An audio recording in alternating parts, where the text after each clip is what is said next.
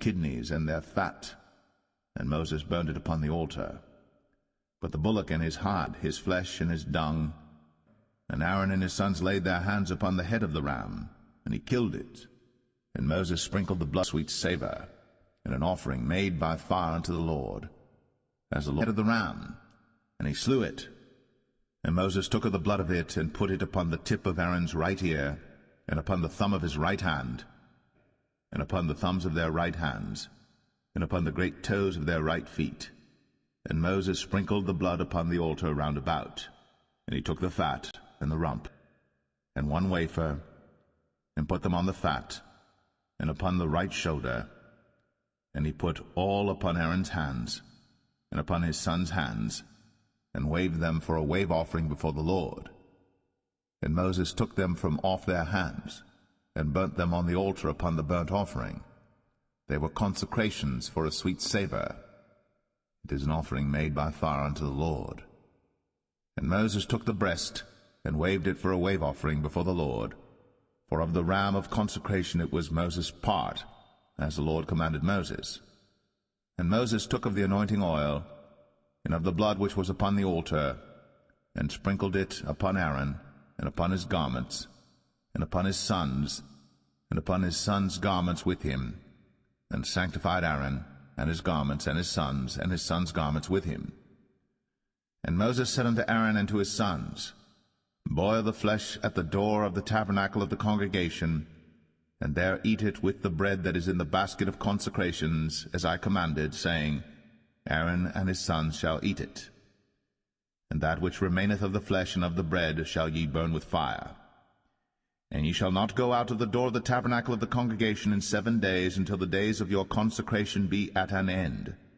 For 7 days shall he consecrate you, as he hath done this day, so the Lord hath commanded to do, to make an atonement for you.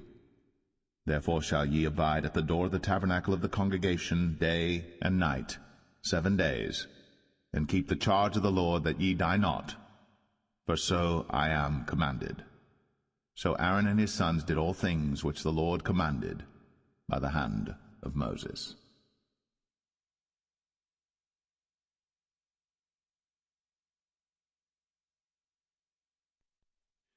Leviticus 9. And it came to pass on the 8th day that Moses called Aaron and his sons and the elders of Israel. And he said unto Aaron, Take thee a young calf for a sin offering, and a ram for a burnt offering without blemish, and offer them before the Lord.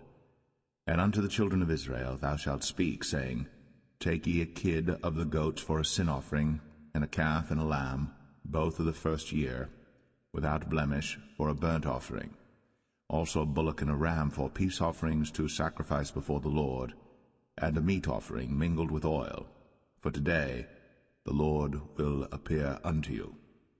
And they brought that which Moses commanded before the tabernacle of the congregation, and all the congregation drew near, and stood before the Lord. And Moses said, This is the thing which the Lord commanded that ye should do, and the glory of the Lord shall appear unto you. And Moses said unto Aaron, Go unto the altar, and offer thy sin offering, and thy burnt offering, and make an atonement for thyself, and for the people. And offer the offering of the people, and make an atonement for them, as the Lord commanded. Aaron therefore went unto the altar, and slew the calf of the sin offering, which was for himself. And the sons of Aaron brought the blood unto him, and he dipped his finger in the blood, and put it upon the horns of the altar, and poured out the blood at the bottom of the altar. But the fat and the kidneys and the caul above the liver of the sin offering he burnt upon the altar, as the Lord commanded Moses. And the flesh and the hide he burnt with fire without the camp, and he slew the burnt offering. And Aaron's sons presented unto him the blood, which he sprinkled round about upon the altar. And they presented the burnt offering unto him, with the pieces thereof, and the head, and he burnt them upon the altar. And he did wash the inwards and the legs, and burnt them upon the burnt offering on the altar. And he brought the people's offering, and took the goat which was the sin offering for the people, and slew it, and offered it for sin as the first. And he brought the burnt offering, and offered it according to the manner. And he brought the meat offering, and took an handful thereof, and burnt it upon the altar, beside the burnt sacrifice of the morning. He slew also the bullock and the ram for a sacrifice of peace offerings, which was for the people, And Aaron's sons presented unto him the blood which he sprinkled upon the altar round about, and the fat of the bullock and of the ram, the rump, and that which covereth the inwards, and the kidneys, and the caul above the liver. And they put the fat upon the breasts, and he burnt the fat upon the altar. And the breasts and the right shoulder Aaron waved for a wave offering before the Lord, as Moses commanded. And Aaron lifted up his hand toward the people, and blessed them, and came down from offering of the sin offering, and the burnt offering, and peace offerings. And Moses and Aaron went into the tabernacle of the congregation, and came out, and blessed the people. And the glory of the Lord appeared unto all the people. And there came a fire out from before the Lord, and consumed upon the altar the burnt offering and the fat, which when all the people saw, they shouted, and fell on their faces.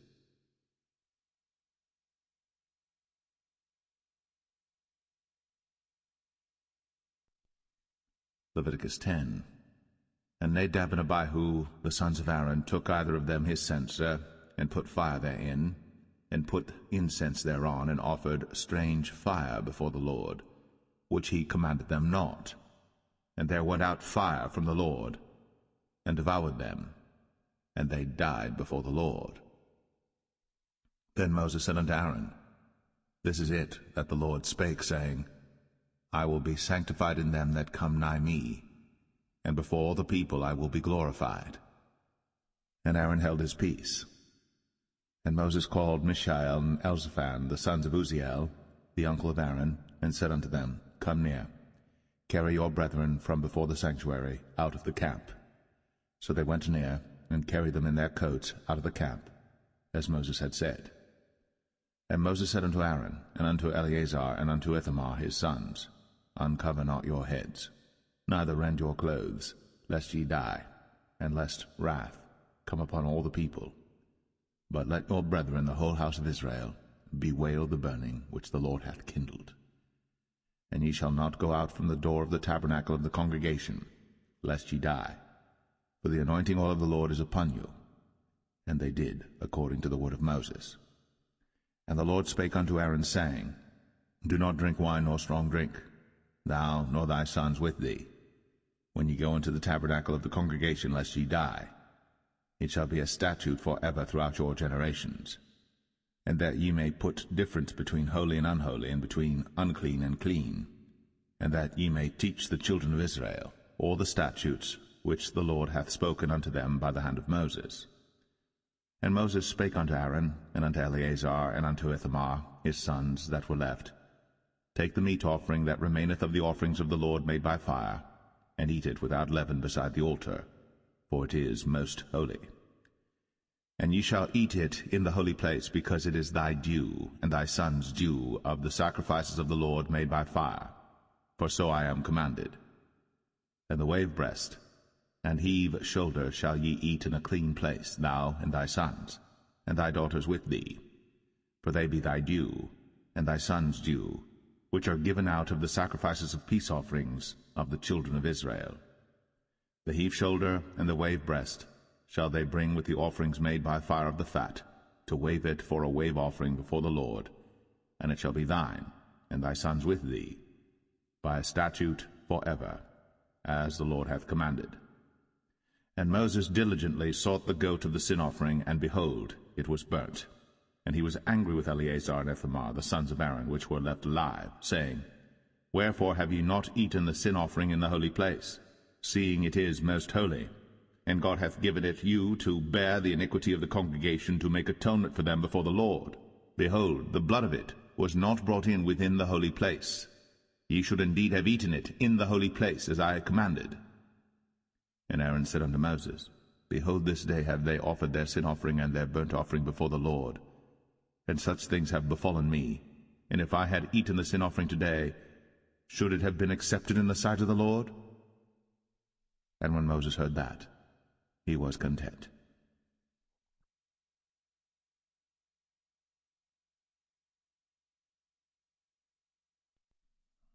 Leviticus 11. And the Lord spake unto Moses and to Aaron, saying unto them, Speak unto the children of Israel, saying, These are the beasts which ye shall eat among all the beasts that are on the earth. Whatsoever parteth the hoof, and is cloven-footed, and cheweth the cud, among the beasts, that shall ye eat. Nevertheless these shall ye not eat of them that chew the cud, or of them that divide the hoof. As the camel, because he cheweth the cud, but divideth not the hoof, he is unclean unto you. And the coney, because he cheweth the cud, but divideth not the hoof, he is unclean unto you. And the hare, because he cheweth the cud, but divideth not the hoof, he is unclean unto you. And the swine, though he divide the hoof, and be cloven-footed, yet he cheweth not the cud, he is unclean to you. Of their flesh shall ye not eat, and their carcass shall ye not touch, they are unclean to you. These shall ye eat of all that are in the waters. Whatsoever hath fins and scales in the waters, in the seas, and in the rivers, them shall ye eat. And all that have not fins and scales in the seas, and in the rivers, of all that move in the waters, and of any living thing which is in the waters, they shall be an abomination unto you. They shall be even an abomination unto you. Ye shall not eat of their flesh, but ye shall have their carcasses in abomination. Whatsoever hath no fins nor scales in the waters, that shall be an abomination unto you. And these are they which ye shall have in abomination among the fowls. They shall not be eaten.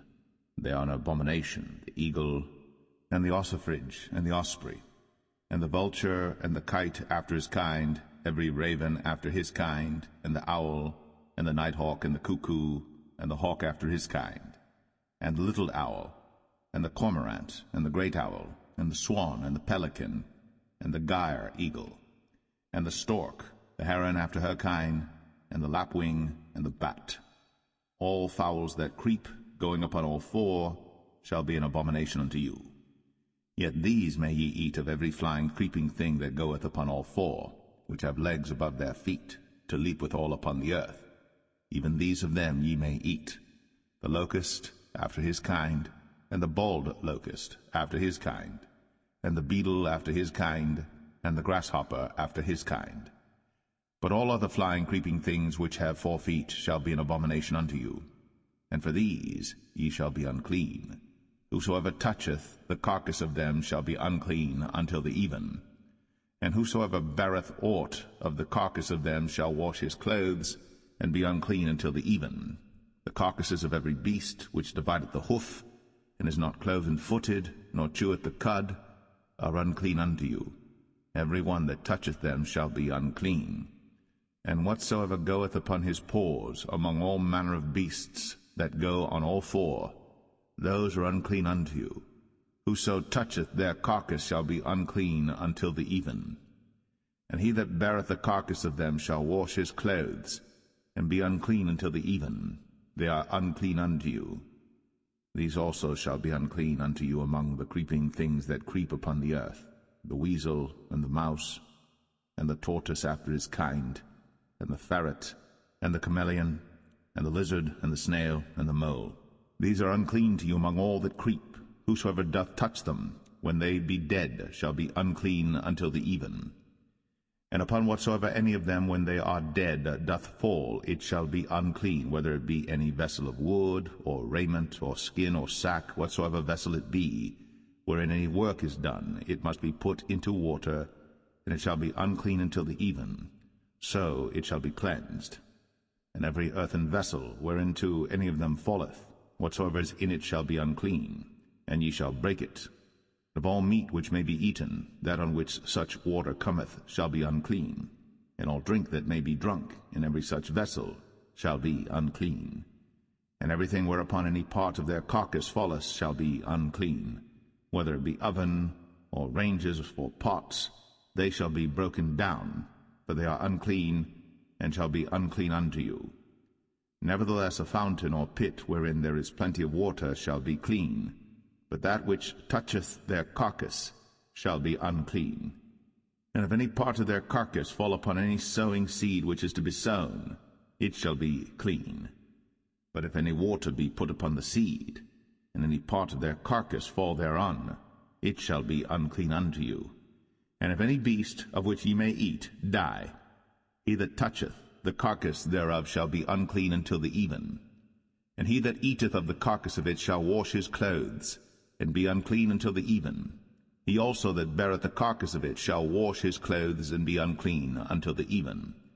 And every creeping thing that creepeth upon the earth shall be an abomination, it shall not be eaten. Whatsoever goeth upon the belly, and whatsoever goeth upon all four, or whatsoever hath more feet among all creeping things that creep upon the earth, them ye shall not eat, for they are an abomination. Ye shall not make yourselves abominable with any creeping thing that creepeth, neither shall ye make yourselves unclean with them, that ye should be defiled thereby. For I am the Lord your God. Ye shall therefore sanctify yourselves, and ye shall be holy, for I am holy. Neither shall ye defile yourselves with any manner of creeping thing that creepeth upon the earth. For I am the Lord that bringeth you up out of the land of Egypt, to be your God. Ye shall therefore be holy, for I am holy. This is the law of the beasts, and of the fowl, and of every living creature that moveth in the waters, and of every creature that creepeth upon the earth, to make a difference between the unclean and the clean, and between the beast that may be eaten and the beast that may not be eaten.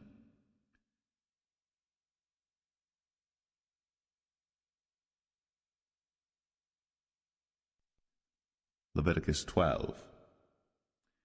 And the Lord spake unto Moses, saying, Speak unto the children of Israel, saying, If a woman have conceived seed, and born a man-child, then she shall be unclean 7 days, according to the days of the separation for her infirmity shall she be unclean.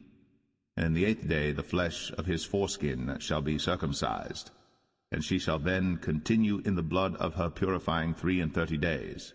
She shall touch no hallowed thing, nor come into the sanctuary until the days of her purifying be fulfilled.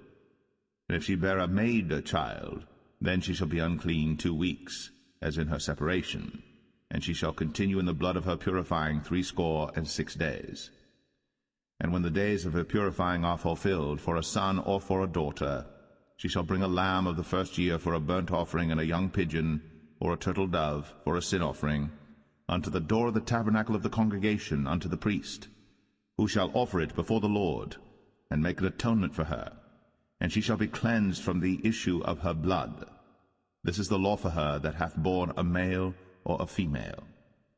And if she be not able to bring a lamb, then she shall bring 2 turtles or 2 young pigeons, the one for the burnt offering and the other for a sin offering, and the priest shall make an atonement for her, and she shall be clean.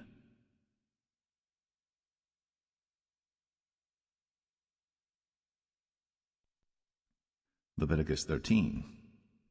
And the Lord spake unto Moses and Aaron, saying, When a man shall have in the skin of his flesh a rising, a scab, or bright spot, and it be in the skin of his flesh like the plague of leprosy, then he shall be brought unto Aaron the priest, or unto one of his sons the priests.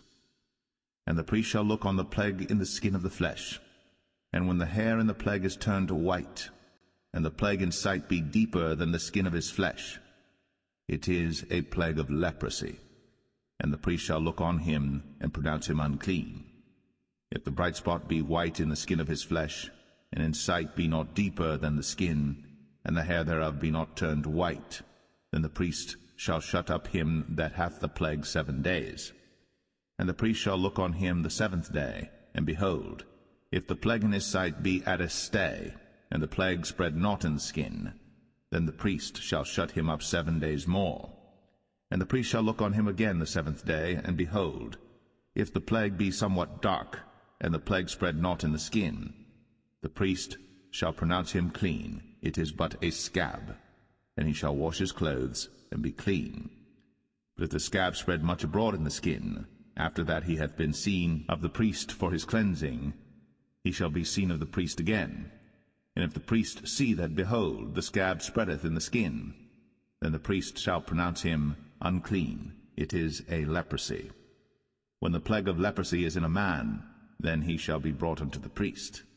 And the priest shall see him, and behold, if the rising be white in the skin, and it have turned the hair white, and there be quick raw flesh in the rising, it is an old leprosy in the skin of his flesh. And the priest shall pronounce him unclean, and shall not shut him up, for he is unclean. And if a leprosy break out abroad in the skin, and the leprosy cover all the skin of him that hath the plague from his head even to his foot, wheresoever the priest looketh.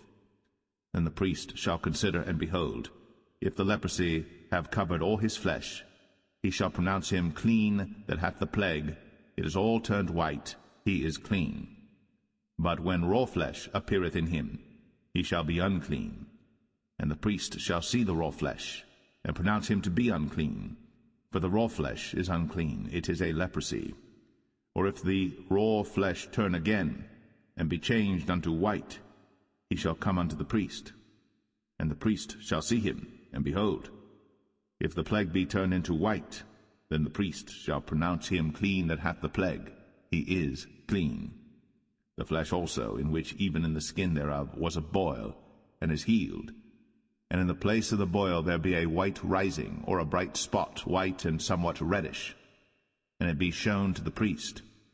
And if, when the priest seeth it, behold, it be in sight lower than the skin, and the hair thereof be turned white, the priest shall pronounce him unclean. It is a plague of leprosy broken out of the boil. But if the priest look on it, and behold, there be no white hairs therein, and if it be not lower than the skin, but be somewhat dark, then the priest shall shut him up 7 days. And if it spread much abroad in the skin, then the priest shall pronounce him unclean. It is a plague. But if the bright spot stay in his place, and spread not, it is a burning boil, and the priest shall pronounce him clean. Or if there be any flesh in the skin whereof there is a hot burning, and the quick flesh that burneth have a white bright spot, somewhat reddish or white, then the priest shall look upon it, and behold, if the hair in the bright spot be turned white, and it be in sight deeper than the skin, it is a leprosy broken out of the burning. Wherefore the priest shall pronounce him unclean. It is the plague of leprosy. But if the priest look on it, and behold, there be no white hair in the bright spot, and it be no lower than the other skin, but be somewhat dark, then the priest shall shut him up 7 days.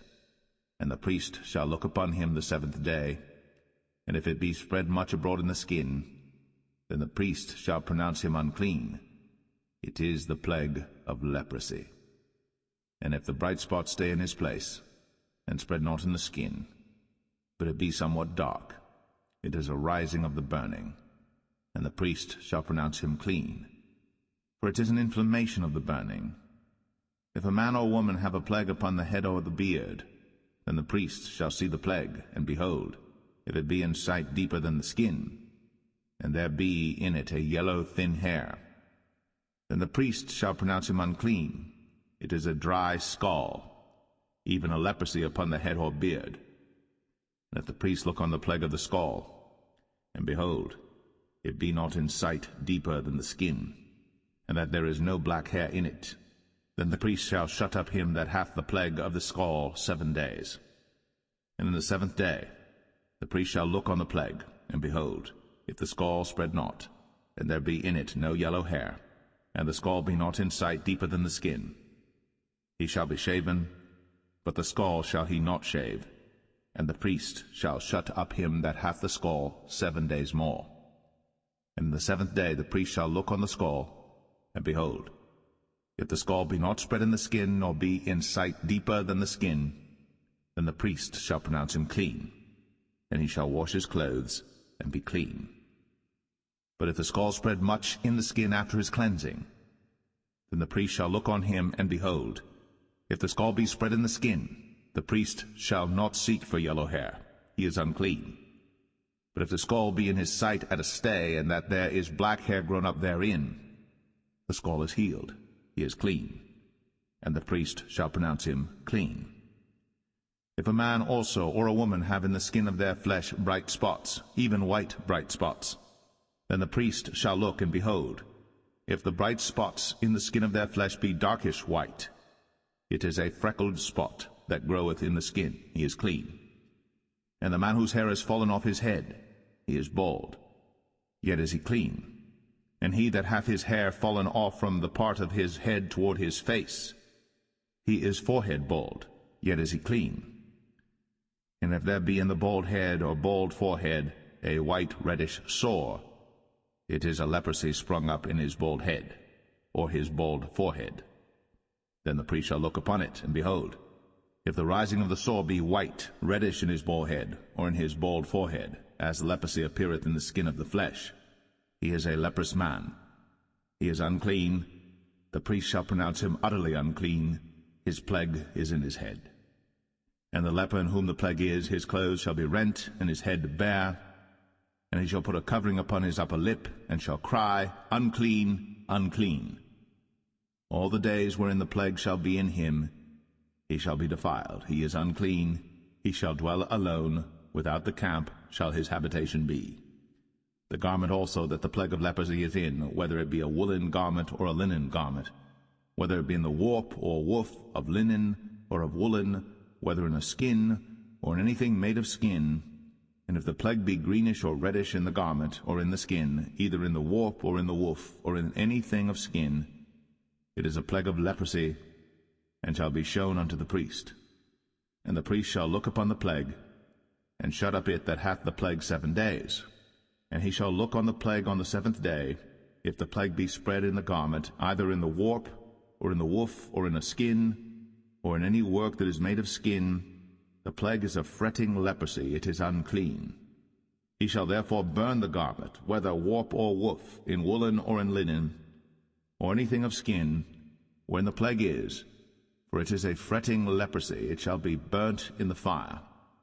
And if the priest shall look, and behold, the plague be not spread in the garment, either in the warp or in the woof, or in anything of skin, then the priest shall command that they wash the thing wherein the plague is, and he shall shut it up 7 days more.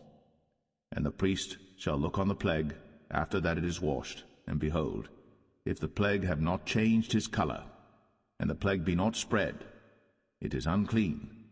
Thou shalt burn it in the fire. It is fret inward, whether it be bare within or without. And if the priest look, and behold, the plague be somewhat dark after the washing of it, then he shall rend it out of the garment, or out of the skin, or out of the warp, or out of the woof. And if it appear still in the garment, either in the warp or in the woof, or in anything of skin, it is a spreading plague. Thou shalt burn that wherein the plague is with fire. And the garment, either warp or woof, or whatsoever thing of skin it be, which thou shalt wash, if the plague be departed from them, then it shall be washed the 2nd time, and shall be clean.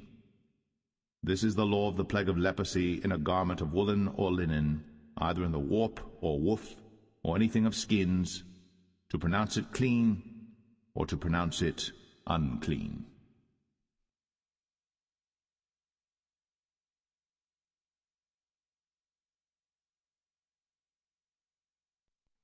Leviticus 14. And the Lord spake unto Moses, saying, This shall be the law of the leper in the day of his cleansing. He shall be brought unto the priest. And the priest shall go forth out of the camp, and the priest shall look, and behold, if the plague of leprosy be healed in the leper, then shall the priest command to take for him that is to be cleansed 2 birds alive and clean, and cedar wood, and scarlet and hyssop. And the priest shall command that one of the birds be killed in an earthen vessel over running water. As for the living bird, he shall take it, and the cedar wood, and the scarlet, and the hyssop, and shall dip them and the living bird in the blood of the bird that was killed over the running water. And he shall sprinkle upon him that is to be cleansed from the leprosy 7 times, and shall pronounce him clean, and shall let the living bird loose into the open field. And he that is to be cleansed shall wash his clothes, and shave off all his hair, and wash himself in water, that he may be clean. And after that he shall come into the camp, and shall tarry abroad out of his tent 7 days. But it shall be on the 7th day that he shall shave all his hair off his head, and his beard, and his eyebrows, even all his hair he shall shave off. And he shall wash his clothes. Also he shall wash his flesh in water, and he shall be clean. And on the 8th day he shall take 2 he-lambs without blemish, and 1 ewe lamb of the 1st year without blemish, and 3/10 deals of fine flour for a meat offering, mingled with oil, and 1 log of oil.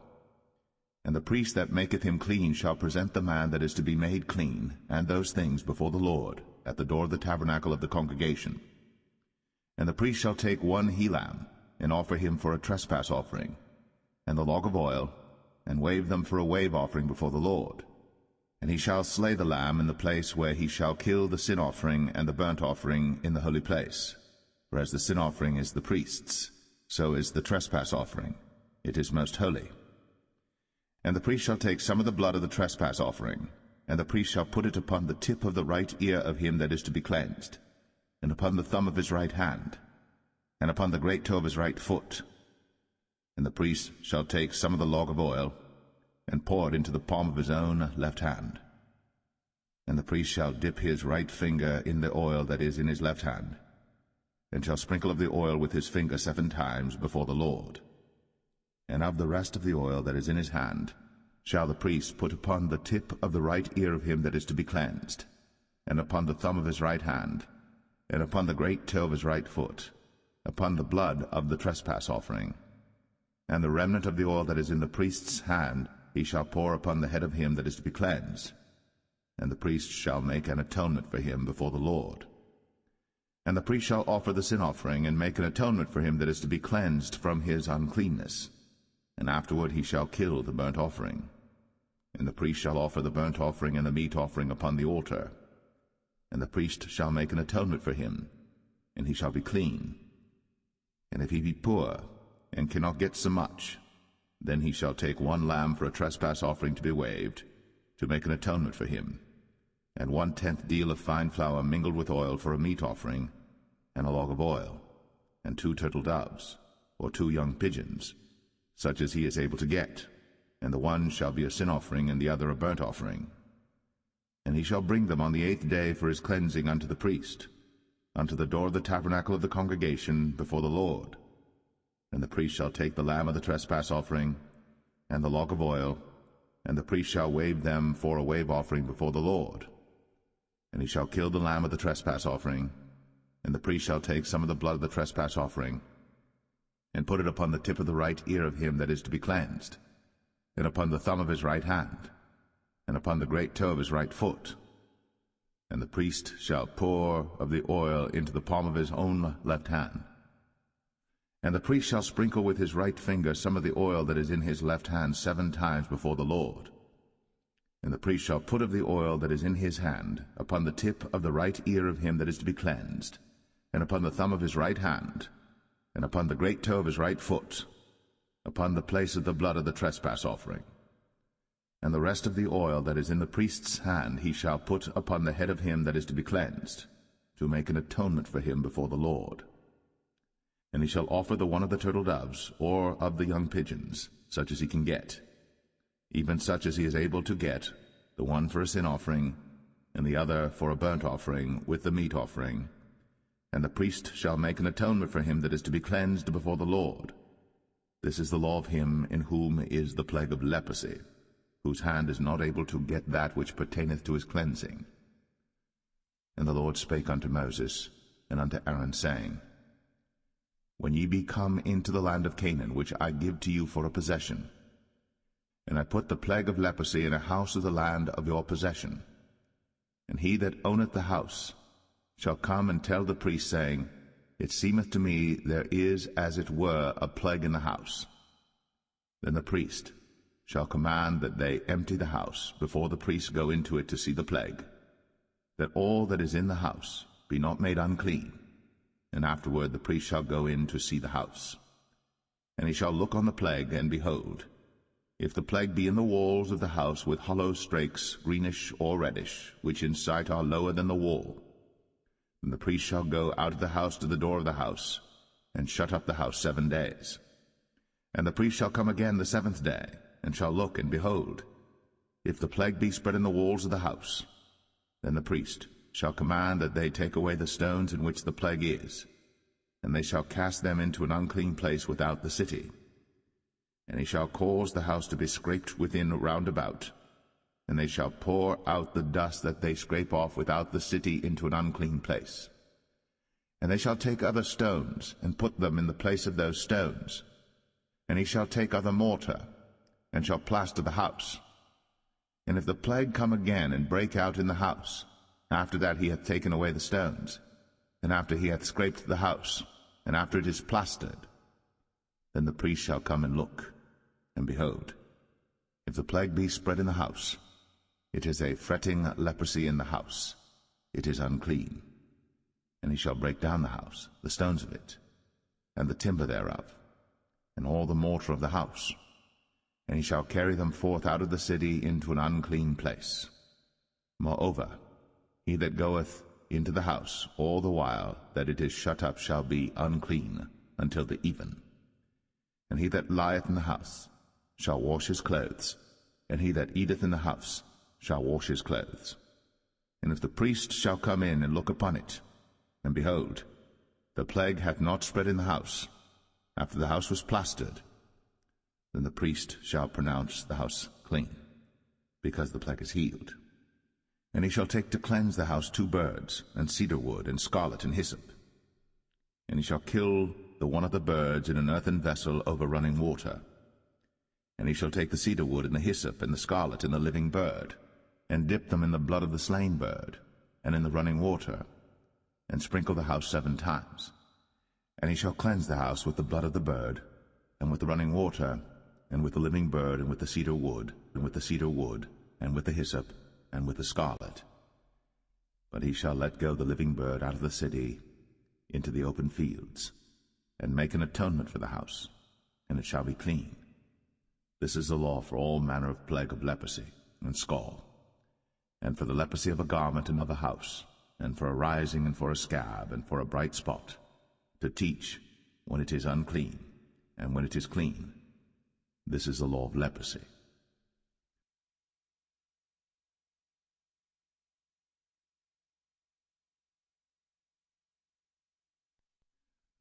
Leviticus 15. And the Lord spake unto Moses and to Aaron, saying, Speak unto the children of Israel, and say unto them, When any man hath a running issue out of his flesh, because of his issue he is unclean. And this shall be his uncleanness in his issue, whether his flesh run with his issue, or his flesh be stopped from his issue, it is his uncleanness. Every bed whereon he lieth that hath the issue is unclean, and everything whereon he sitteth shall be unclean. And whosoever toucheth his bed shall wash his clothes, and bathe himself in water, and be unclean until the even. And he that sitteth on anything whereon he sat that hath the issue shall wash his clothes, and bathe himself in water, and be unclean until the even.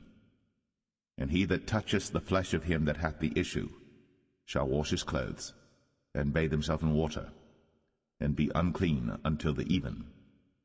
And if he that hath the issue spit upon him that is clean, then he shall wash his clothes, and bathe himself in water, and be unclean until the even.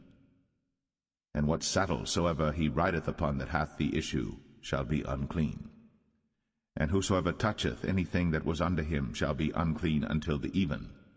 And he that beareth any of those things shall wash his clothes, and bathe himself in water, and be unclean until the even. And whomsoever he toucheth that hath the issue, and hath not rinsed his hands in water, he shall wash his clothes, and bathe himself in water, and be unclean until the even. And the vessel of earth that he toucheth, which hath the issue, shall be broken, and every vessel of wood shall be rinsed in water. And when he that hath an issue is cleansed of his issue, then he shall number to himself 7 days for his cleansing, and wash his clothes, and bathe his flesh in running water, and shall be clean. And on the 8th day he shall take to him 2 turtle doves, or 2 young pigeons, and come before the Lord unto the door of the tabernacle of the congregation, and give them unto the priest. And the priest shall offer them, the one for a sin offering, and the other for a burnt offering. And the priest shall make an atonement for him before the Lord for his issue. And if any man's seed of copulation go out from him, then he shall wash all his flesh in water, and be unclean until the even. And every garment and every skin whereon is the seed of copulation shall be washed with water, and be unclean until the even. the woman also with whom man shall lie with seed of copulation. They shall both bathe themselves in water, and be unclean until the even. And if a woman have an issue, and her issue in her flesh be blood, she shall be put apart 7 days, and whosoever toucheth her shall be unclean until the even. And everything that she lieth upon in her separation shall be unclean. Everything also that she sitteth upon shall be unclean. And whosoever toucheth her bed shall wash his clothes, and bathe himself in water, and be unclean until the even. And whosoever toucheth anything that she sat upon shall wash his clothes, and bathe himself in water, and be unclean until the even. And if it be on her bed, or on any thing whereon she sitteth, when he toucheth it, he shall be unclean until the even. And if any man lie with her at all, and her flowers be upon him, he shall be unclean 7 days, and all the bed whereon he lieth shall be unclean. And if a woman have an issue of her blood many days out of the time of her separation, or if it run beyond the time of her separation, all the days of the issue of her uncleanness shall be as the days of her separation. She shall be unclean. Every bed whereon she lieth all the days of her issue shall be unto her as the bed of her separation. And whatsoever she sitteth upon shall be unclean, as the uncleanness of her separation. And whosoever toucheth those things shall be unclean, and shall wash his clothes, and bathe himself in water, and be unclean until the even. But if she be cleansed of her issue, then she shall number to herself 7 days, and after that she shall be clean. And on the 8th day she shall take unto her 2 turtles, or 2 young pigeons, and bring them unto the priest, to the door of the tabernacle of the congregation. And the priest shall offer the one for a sin offering, and the other for a burnt offering. And the priest shall make an atonement for her before the Lord for the issue of her uncleanness. Thus shall ye separate the children of Israel from their uncleanness, that they die not in their uncleanness, when they defile my tabernacle that is among them. This is the law of him that hath an issue, and of him whose seed goeth from him, and is defiled therewith, and of her that is sick of her flowers, and of him that hath an issue, of the man, and of the woman, and of him that lieth with her, that is unclean.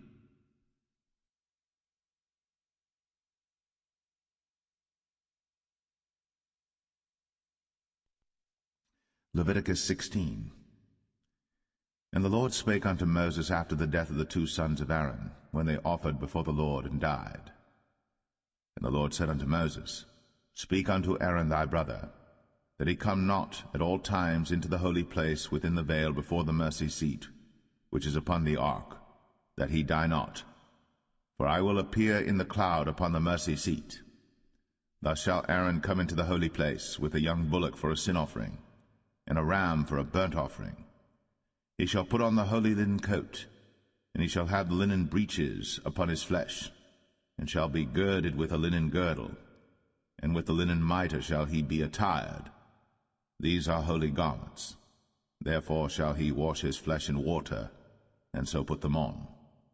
And he shall take of the congregation of the children of Israel 2 kids of the goats for a sin offering, and 1 ram for a burnt offering. And Aaron shall offer his bullock of the sin offering which is for himself, and make an atonement for himself and for his house. And he shall take the 2 goats and present them before the Lord at the door of the tabernacle of the congregation. And Aaron shall cast lots upon the 2 goats, 1 lot for the Lord, and the other lot for the scapegoat. And Aaron shall bring the goat upon which the Lord's lot fell, and offer him for a sin offering. But the goat on which the lot fell to be the scapegoat shall be presented alive before the Lord, to make an atonement with him, and to let him go for a scapegoat into the wilderness. And Aaron shall bring the bullock of the sin offering which is for himself, and shall make an atonement for himself and for his house, and shall kill the bullock of the sin offering which is for himself. And he shall take a censer full of burning coals of fire from off the altar before the Lord, and his hands full of sweet incense beaten small, and bring it within the veil. And he shall put the incense upon the fire before the Lord, that the cloud of the incense may cover the mercy seat that is upon the testimony, that he die not. And he shall take of the blood of the bullock, and sprinkle it with his finger upon the mercy seat eastward, and before the mercy seat shall he sprinkle of the blood with his finger 7 times. Then shall he kill the goat of the sin offering that is for the people, and bring his blood within the veil, and do with that blood as he did with the blood of the bullock, and sprinkle it upon the mercy seat, and before the mercy seat. And he shall make an atonement for the holy place, because of the uncleanness of the children of Israel, and because of their transgressions and all their sins. And so shall he do for the tabernacle of the congregation that remaineth among them in the midst of their uncleanness. And there shall be no man in the tabernacle of the congregation when he goeth in to make an atonement in the holy place, until he come out, and have made an atonement for himself, and for his household, and for all the congregation of Israel. And he shall go out unto the altar that is before the Lord, and make an atonement for it, and shall take of the blood of the bullock, and of the blood of the goat, and put it upon the horns of the altar round about. And he shall sprinkle of the blood upon it with his finger 7 times, and cleanse it, and hallow it from the uncleanness of the children of Israel. And when he hath made an end of reconciling the holy place, and the tabernacle of the congregation, and the altar, he shall bring the live goat. And Aaron shall lay both his hands upon the head of the live goat, and confess over him all the iniquities of the children of Israel, and all their transgressions and all their sins, putting them upon the head of the goat, and shall send him away by the hand of a fit man into the wilderness. And the goat shall bear upon him all their iniquities unto a land not inhabited. And he shall let go the goat in the wilderness. And Aaron shall come into the tabernacle of the congregation, and shall put off the linen garments, which he put on when he went into the holy place, and shall leave them there. And he shall wash his flesh with water in the holy place, and put on his garments, and come forth, and offer his burnt offering, and the burnt offering of the people, and make an atonement for himself and for the people. And the fat of the sin offering shall he burn upon the altar. And he that let go the goat for the scapegoat shall wash his clothes, and bathe his flesh in water, and afterward come into the camp. And the bullock for the sin offering, and the goat for the sin offering, whose blood was brought in to make atonement in the holy place, shall one carry forth without the camp, and they shall burn in the fire their skins, and their flesh, and their dung. And he that burneth them shall wash his clothes, and bathe his flesh in water, and afterward he shall come into the camp.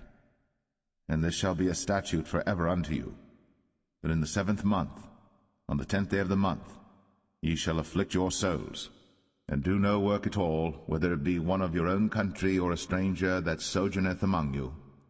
For on that day shall the priest make an atonement for you, to cleanse you, that ye may be clean from all your sins before the Lord. It shall be a Sabbath of rest unto you, and ye shall afflict your souls by a statute for ever. And the priest, whom he shall anoint, and whom he shall consecrate to minister in the priest's office in his father's stead, shall make the atonement, and shall put on the linen clothes, even the holy garments. And he shall make an atonement for the holy sanctuary, and he shall make an atonement for the tabernacle of the congregation, and for the altar. And he shall make an atonement for the priests, and for all the people of the congregation. And this shall be an everlasting statute unto you, to make an atonement for the children of Israel, for all their sins, once a year. And he did, as the Lord commanded Moses.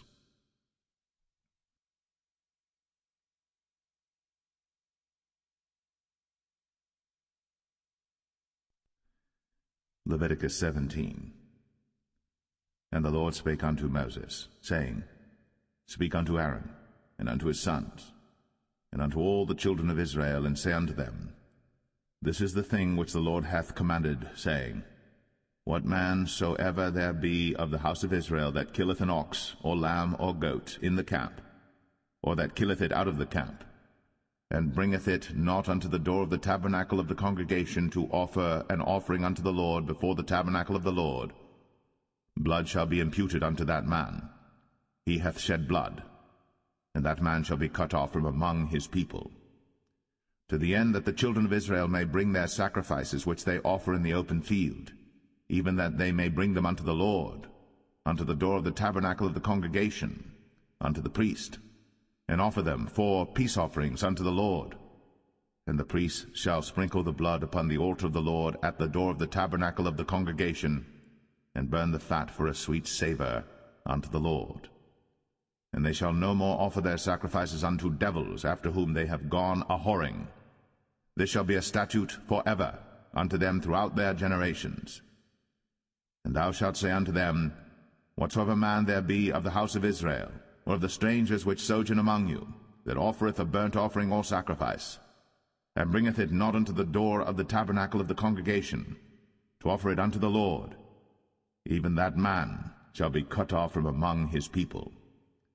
And whatsoever man there be of the house of Israel, or of the strangers that sojourn among you, that eateth any manner of blood, I will even set my face against that soul that eateth blood, and will cut him off from among his people. For the life of the flesh is in the blood, and I have given it to you upon the altar to make an atonement for your souls. For it is the blood that maketh an atonement for the soul. Therefore I said unto the children of Israel, No soul of you shall eat blood, neither shall any stranger that sojourneth among you eat blood. And whatsoever man there be of the children of Israel, or of the strangers that sojourn among you, which hunteth and catcheth any beast or fowl that may be eaten, he shall even pour out the blood thereof, and cover it with dust. For it is the life of all flesh, the blood of it is for the life thereof. Therefore I said unto the children of Israel, Ye shall eat the blood of no manner of flesh, for the life of all flesh is the blood thereof. Whosoever eateth it shall be cut off. And every soul that eateth that which died of itself, or that which was torn with beasts, whether it be one of your own country or a stranger, he shall both wash his clothes, and bathe himself in water, and be unclean until the even. Then shall he be clean. But if he wash them not, nor bathe his flesh, then he shall bear his iniquity.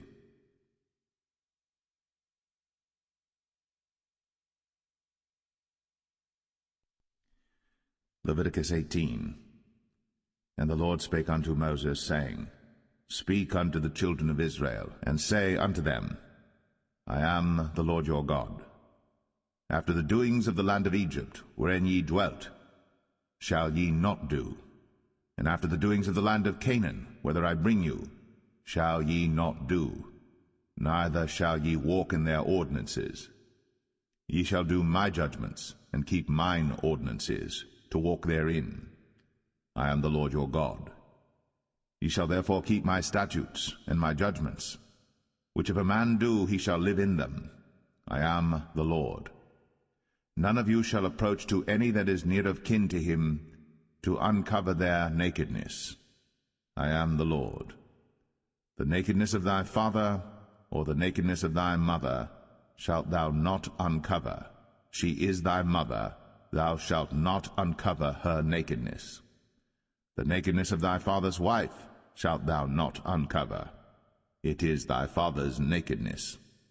The nakedness of thy sister, the daughter of thy father, or daughter of thy mother, whether she be born at home or born abroad, even their nakedness thou shalt not uncover. The nakedness of thy son's daughter, or of thy daughter's daughter, even their nakedness thou shalt not uncover, for theirs is thine own nakedness. The nakedness of thy father's wife's daughter, begotten of thy father, she is thy sister. Thou shalt not uncover her nakedness. Thou shalt not uncover the nakedness of thy father's sister.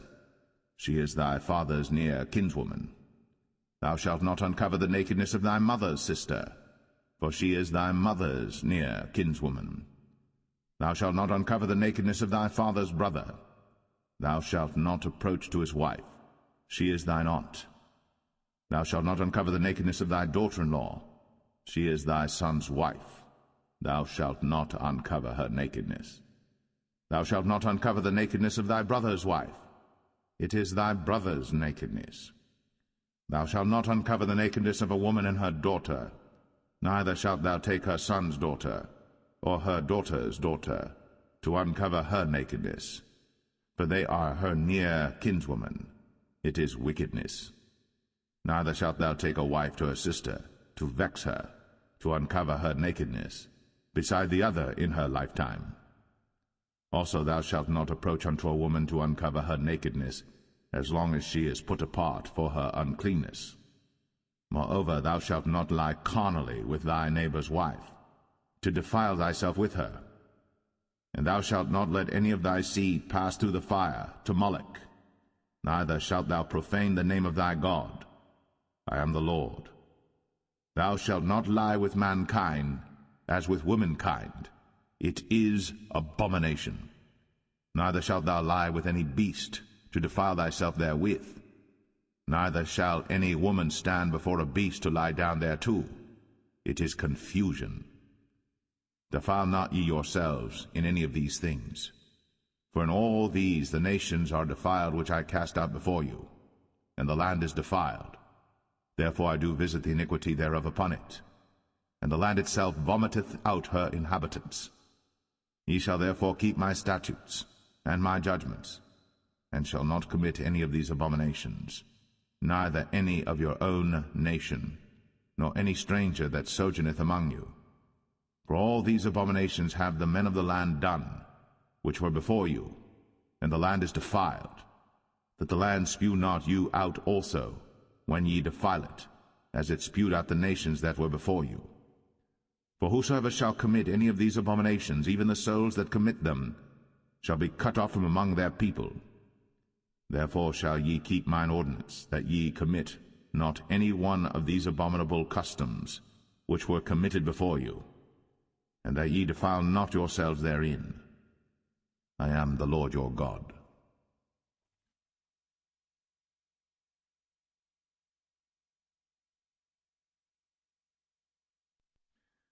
Leviticus 19. And the Lord spake unto Moses, saying, Speak unto all the congregation of the children of Israel, and say unto them, Ye shall be holy, for I, the Lord your God, am holy. Ye shall fear every man his mother, and his father, and keep my Sabbaths. I am the Lord your God. Turn ye not unto idols, nor make to yourselves molten gods. I am the Lord your God. And if ye offer a sacrifice of peace offerings unto the Lord, ye shall offer it at your own will. It shall be eaten the same day ye offer it, and on the morrow. And if aught remain until the third day, it shall be burnt in the fire. And if it be eaten at all on the third day, it is abominable, it shall not be accepted. Therefore every one that eateth it shall bear his iniquity, because he hath profaned the hallowed thing of the Lord, and that so shall be cut off from among his people. And when ye reap the harvest of your land, thou shalt not wholly reap the corners of thy field, neither shalt thou gather the gleanings of thy harvest. And thou shalt not glean thy vineyard, neither shalt thou gather every grape of thy vineyard. Thou shalt leave them for the poor and stranger. I am the Lord your God. Ye shall not steal, neither deal falsely, neither lie one to another. And ye shall not swear by my name falsely, neither shalt thou profane the name of thy God. I am the Lord. Thou shalt not defraud thy neighbor, neither rob him. The wages of him that is hired shall not abide with thee all night until the morning. Thou shalt not curse the deaf, nor put a stumbling block before the blind, but shall fear thy God. I am the Lord. Ye shall do no unrighteousness in judgment. Thou shalt not respect the person of the poor, nor honor the person of the mighty, but in righteousness shalt thou judge thy neighbor. Thou shalt not go up and down as a talebearer among thy people, neither shalt thou stand against the blood of thy neighbor. I am the Lord. Thou shalt not hate thy brother in thine heart. Thou shalt in any wise rebuke thy neighbor, and not suffer sin upon him. Thou shalt not avenge, nor bear any grudge against the children of thy people. But thou shalt love thy neighbor as thyself. I am the Lord. Ye shall keep my statutes. Thou shalt not let thy cattle gender with a diverse kind. Thou shalt not sow thy field with mingled seed, neither shall a garment mingled of linen and woolen come upon thee. And whosoever lieth carnally with a woman that is a bondmaid, betrothed to an husband, and not at all redeemed, nor freedom given her, she shall be scourged. They shall not be put to death, because she was not free. And he shall bring his trespass offering unto the Lord, unto the door of the tabernacle of the congregation, even a ram for a trespass offering. And the priest shall make an atonement for him with the ram of the trespass offering before the Lord for his sin which he hath done, and the sin which he hath done shall be forgiven him. And when ye shall come into the land, and shall have planted all manner of trees for food, then ye shall count the fruit thereof as uncircumcised. 3 years shall it be as uncircumcised unto you. It shall not be eaten of. But in the 4th year all the fruit thereof shall be holy, to praise the Lord withal. And in the 5th year shall ye eat of the fruit thereof, that it may yield unto you the increase thereof. I am the Lord your God. Ye shall not eat anything with the blood, neither shall ye use enchantment, nor observe times. Ye shall not round the corners of your heads, neither shalt thou mar the corners of thy beard. Ye shall not make any cuttings in your flesh for the dead, nor print any marks upon you. I am the Lord. Do not prostitute thy daughter to cause her to be a whore, lest the land fall to whoredom, and the land become full of wickedness. Ye shall keep my Sabbaths, and reverence my sanctuary. I am the Lord. Regard not them that have familiar spirits, neither seek after wizards, to be defiled by them. I am the Lord your God. Thou shalt rise up before the hoary head, and honour the face of the old man, and fear thy God. I am the Lord. And if a stranger sojourn with thee in your land, ye shall not vex him. But the stranger that dwelleth with you shall be unto you as one born among you, and thou shalt love him as thyself. For ye were strangers in the land of Egypt. I am the Lord your God. Ye shall do no unrighteousness in judgment, and meet yard in weight or in measure. Just balances, just weights, a just ephah, and a just hin shall ye have. I am the Lord your God, which brought you out of the land of Egypt. Therefore shall ye observe all my statutes, and all my judgments, and do them. I am the Lord.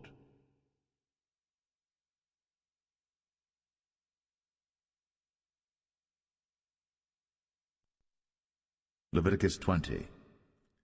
And the Lord spake unto Moses, saying, Again, thou shalt say to the children of Israel, Whosoever he be of the children of Israel, or of the strangers that sojourn in Israel, that giveth any of his seed unto Moloch, he shall surely be put to death. The people of the land shall stone him with stones. And I will set my face against that man, and will cut him off from among his people, because he hath given of his seed unto Moloch, to defile my sanctuary, and to profane my holy name. And if the people of the land do any ways hide their eyes from the man, when he giveth of his seed unto Moloch, and kill him not, then I will set my face against that man, and against his family, and will cut him off, and all that go a-whoring after him, to commit whoredom with Moloch from among their people.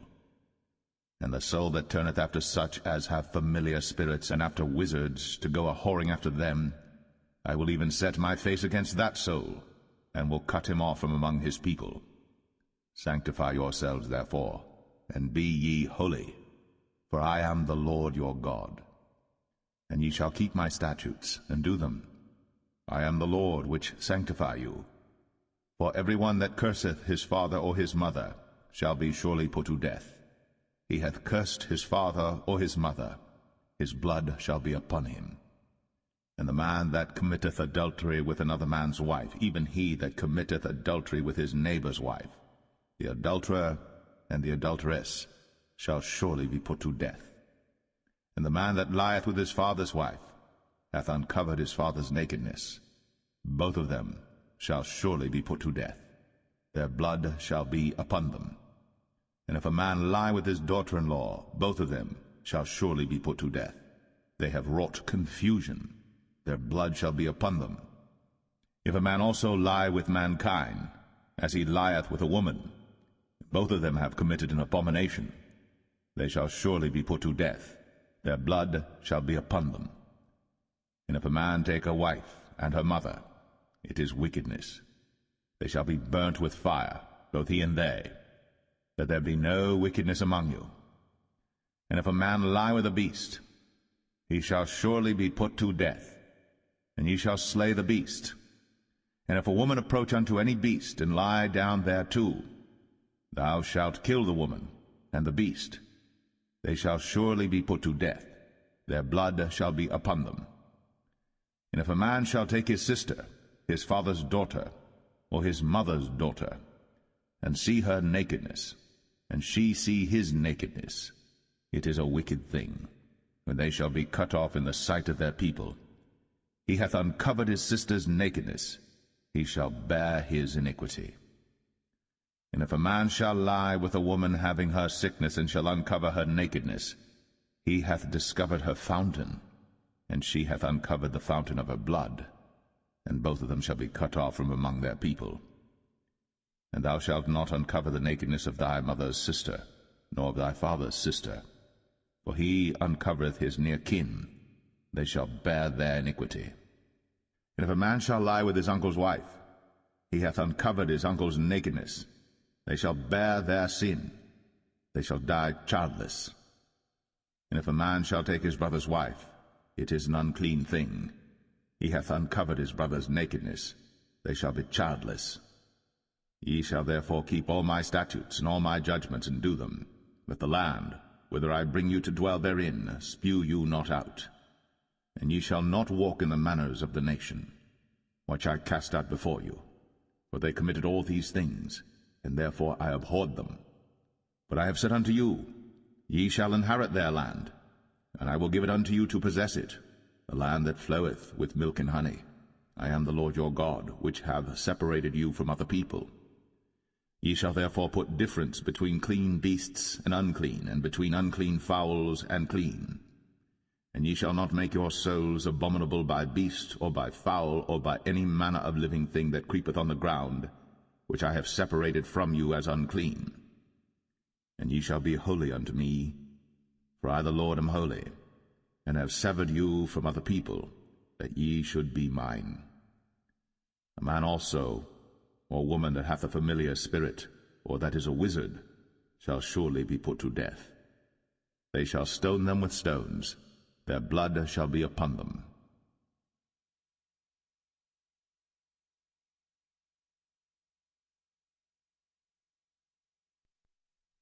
Leviticus 21. And the Lord said unto Moses, Speak unto the priests, the sons of Aaron, and say unto them, There shall none be defiled for the dead among his people. But for his kin that is near unto him, that is, for his mother, and for his father, and for his son, and for his daughter, and for his brother, and for his sister a virgin, that is nigh unto him, which hath had no husband, for her may he be defiled. But he shall not defile himself, being a chief man among his people, to profane himself. They shall not make baldness upon their head, neither shall they shave off the corner of their beard, nor make any cuttings in their flesh. They shall be holy unto their God, and not profane the name of their God, for the offerings of the Lord made by fire, and the bread of their God they do offer, therefore they shall be holy. They shall not take a wife that is a whore, or profane, neither shall they take a woman put away from her husband, for he is holy unto his God. Thou shalt sanctify him therefore, for he offereth the bread of thy God. He shall be holy unto thee, for I, the Lord, which sanctify you, am holy. And the daughter of any priest if she profane herself by playing the whore, she profaneth her father. She shall be burnt with fire. And he that is the high priest among his brethren, upon whose head the anointing oil was poured, and that is consecrated to put on the garments, shall not uncover his head nor rend his clothes. Neither shall he go into any dead body, nor defile himself for his father or for his mother. Neither shall he go out of the sanctuary, nor profane the sanctuary of his God. For the crown of the anointing oil of his God is upon him. I am the Lord. And he shall take a wife in her virginity, a widow or a divorced woman, or profane, or an harlot. These shall he not take, but he shall take a virgin of his own people to wife. Neither shall he profane his seed among his people, for I the Lord do sanctify him. And the Lord spake unto Moses, saying, Speak unto Aaron, saying, Whosoever he be of thy seed in their generations that hath any blemish, let him not approach to offer the bread of his God. For whatsoever man he be that hath a blemish, he shall not approach, a blind man, or a lame, or he that hath a flat nose, or anything superfluous, or a man that is broken-footed, or broken-handed, or crooked-backed, or a dwarf, or that hath a blemish in his eye, or be scurvy, or scabbed, or hath his stones broken. No man that hath a blemish of the seed of Aaron the priest shall come nigh to offer the offerings of the Lord made by fire. He hath a blemish. He shall not come nigh to offer the bread of his God. He shall eat the bread of his God, both of the most holy and of the holy. Only he shall not go in unto the veil, nor come nigh unto the altar, because he hath a blemish, that he profane not my sanctuaries. For I the Lord do sanctify them. And Moses told it unto Aaron and to his sons, and unto all the children of Israel.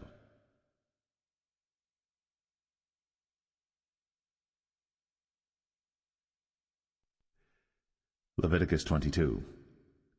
And the Lord spake unto Moses, saying, Speak unto Aaron and to his sons, that they separate themselves from the holy things of the children of Israel, and that they profane not my holy name in those things which they hallow unto me.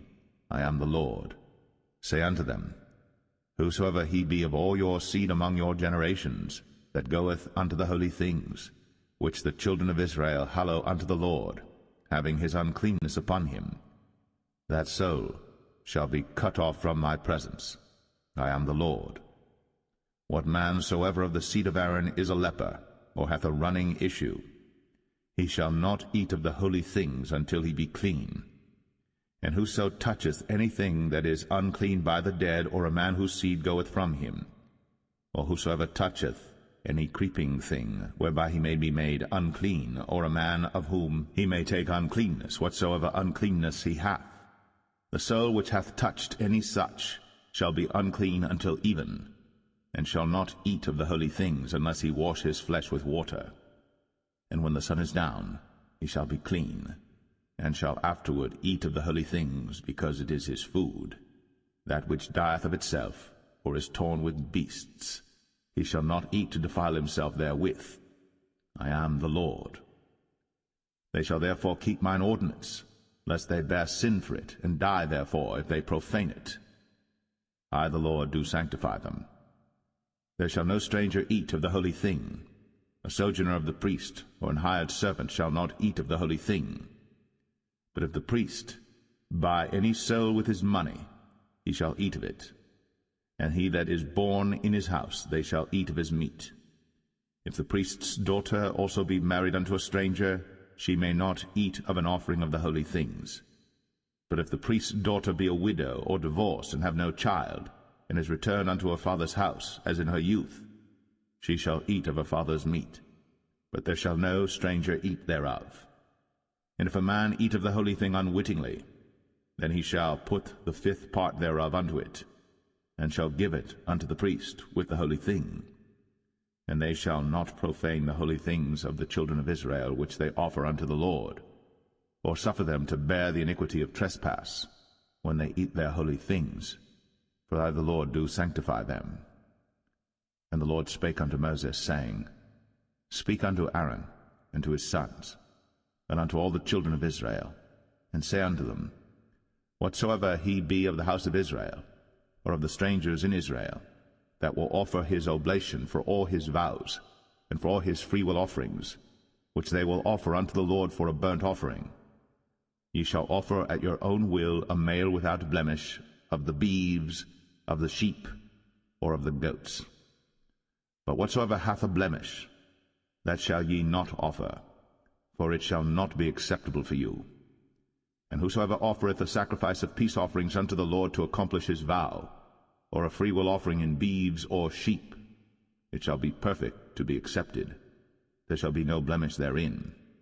Blind, or broken, or maimed, or having a wen, or scurvy, or scabbed, ye shall not offer these unto the Lord, nor make an offering by fire of them upon the altar unto the Lord, either a bullock, or a lamb that hath anything superfluous or lacking in his parts, that mayest thou offer for a freewill offering, but for a vow it shall not be accepted. Ye shall not offer unto the Lord that which is bruised, or crushed, or broken, or cut, neither shall ye make any offering thereof in your land. Neither from a stranger's hand shall ye offer the bread of your God of any of these, because their corruption is in them, and blemishes be in them. They shall not be accepted for you. And the Lord spake unto Moses, saying, When a bullock or a sheep or a goat is brought forth, then it shall be 7 days under the dam, and from the 8th day and thenceforth it shall be accepted for an offering made by fire unto the Lord. And whether it be cow or ewe, ye shall not kill it and her young both in 1 day. And when ye will offer a sacrifice of thanksgiving unto the Lord, offer it at your own will. On the same day it shall be eaten up. Ye shall leave none of it until the morrow. I am the Lord. Therefore shall ye keep my commandments, and do them. I am the Lord. Neither shall ye profane my holy name, but I will be hallowed among the children of Israel. I am the Lord which hallow you, that brought you out of the land of Egypt, to be your God. I am the Lord.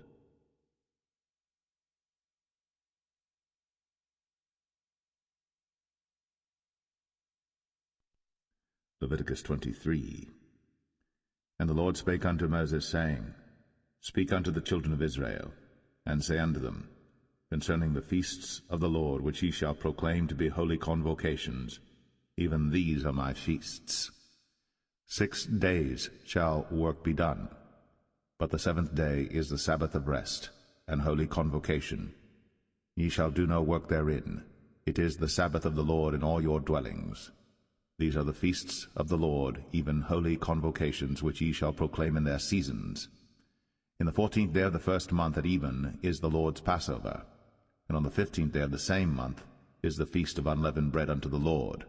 7 days ye must eat unleavened bread. In the 1st day ye shall have an holy convocation. Ye shall do no servile work therein, but ye shall offer an offering made by fire unto the Lord 7 days. In the 7th day is an holy convocation. Ye shall do no servile work therein. And the Lord spake unto Moses, saying, Speak unto the children of Israel, and say unto them, When ye be come into the land which I give unto you, and shall reap the harvest thereof, then ye shall bring a sheaf of the first fruits of your harvest unto the priest. And he shall wave the sheaf before the Lord, to be accepted for you. On the morrow after the Sabbath the priest shall wave it. And ye shall offer that day, when ye wave the sheaf, an he-lamb without blemish of the 1st year for a burnt offering unto the Lord. And the meat offering thereof shall be 2/10 deals of fine flour mingled with oil, an offering made by fire unto the Lord for a sweet savour. And the drink offering thereof shall be of wine, the 4th part of an hin. And ye shall eat neither bread, nor parched corn, nor green ears, until the selfsame day that ye have brought an offering unto your God. It shall be a statute for ever throughout your generations in all your dwellings. And ye shall count unto you from the morrow after the Sabbath, from the day that ye brought the sheaf of the wave offering, 7 Sabbaths shall be complete. Even unto the morrow, after the 7th Sabbath, shall ye number 50 days. And ye shall offer a new meat offering unto the Lord. Ye shall bring out of your habitations 2 wave loaves of 2/10 deals. They shall be of fine flour. They shall be baked with leaven. They are the first fruits unto the Lord. And ye shall offer with the bread 7 lambs without blemish of the first year, and 1 young bullock, and 2 rams. They shall be for a burnt offering unto the Lord, with their meat offering, and their drink offerings, even an offering made by fire of sweet savour unto the Lord. Then ye shall sacrifice 1 kid of the goats for a sin offering, and 2 lambs of the first year for a sacrifice of peace offerings. And the priest shall wave them with the bread of the firstfruits for a wave offering before the Lord. With the 2 lambs they shall be holy to the Lord for the priests.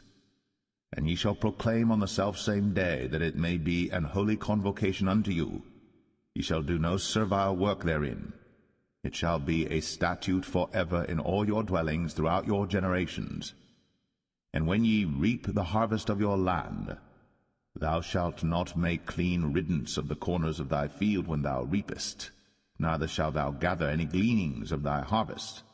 Thou shalt leave them unto the poor, and to the stranger. I am the Lord your God. And the Lord spake unto Moses, saying, Speak unto the children of Israel, saying, In the 7th month, in the 1st day of the month, shall ye have a Sabbath, a memorial of blowing of trumpets, and holy convocation. Ye shall do no servile work therein, but ye shall offer an offering made by fire unto the Lord. And the Lord spake unto Moses, saying, Also on the 10th day of this 7th month there shall be a day of atonement. It shall be an holy convocation unto you. And ye shall afflict your souls, and offer an offering made by fire unto the Lord. And ye shall do no work in that same day. For it is a day of atonement, to make an atonement for you before the Lord your God. For whatsoever soul it be that shall not be afflicted in that same day, he shall be cut off from among his people. And whatsoever soul it be that doeth any work in that same day, the same soul will I destroy from among his people. He shall do no manner of work. It shall be a statute for ever throughout your generations in all your dwellings. It shall be unto you a Sabbath of rest, and ye shall afflict your souls. In the 9th day of the month at even, from even unto even shall ye celebrate your Sabbath.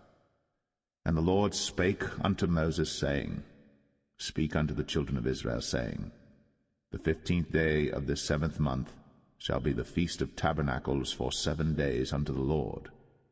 On the 1st day shall be an holy convocation.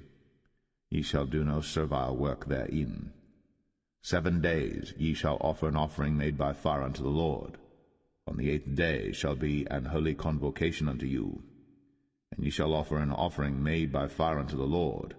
It is a solemn assembly. And ye shall do no servile work therein.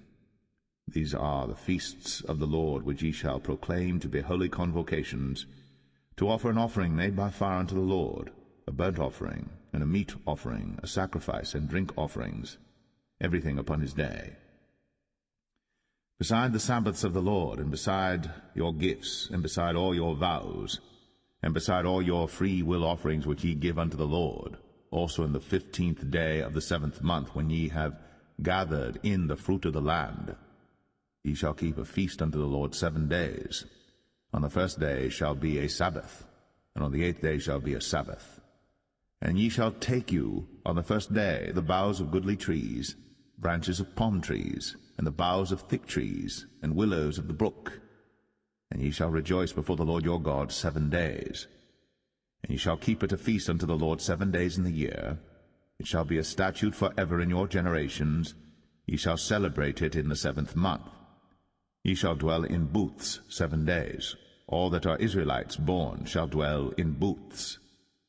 That your generations may know that I made the children of Israel to dwell in booths, when I brought them out of the land of Egypt. I am the Lord your God. And Moses declared unto the children of Israel the feasts of the Lord.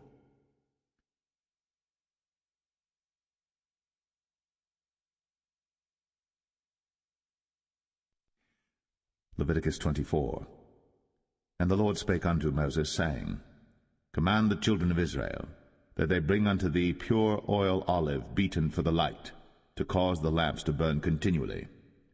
Without the veil of the testimony, in the tabernacle of the congregation, shall Aaron order it from the evening unto the morning before the Lord continually. It shall be a statute forever in your generations. He shall order the lamps upon the pure candlestick before the Lord continually.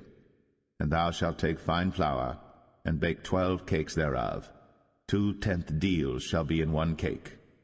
And thou shalt set them in 2 rows, 6 in a row, upon the pure table before the Lord. And thou shalt put pure frankincense upon each row, that it may be on the bread for a memorial, even an offering made by fire unto the Lord. Every Sabbath he shall set it in order before the Lord continually, being taken from the children of Israel by an everlasting covenant. And it shall be Aaron's and his sons, and they shall eat it in the holy place. For it is most holy unto him of the offerings of the Lord made by fire, by a perpetual statute. And the son of an Israelitish woman, whose father was an Egyptian, went out among the children of Israel. And this son of the Israelitish woman and a man of Israel strove together in the camp. And the Israelitish woman's son blasphemed the name of the Lord, and cursed. And they brought him unto Moses. And his mother's name was Shilemeth, the daughter of Dibri of the tribe of Dan. And they put him in ward, that the mind of the Lord might be shown them. And the Lord spake unto Moses, saying, Bring forth him that hath cursed without the camp, and let all that heard him lay their hands upon his head, and let all the congregation stone him. And thou shalt speak unto the children of Israel, saying, Whosoever curseth his God shall bear his sin. And he that blasphemeth the name of the Lord, he shall surely be put to death, and all the congregation shall certainly stone him, as well the stranger, as he that is born in the land, when he blasphemeth the name of the Lord, shall be put to death. And he that killeth any man shall surely be put to death. And he that killeth a beast shall make it good, beast for beast. And if a man cause a blemish in his neighbor, as he hath done, so shall it be done to him. Breach for breach, eye for eye, tooth for tooth. As he hath caused a blemish in a man, so shall it be done to him again. And he that killeth a beast, he shall restore it. And he that killeth a man, he shall be put to death. Ye shall have one manner of law, as well for the stranger as for one of your own country. For I am the Lord your God. And Moses spake to the children of Israel, that they should bring forth him that had cursed out of the camp, and stone him with stones. And the children of Israel did as the Lord commanded Moses.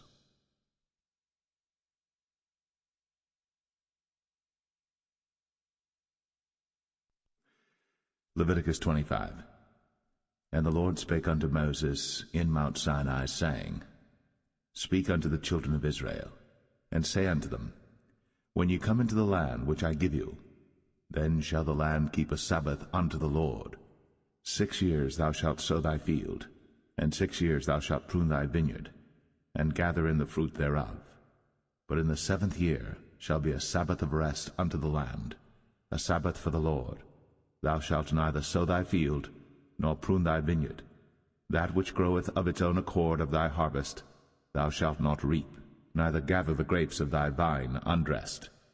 For it is a year of rest unto the land, and the Sabbath of the land shall be meat for you, for thee and for thy servant, and for thy maid, and for thy hired servant, and for thy stranger that sojourneth with thee, and for thy cattle, and for the beast that are in thy land, shall all the increase thereof be meat.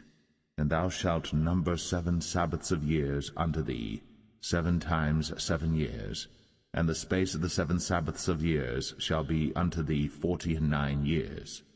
Then shalt thou cause the trumpet of the Jubilee to sound on the 10th day of the 7th month.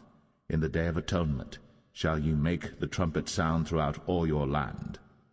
And ye shall hallow the 50th year, and proclaim liberty throughout all the land unto all the inhabitants thereof. It shall be a jubilee unto you. And ye shall return every man unto his possession, and ye shall return every man unto his family. A jubilee shall that 50th year be unto you. Ye shall not sow, neither reap that which groweth of itself in it, nor gather the grapes in it of thy vine undressed. For it is the jubilee. it shall be holy unto you. Ye shall eat the increase thereof out of the field. In the year of this Jubilee ye shall return every man unto his possession.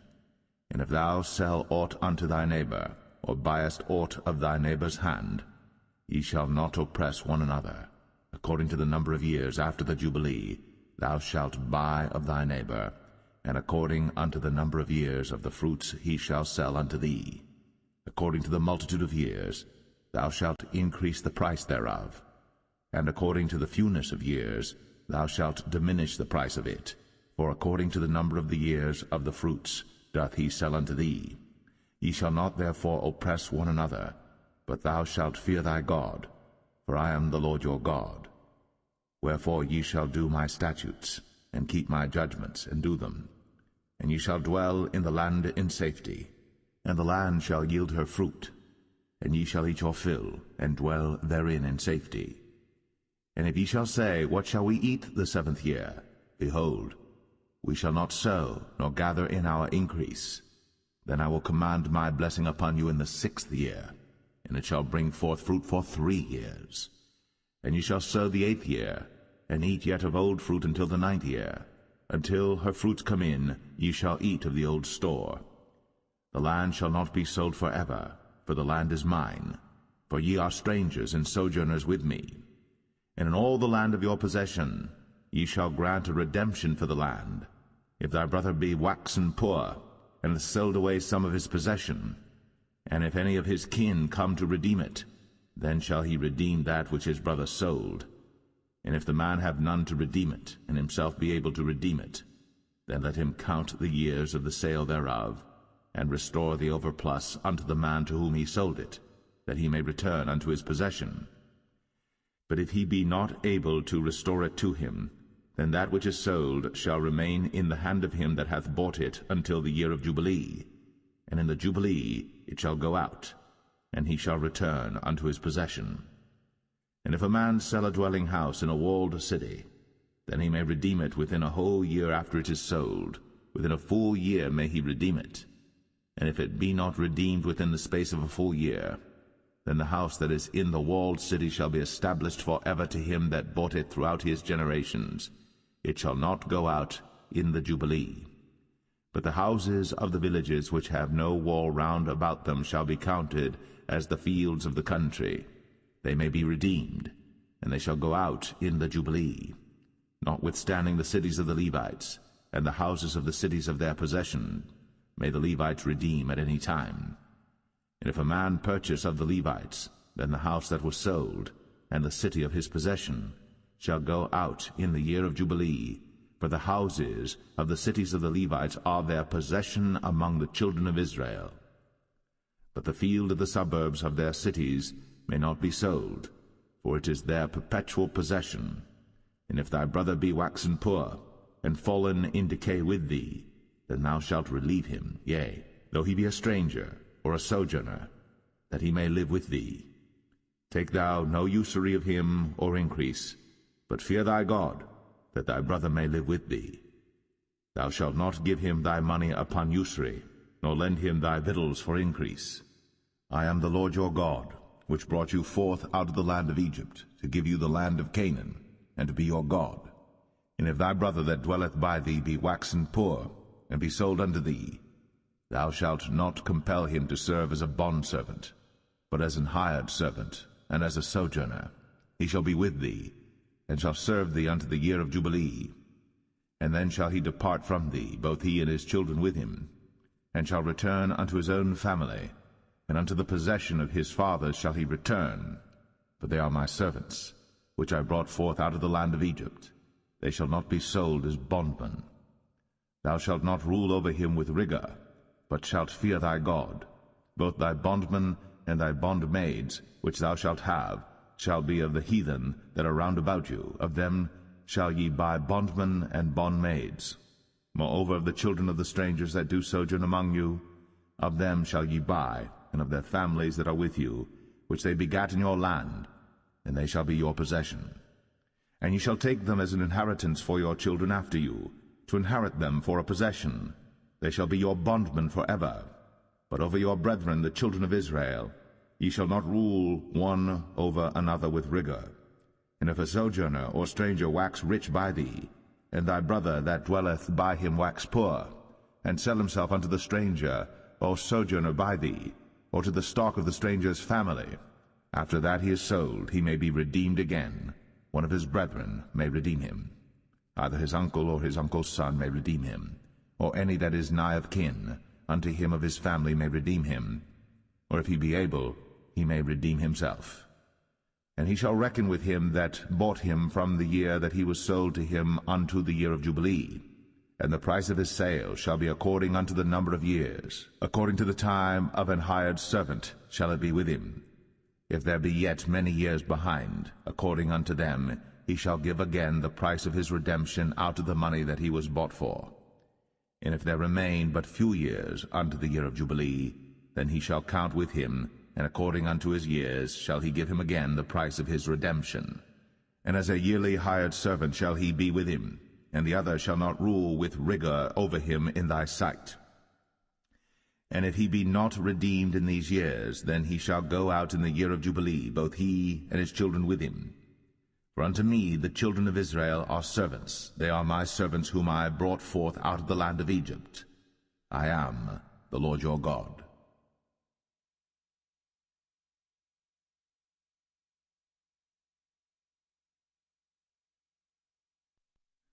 Leviticus 26. Ye shall make you no idols nor graven image, neither rear you up a standing image, neither shall ye set up any image of stone in your land, to bow down unto it, for I am the Lord your God. Ye shall keep my Sabbaths, and reverence my sanctuary. I am the Lord. If ye walk in my statutes, and keep my commandments, and do them, then I will give you rain in due season, and the land shall yield her increase, and the trees of the field shall yield their fruit. And your threshing shall reach unto the vintage, and the vintage shall reach unto the sowing time. And ye shall eat your bread to the full, and dwell in your land safely. And I will give peace in the land, and ye shall lie down, and none shall make you afraid. And I will rid evil beasts out of the land, neither shall the sword go through your land. And ye shall chase your enemies, and they shall fall before you by the sword. And 5 of you shall chase 100, and 100 of you shall put 10,000 to flight. And your enemies shall fall before you by the sword. For I will have respect unto you, and make you fruitful, and multiply you, and establish my covenant with you. And ye shall eat old store, and bring forth the old because of the new. And I will set my tabernacle among you, and my soul shall not abhor you. And I will walk among you, and will be your God, and ye shall be my people. I am the Lord your God, which brought you forth out of the land of Egypt, that ye should not be their bondmen. And I have broken the bands of your yoke, and made you go upright. But if ye will not hearken unto me, and will not do all these commandments, and if ye shall despise my statutes, or if your soul abhor my judgments, so that ye will not do all my commandments, but that ye break my covenant, I also will do this unto you. I will even appoint over you terror, consumption, and the burning ague, that shall consume the eyes, and cause sorrow of heart. And ye shall sow your seed in vain, for your enemies shall eat it. And I will set my face against you, and ye shall be slain before your enemies. They that hate you shall reign over you, and ye shall flee when none pursueth you. And if ye will not yet for all this hearken unto me, then I will punish you 7 times more for your sins. And I will break the pride of your power, and I will make your heaven as iron, and your earth as brass, and your strength shall be spent in vain. For your land shall not yield her increase, neither shall the trees of the land yield their fruits. And if ye walk contrary unto me, and will not hearken unto me, I will bring 7 times more plagues upon you according to your sins. I will also send wild beasts among you, which shall rob you of your children, and destroy your cattle, and make you few in number, and your highways shall be desolate. And if ye will not be reformed by me by these things, but will walk contrary unto me, then will I also walk contrary unto you, and will punish you yet 7 times for your sins. And I will bring a sword upon you, that shall avenge the quarrel of my covenant. And when ye are gathered together within your cities, I will send the pestilence among you, and ye shall be delivered into the hand of the enemy. And when I have broken the staff of your bread, 10 women shall bake your bread in one oven, and they shall deliver you your bread again by weight, and ye shall eat and not be satisfied. And if ye will not for all this hearken unto me, but walk contrary unto me, then I will walk contrary unto you also in fury, and I, even I, will chastise you 7 times for your sins. And ye shall eat the flesh of your sons, and the flesh of your daughters shall ye eat. And I will destroy your high places, and cut down your images, and cast your carcasses upon the carcasses of your idols. And my soul shall abhor you. And I will make your cities waste, and bring your sanctuaries unto desolation, and I will not smell the savour of your sweet odours. And I will bring the land into desolation, and your enemies which dwell therein shall be astonished at it. And I will scatter you among the heathen, and will draw out a sword after you, and your land shall be desolate, and your cities waste.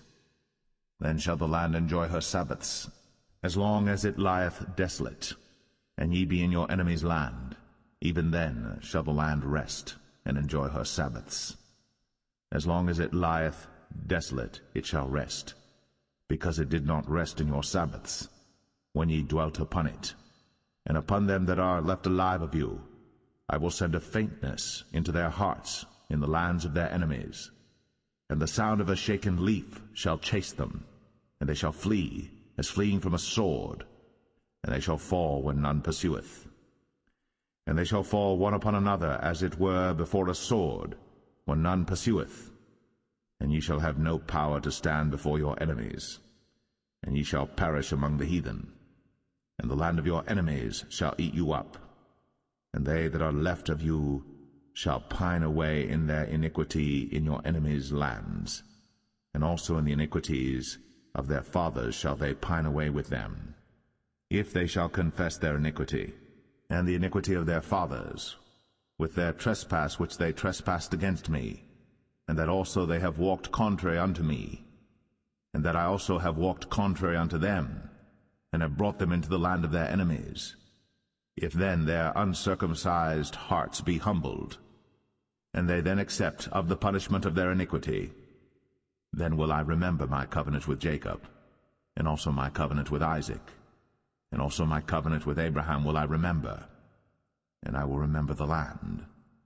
The land also shall be left of them, and shall enjoy her Sabbaths, while she lieth desolate without them. And they shall accept of the punishment of their iniquity, even because they despised my judgments, and because their soul abhorred my statutes. And yet for all that, when they be in the land of their enemies, I will not cast them away, neither will I abhor them to destroy them utterly, and to break my covenant with them, for I am the Lord their God. But I will for their sakes remember the covenant of their ancestors, whom I brought forth out of the land of Egypt, in the sight of the heathen, that I might be their God. I am the Lord. These are the statutes and judgments and laws which the Lord made between him and the children of Israel in Mount Sinai by the hand of Moses.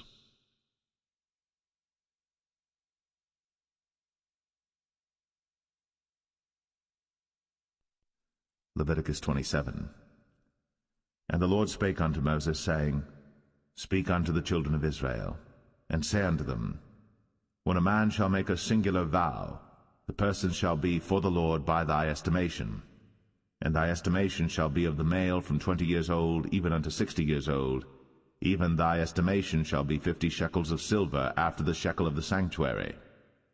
And if it be a female, then thy estimation shall be 30 shekels. And if it be from 5 years old even unto 20 years old, then thy estimation shall be of the male 20 shekels, and for the female 10 shekels.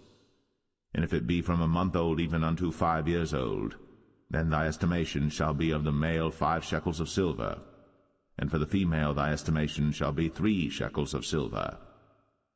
And if it be from 60 years old and above, if it be a male, then thy estimation shall be 15 shekels, and for the female 10 shekels. But if he be poorer than thy estimation, then he shall present himself before the priest, and the priest shall value him, according to his ability that vowed shall the priest value him. And if it be a beast, whereof men bring an offering unto the Lord, all that any man giveth of such unto the Lord shall be holy. He shall not alter it, nor change it, a good for a bad, or a bad for a good. And if he shall at all change beast for beast, then it and the exchange thereof shall be holy. And if it be any unclean beast, of which they do not offer a sacrifice unto the Lord, then he shall present the beast before the priest. And the priest shall value it, whether it be good or bad, as thou valuest it, who art the priest, so shall it be. But if he will at all redeem it, then he shall add a 5th part thereof unto thy estimation. And when a man shall sanctify his house to be holy unto the Lord, then the priest shall estimate it, whether it be good or bad, as the priest shall estimate it, so shall it stand. And if he that sanctified it will redeem his house, then he shall add the 5th part of the money of thy estimation unto it, and it shall be his. And if a man shall sanctify unto the Lord some part of a field of his possession, then thy estimation shall be according to the seed thereof, and homer of barley seed shall be valued at 50 shekels of silver. If he sanctify his field from the year of Jubilee according to thy estimation, it shall stand. But if he sanctify his field after the Jubilee, then the priest shall reckon unto him the money according to the years that remain, even unto the year of the Jubilee, and it shall be abated from thy estimation. And if he that sanctified the field will in any wise redeem it, then he shall add the 5th part of the money of thy estimation unto it, and it shall be assured to him. And if he will not redeem the field, or if he have sold the field to another man, it shall not be redeemed any more. But the field, when it goeth out in the Jubilee, shall be holy unto the Lord, as a field devoted. The possession thereof shall be the priest's. And if a man sanctify unto the Lord a field which he hath bought, which is not of the fields of his possession, then the priest shall reckon unto him the worth of thy estimation, even unto the year of the Jubilee, and he shall give thine estimation in that day as a holy thing unto the Lord. In the year of the Jubilee the field shall return unto him of whom it was bought, even to him to whom the possession of the land did belong. And all thy estimation shall be according to the shekel of the sanctuary. 20 gerahs shall be the shekel. Only the firstling of the beasts, which should be the Lord's firstling, no man shall sanctify it, whether it be ox or sheep, it is the Lord's. And if it be of an unclean beast, then he shall redeem it according to thine estimation, and shall add a 5th part of it thereto. Or if it be not redeemed, then it shall be sold according to thy estimation.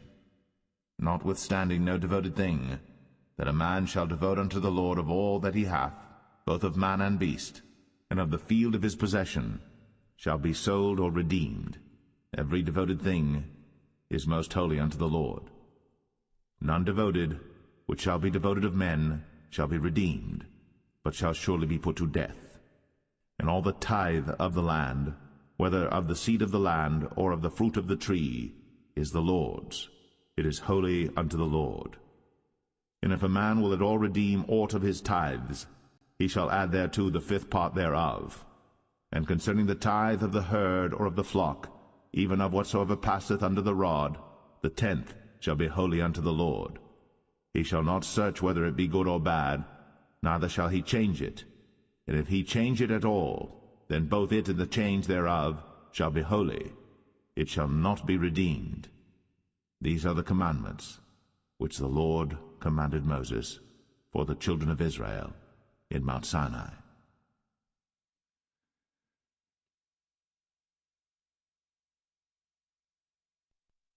The Book of Numbers, chapter 1. And the Lord spake unto Moses in the wilderness of Sinai, in the tabernacle of the congregation, on the 1st day of the 2nd month, in the 2nd year after they were come out of the land of Egypt, saying, Take ye the sum of all the congregation of the children of Israel, after their families, by the house of their fathers, with the number of their names, every male by their polls. From 20 years old and upward, all that are able to go forth to war in Israel, thou and Aaron shall number them by their armies. And with you there shall be a man of every tribe, every one head of the house of his fathers. And these are the names of the men that shall stand with you. Of the tribe of Reuben, Elizur the son of Shadur. Of Simeon, Shelumiel the son of Zurishaddai. Of Judah, Nahshon the son of Amminadab. Of Issachar, Nethanel the son of Zuar. Of Zebulun, Eliab the son of Helon. Of the children of Joseph, of Ephraim, Elishama the son of Ammihud. Of Manasseh, Gamaliel the son of Pedazur. Of Benjamin, Abidan the son of Gideoni. Of Dan, Ahiezer the son of Ammishaddai. Of Asher, Pagiel the son of Ochran. Of Gad, Eliasaph the son of Duel. Of Naphtali, Ahira the son of Enan. These were the renowned of the congregation, princes of the tribes of their fathers, heads of thousands in Israel. And Moses and Aaron took these men, which are expressed by their names, and they assembled all the congregation together on the first day of the 2nd month. And they declared their pedigrees after their families, by the house of their fathers, according to the number of the names, from 20 years old and upward, by their polls. As the Lord commanded Moses, so he numbered them in the wilderness of Sinai. And the children of Reuben, Israel's eldest son, by their generations, after their families, by the house of their fathers, according to the number of the names, by their polls, every male from 20 years old and upward, all that were able to go forth to war. Those that were numbered of them, even of the tribe of Reuben, were 46,500. Of the children of Simeon, by their generations, after their families, by the house of their fathers, those that were numbered of them, according to the number of the names, by their polls, every male from 20 years old and upward, all that were able to go forth to war. Those that were numbered of them, even of the tribe of Simeon, were 59,300. Of the children of Gad, by their generations, after their families, by the house of their fathers, according to the number of the names, from 20 years old and upward, all that were able to go forth to war.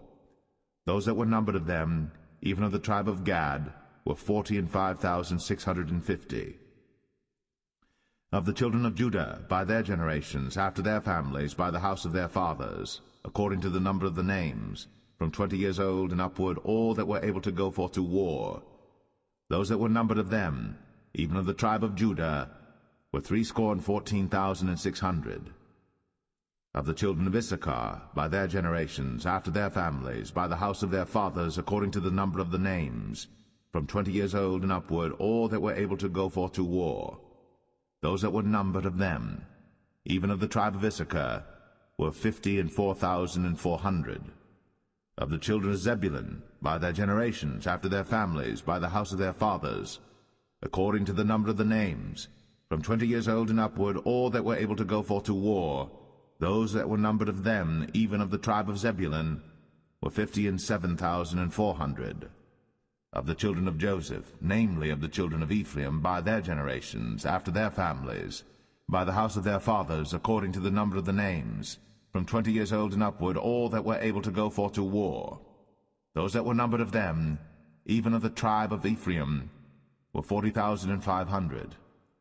Of the children of Manasseh, by their generations, after their families, by the house of their fathers, according to the number of the names, from 20 years old and upward, all that were able to go forth to war.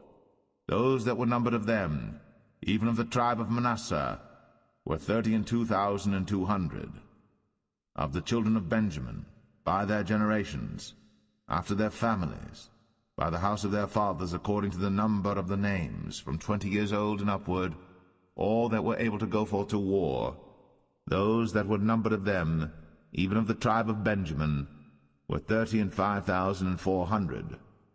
Of the children of Dan, by their generations, after their families, by the house of their fathers, according to the number of the names, from 20 years old and upward, all that were able to go forth to war. Those that were numbered of them, even of the tribe of Dan, were 62,700. Of the children of Asher, by their generations, after their families, by the house of their fathers, according to the number of the names, from 20 years old and upward, all that were able to go forth to war. Those that were numbered of them, even of the tribe of Asher, were 41,500. Of the children of Naphtali, throughout their generations, after their families, by the house of their fathers, according to the number of the names, from 20 years old and upward, all that were able to go forth to war, those that were numbered of them, even of the tribe of Naphtali, were 53,400. These are those that were numbered, which Moses and Aaron numbered. And the princes of Israel, being 12 men, each one was for the house of his fathers. So were all those that were numbered of the children of Israel, by the house of their fathers, from 20 years old and upward, all that were able to go forth to war in Israel. Even all they that were numbered were 600,000 and 3,550. But the Levites after the tribe of their fathers were not numbered among them. For the Lord had spoken unto Moses, saying, Only thou shalt not number the tribe of Levi, neither take the sum of them among the children of Israel. But thou shalt appoint the Levites over the tabernacle of testimony, and over all the vessels thereof, and over all things that belong to it. They shall bear the tabernacle, and all the vessels thereof, and they shall minister unto it, and shall encamp round about the tabernacle. And when the tabernacle setteth forward, the Levites shall take it down. And when the tabernacle is to be pitched, the Levites shall set it up, and the stranger that cometh nigh shall be put to death. And the children of Israel shall pitch their tents, every man by his own camp, and every man by his own standard throughout their hosts. But the Levites shall pitch round about the tabernacle of testimony, that there be no wrath upon the congregation of the children of Israel. And the Levites shall keep the charge of the tabernacle of testimony. And the children of Israel did, according to all that the Lord commanded Moses. So did they.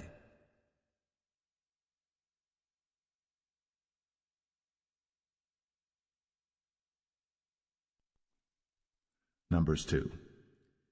And the Lord spake unto Moses and unto Aaron, saying, Every man of the children of Israel shall pitch by his own standard, with the ensign of their father's house. Far off about the tabernacle of the congregation shall they pitch.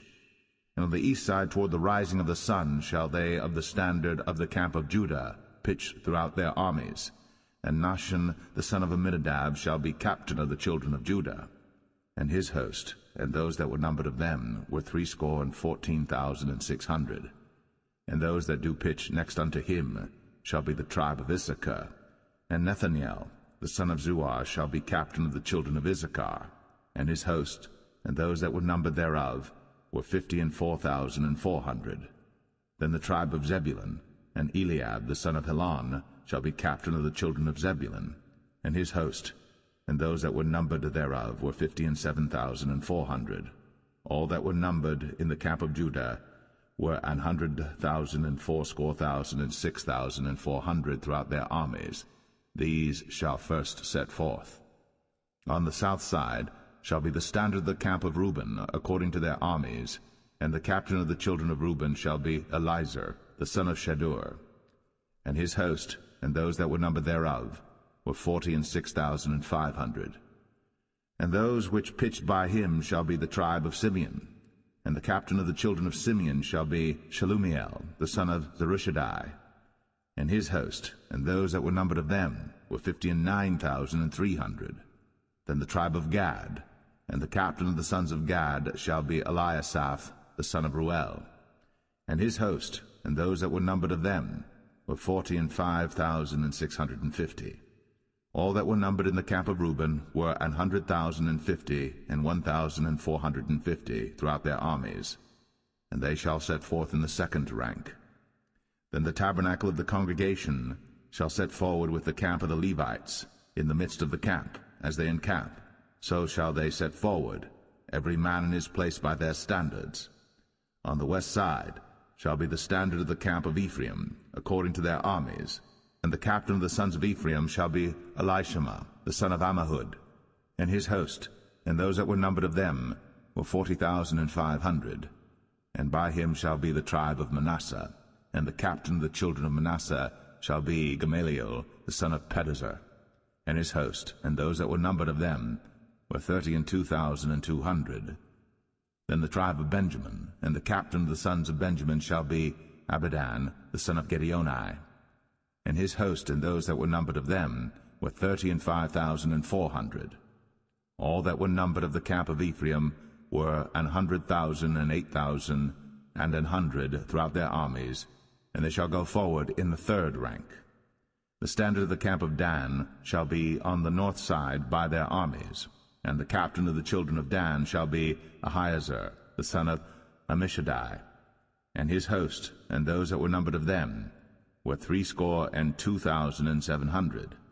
And those that encamp by him shall be the tribe of Asher, and the captain of the children of Asher shall be Pagiel, the son of Ochran, and his host, and those that were numbered of them were 41,500. Then the tribe of Naphtali, and the captain of the children of Naphtali shall be Ahira, the son of Enan, and his host, and those that were numbered of them were 53,400. All they that were numbered in the camp of Dan were 100,050 and 7,600. They shall go hindmost with their standards. These are those which were numbered of the children of Israel, by the house of their fathers. All those that were numbered of the camps throughout their hosts were 600,000 and 3,550. But the Levites were not numbered among the children of Israel, as the Lord commanded Moses. And the children of Israel did according to all that the Lord commanded Moses. So they pitched by their standards, and so they set forward, every one after their families, according to the house of their fathers.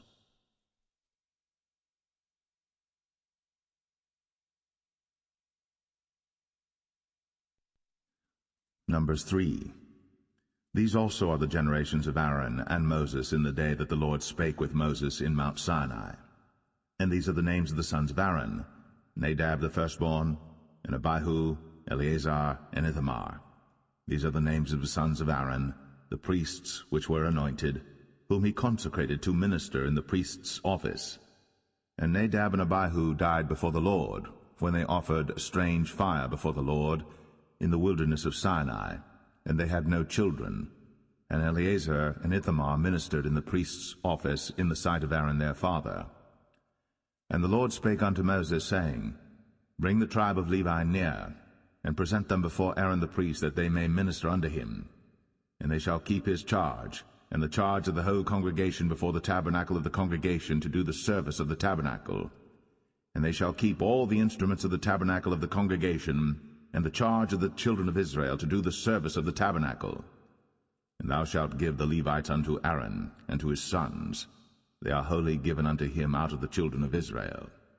And thou shalt appoint Aaron and his sons, and they shall wait on their priest's office, and the stranger that cometh nigh shall be put to death. And the Lord spake unto Moses, saying, And I, behold, I have taken the Levites from among the children of Israel, instead of all the firstborn that openeth the matrix among the children of Israel. Therefore the Levites shall be mine. Because all the firstborn are mine, for on the day that I smote all the firstborn in the land of Egypt, I hallowed unto me all the firstborn in Israel, both man and beast. Mine shall they be. I am the Lord. And the Lord spake unto Moses in the wilderness of Sinai, saying, Number the children of Levi after the house of their fathers by their families. Every male from a month old and upward shalt thou number them. And Moses numbered them according to the word of the Lord, as he was commanded. And these were the sons of Levi by their names, Gershon and Kohath and Merari. And these are the names of the sons of Gershon by their families, Libni and Shimei. And the sons of Kohath by their families, Amram and Izahar, Hebron, and Uzziel. And the sons of Merari by their families, Malai and Mushai. These are the families of the Levites according to the house of their fathers. Of Gershon was the family of the Libnites, and the family of the Shimites. These are the families of the Gershonites. Those that were numbered of them, according to the number of all the males, from a month old and upward, even those that were numbered of them, were 7,500. The families of the Gershonites shall pitch behind the tabernacle westward. And the chief of the house of the father of the Gershonites shall be Eliasaph the son of Lael. And the charge of the sons of Gershon in the tabernacle of the congregation shall be the tabernacle, and the tent, the covering thereof, and the hanging for the door of the tabernacle of the congregation, and the hangings of the court, and the curtain for the door of the court which is by the tabernacle, and by the altar round about, and the cords of it for all the service thereof. And of Kohath was the family of the Amramites, and the family of the Isharites, and the family of the Hebronites, and the family of the Uzzielites. These are the families of the Kohathites. In the number of all the males from a month old and upward were 8,600, keeping the charge of the sanctuary. The families of the sons of Kohath shall pitch on the side of the tabernacle southward. And the chief of the house of the father of the families of the Kohathites shall be Elizaphan the son of Uzziel. And their charge shall be the ark, and the table, and the candlestick, and the altars, and the vessels of the sanctuary wherewith they minister, and the hanging, and all the service thereof.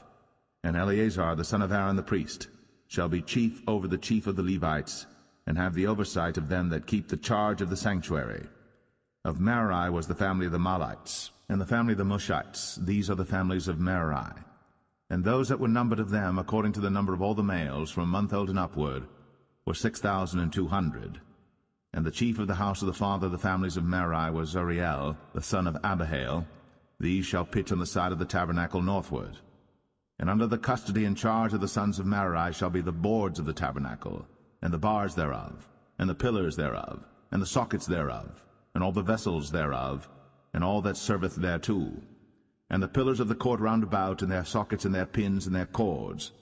But those that encamp before the tabernacle toward the east, even before the tabernacle of the congregation eastward, shall be Moses and Aaron and his sons, keeping the charge of the sanctuary for the charge of the children of Israel.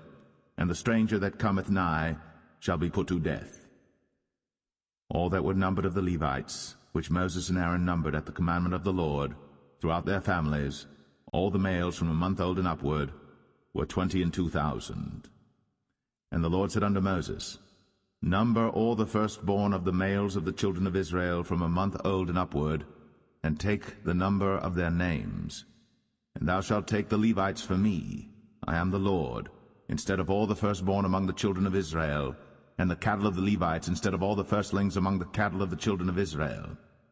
And Moses numbered, as the Lord commanded him, all the firstborn among the children of Israel, and all the firstborn males by the number of names, from a month old and upward, of those that were numbered of them, were 22,213. And the Lord spake unto Moses, saying, Take the Levites instead of all the firstborn among the children of Israel, and the cattle of the Levites instead of their cattle, and the Levites shall be mine. I am the Lord. And for those that are to be redeemed of the 213 of the firstborn of the children of Israel, which are more than the Levites, thou shalt even take 5 shekels apiece by the poll. After the shekel of the sanctuary shalt thou take them. The shekel is 20 gerahs. And thou shalt give the money wherewith the odd number of them is to be redeemed unto Aaron and to his sons. And Moses took the redemption money of them that were over and above them that were redeemed by the Levites. Of the firstborn of the children of Israel took he the money, 1,365 shekels, after the shekel of the sanctuary. And Moses gave the money of them that were redeemed unto Aaron and to his sons, according to the word of the Lord, as the Lord commanded Moses.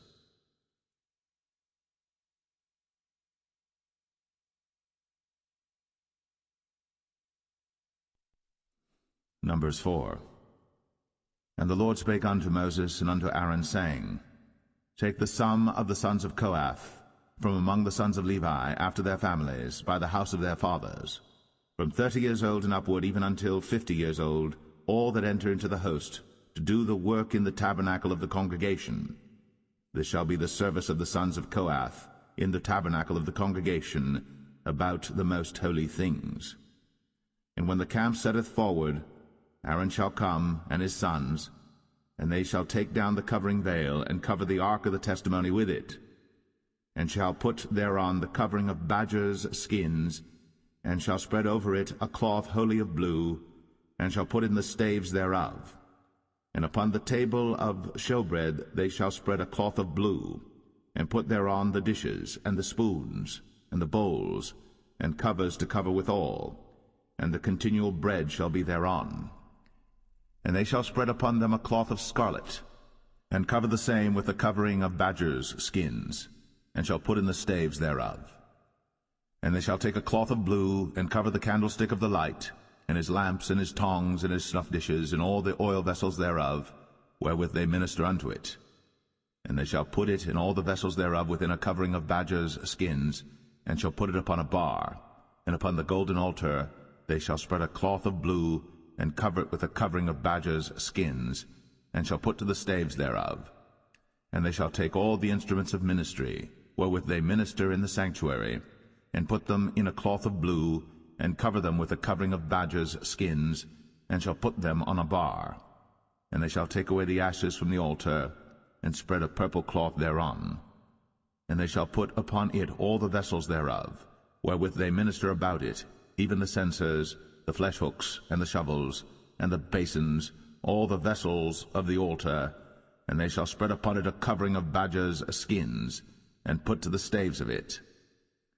And when Aaron and his sons have made an end of covering the sanctuary, and all the vessels of the sanctuary as the camp is to set forward, after that the sons of Kohath shall come to bear it. But they shall not touch any holy thing, lest they die. These things are the burden of the sons of Kohath in the tabernacle of the congregation. And to the office of Eleazar the son of Aaron the priest pertaineth the oil for the light, and the sweet incense, and the daily meat offering, and the anointing oil, and the oversight of all the tabernacle, and of all that therein is, in the sanctuary, and in the vessels thereof. And the Lord spake unto Moses and unto Aaron, saying, Cut ye not off the tribe of the families of the Kohathites from among the Levites, but thus do unto them, that they may live and not die, when they approach unto the most holy things. Aaron and his sons shall go in, and appoint them every one to his service and to his burden. But they shall not go in to see when the holy things are covered, lest they die. And the Lord spake unto Moses, saying, Take also the sum of the sons of Gershon, throughout the houses of their fathers by their families. From 30 years old and upward until 50 years old shalt thou number them, all that enter in to perform the service, to do the work in the tabernacle of the congregation. This is the service of the families of the Gershonites, to serve and for burdens. And they shall bear the curtains of the tabernacle, and the tabernacle of the congregation, his covering, and the covering of the badger skins that is above upon it, and the hanging for the door of the tabernacle of the congregation, and the hangings of the court, and the hanging for the door of the gate of the court, which is by the tabernacle, and by the altar round about, and their cords, and all the instruments of their service, and all that is made for them, so shall they serve. At the appointment of Aaron and his sons shall be all the service of the sons of the Gershonites, in all their burdens, and in all their service, and ye shall appoint unto them in charge all their burdens. This is the service of the families of the sons of Gershon, in the tabernacle of the congregation, and their charge shall be under the hand of Ithamar the son of Aaron the priest. As for the sons of Merari, thou shalt number them after their families by the house of their fathers. From 30 years old and upward, even unto 50 years old, shalt thou number them, every one that entereth into the service, to do the work of the tabernacle of the congregation. And this is the charge of their burden, according to all their service in the tabernacle of the congregation, the boards of the tabernacle, and the bars thereof, and the pillars thereof, and sockets thereof. And the pillars of the court round about, and their sockets, and their pins, and their cords, with all their instruments, and with all their service. And by name ye shall reckon the instruments of the charge of their burden. This is the service of the families of the sons of Merari, according to all their service, in the tabernacle of the congregation under the hand of Ithamar the son of Aaron the priest. And Moses and Aaron, and the chief of the congregation numbered the sons of the Kohathites after their families, and after the house of their fathers, from 30 years old and upward, even unto 50 years old, every one that entereth into the service, for the work in the tabernacle of the congregation. And those that were numbered of them by their families were 2,750. These were they that were numbered of the families of the Kohathites, all that might do service in the tabernacle of the congregation, which Moses and Aaron did number, according to the commandment of the Lord, by the hand of Moses. And those that were numbered of the sons of Gershon throughout their families and by the house of their fathers, from 30 years old and upward, even unto 50 years old, every one that entereth into the service, for the work in the tabernacle of the congregation, even those that were numbered of them throughout their families by the house of their fathers, were 2,630. These are they that were numbered of the families of the sons of Gershon, of all that might do service in the tabernacle of the congregation, whom Moses and Aaron did number according to the commandment of the Lord. And those that were numbered of the families of the sons of Merari, throughout their families by the house of their fathers, from 30 years old and upward, even unto 50 years old, every one that entereth into the service, for the work in the tabernacle of the congregation, even those that were numbered of them after their families, were 3,200. These be those that were numbered of the families of the sons of Merari, whom Moses and Aaron numbered according to the word of the Lord by the hand of Moses. All those that were numbered of the Levites, whom Moses and Aaron and the chief of Israel numbered, after their families, and after the house of their fathers, from 30 years old and upward, even unto 50 years old, every one that came to do the service of the ministry, and the service of the burden in the tabernacle of the congregation, even those that were numbered of them, were 8,580. According to the commandment of the Lord they were numbered by the hand of Moses, every one according to his service, and according to his burden. Thus were they numbered of him, as the Lord commanded Moses.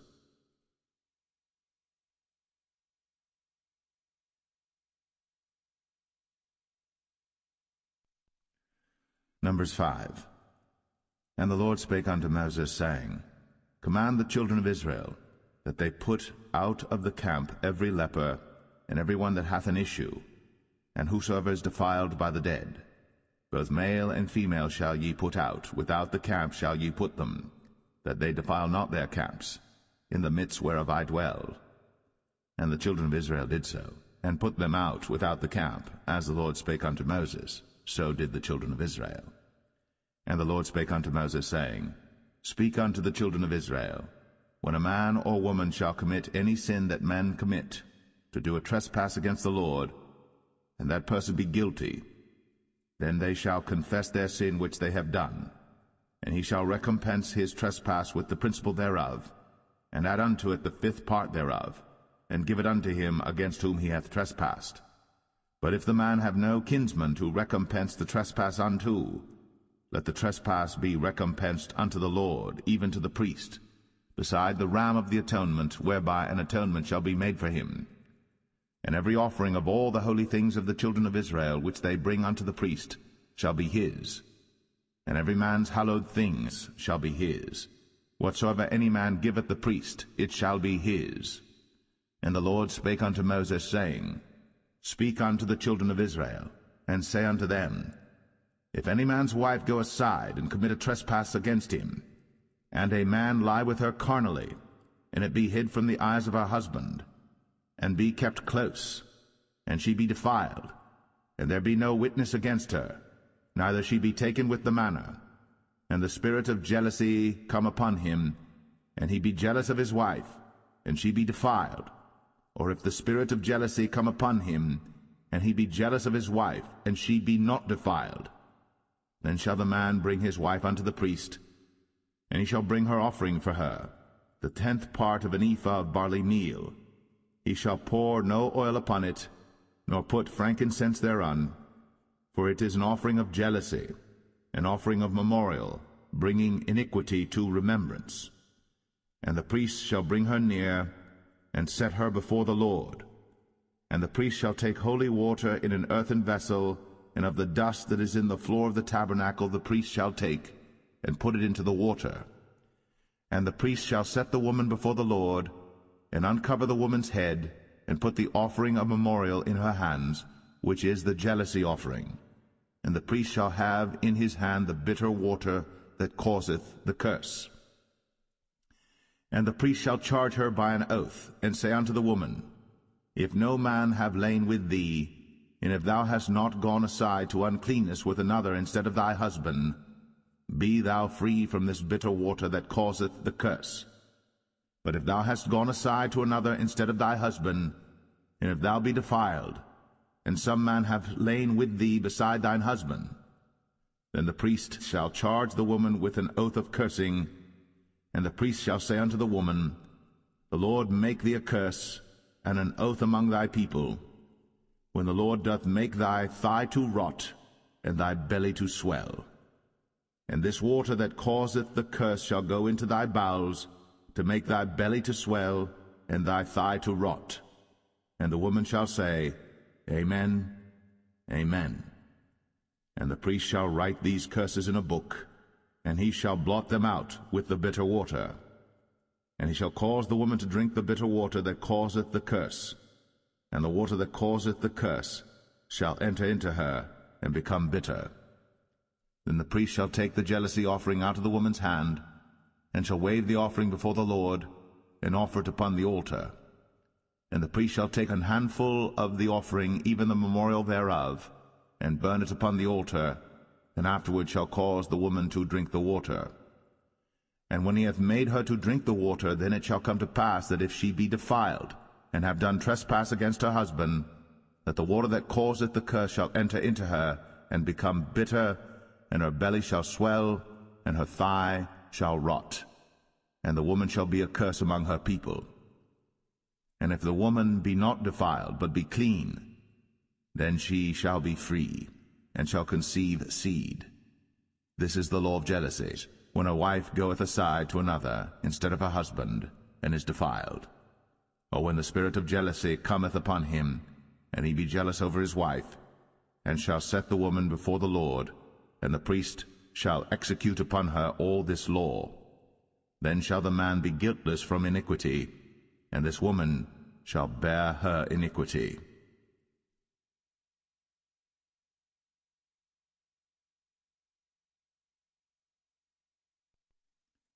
Number 6. And the Lord spake unto Moses, saying, Speak unto the children of Israel, and say unto them, When either man or woman shall separate themselves to vow a vow of a Nazarite, to separate themselves unto the Lord, he shall separate himself from wine and strong drink, and shall drink no vinegar of wine, or vinegar of strong drink. Neither shall he drink any liquor of grapes, nor eat moist grapes or dried. All the days of his separation shall he eat nothing that is made of the vine tree, from the kernels even to the husk. All the days of the vow of his separation there shall no razor come upon his head, until the days be fulfilled, in the which he separateth himself unto the Lord. He shall be holy, and shall let the locks of the hair of his head grow. All the days that he separateth himself unto the Lord, he shall come at no dead body. He shall not make himself unclean for his father, or for his mother, for his brother, or for his sister, when they die, because the consecration of his God is upon his head. All the days of his separation he is holy unto the Lord. And if any man die very suddenly by him, and he hath defiled the head of his consecration, then he shall shave his head in the day of his cleansing. On the 7th day shall he shave it. And on the 8th day he shall bring 2 turtles, or 2 young pigeons, to the priest, to the door of the tabernacle of the congregation, and the priest shall offer the one for a sin offering, and the other for a burnt offering, and make an atonement for him, for that he sinned by the dead, and shall hallow his head that same day.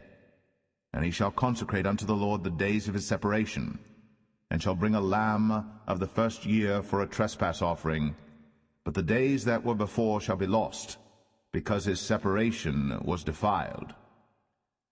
And this is the law of the Nazarite. When the days of his separation are fulfilled, he shall be brought unto the door of the tabernacle of the congregation, and he shall offer his offering unto the Lord, 1 he-lamb of the first year without blemish for a burnt offering, and 1 ewe-lamb of the first year without blemish for a sin offering, and 1 ram without blemish for peace offerings, and a basket of unleavened bread, cakes of fine flour mingled with oil, and wafers of unleavened bread anointed with oil, and their meat offering, and their drink offerings. And the priest shall bring them before the Lord, and shall offer his sin offering and his burnt offering. And he shall offer the ram for a sacrifice of peace offerings unto the Lord, with the basket of unleavened bread. The priest shall offer also his meat offering and his drink offering. And the Nazarite shall shave the head of his separation at the door of the tabernacle of the congregation, and shall take the hair of the head of his separation, and put it in the fire which is under the sacrifice of the peace offerings. And the priest shall take the sodden shoulder of the ram, and 1 unleavened cake out of the basket, and 1 unleavened wafer, and shall put them upon the hands of the Nazarite, after the hair of his separation is shaven. And the priest shall wave them for a wave offering before the Lord. This is holy for the priest, with the wave breast and heave shoulder. And after that the Nazarite may drink wine. This is the law of the Nazarite who hath vowed, and of his offering unto the Lord for his separation, beside that his hand shall get, according to the vow which he vowed, so he must do after the law of his separation. And the Lord spake unto Moses, saying, Speak unto Aaron and unto his sons, saying, On this wise ye shall bless the children of Israel, saying unto them, The Lord bless thee, and keep thee. The Lord make his face shine upon thee, and be gracious unto thee. The Lord lift up his countenance upon thee, and give thee peace. And they shall put my name upon the children of Israel, and I will bless them.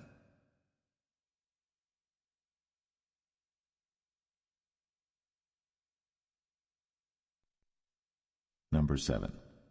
And it came to pass on the day that Moses had fully set up the tabernacle, and had anointed it, and sanctified it, and all the instruments thereof, both the altar and all the vessels thereof, and had anointed them and sanctified them, that the princes of Israel, heads of the house of their fathers, who were the princes of the tribes, and were over them that were numbered, offered.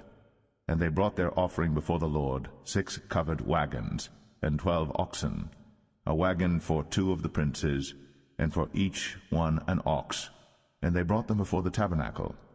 And the Lord spake unto Moses, saying, Take it of them, that they may be to do the service of the tabernacle of the congregation, and thou shalt give them unto the Levites, to every man according to his service. And Moses took the wagons and the oxen, and gave them unto the Levites. 2 wagons and 4 oxen he gave unto the sons of Gershon, according to their service. And 4 wagons and 8 oxen he gave unto the sons of Merari, according unto their service, under the hand of Ithamar the son of Aaron the priest. But unto the sons of Kohath he gave none, because the service of the sanctuary belonging unto them was that they should bear upon their shoulders. And the princes offered for dedicating of the altar in the day that it was anointed, even the princes offered their offering before the altar. And the Lord said unto Moses, They shall offer their offering, each prince on his day, for the dedicating of the altar. And he that offered his offering the first day was Nahshon the son of Amminadab, of the tribe of Judah. And his offering was 1 silver charger, the weight thereof was 130 shekels, 1 silver bowl of 70 shekels after the shekel of the sanctuary. Both of them were full of fine flour, mingled with oil, for a meat offering.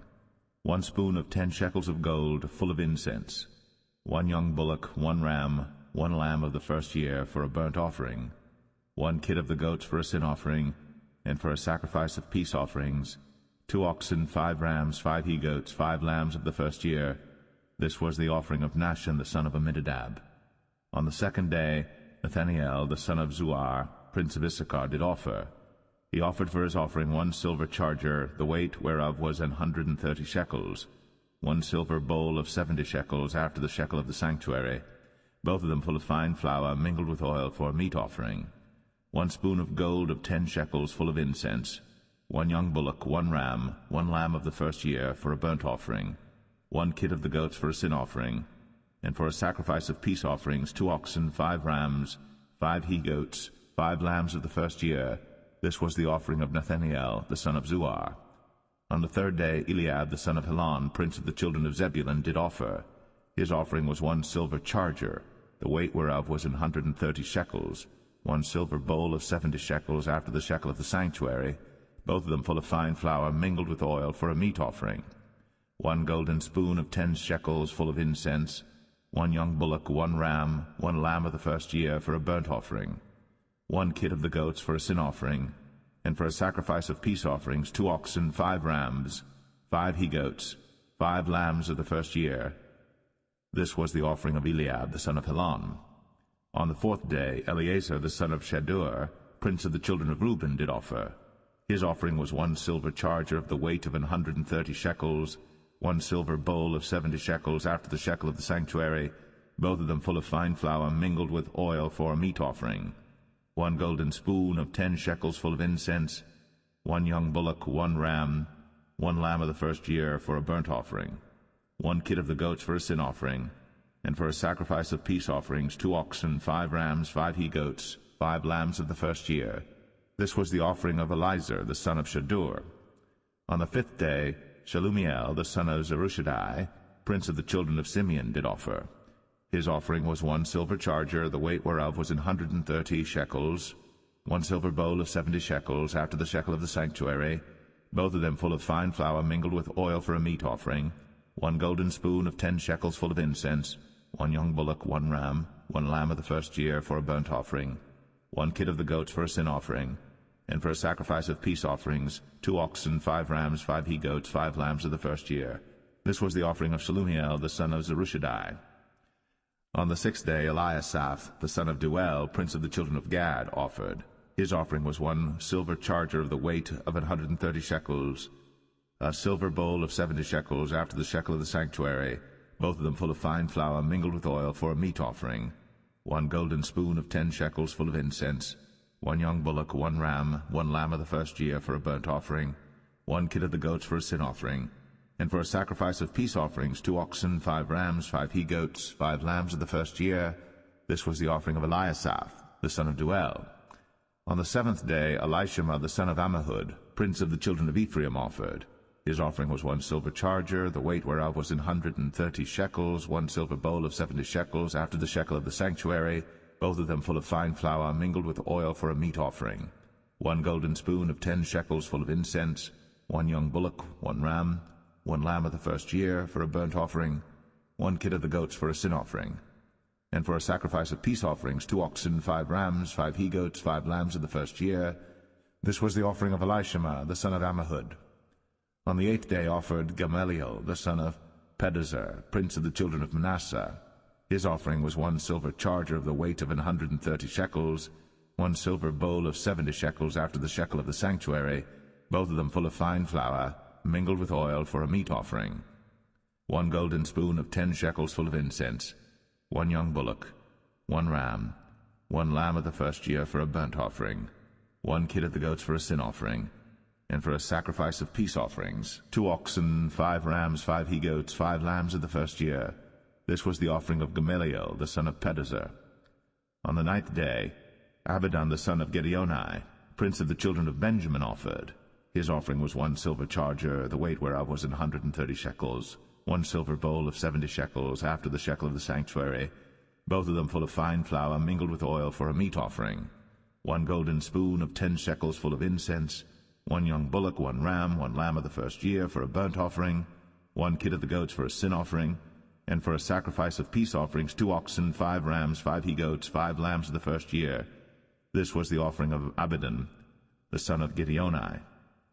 On the 10th day Ahiezer the son of Ammishaddai, prince of the children of Dan, offered. His offering was 1 silver charger, the weight whereof was 130 shekels, 1 silver bowl of 70 shekels after the shekel of the sanctuary, both of them full of fine flour mingled with oil for a meat offering, 1 golden spoon of 10 shekels full of incense, 1 young bullock, 1 ram, 1 lamb of the first year for a burnt offering, 1 kid of the goats for a sin offering, and for a sacrifice of peace offerings 2 oxen, 5 rams, 5 he-goats, 5 lambs of the first year. This was the offering of Ahiezer the son of Ammishaddai. On the 11th day Pagiel the son of Ochran, prince of the children of Asher, offered.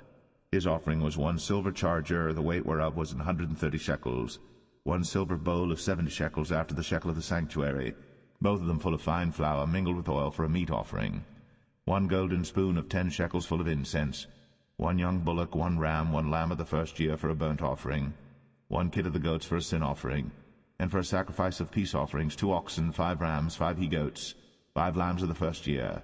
This was the offering of Pagiel the son of Ochran. On the 12th day Ahira the son of Anan, prince of the children of Naphtali, offered.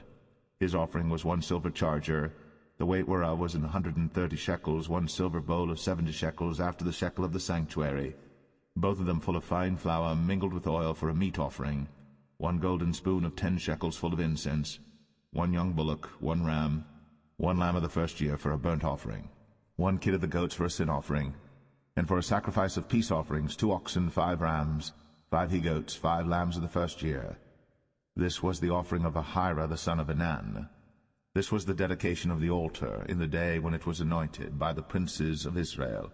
12 chargers of silver, 12 silver bowls, 12 spoons of gold, each charger of silver weighing 130 shekels, each bowl 70. All the silver vessels weighed 2,400 shekels after the shekel of the sanctuary. The golden spoons were 12, full of incense, weighing 10 shekels apiece, after the shekel of the sanctuary. All the gold of the spoons was 120 shekels. All the oxen for the burnt offering were 12 bullocks, the rams 12, the lambs of the first year 12, with their meat offering, and the kids of the goats for sin offering 12. And all the oxen for the sacrifice of the peace offerings were 24 bullocks, the rams 60, the he-goats 60, the lambs of the first year 60. This was the dedication of the altar. After that it was anointed.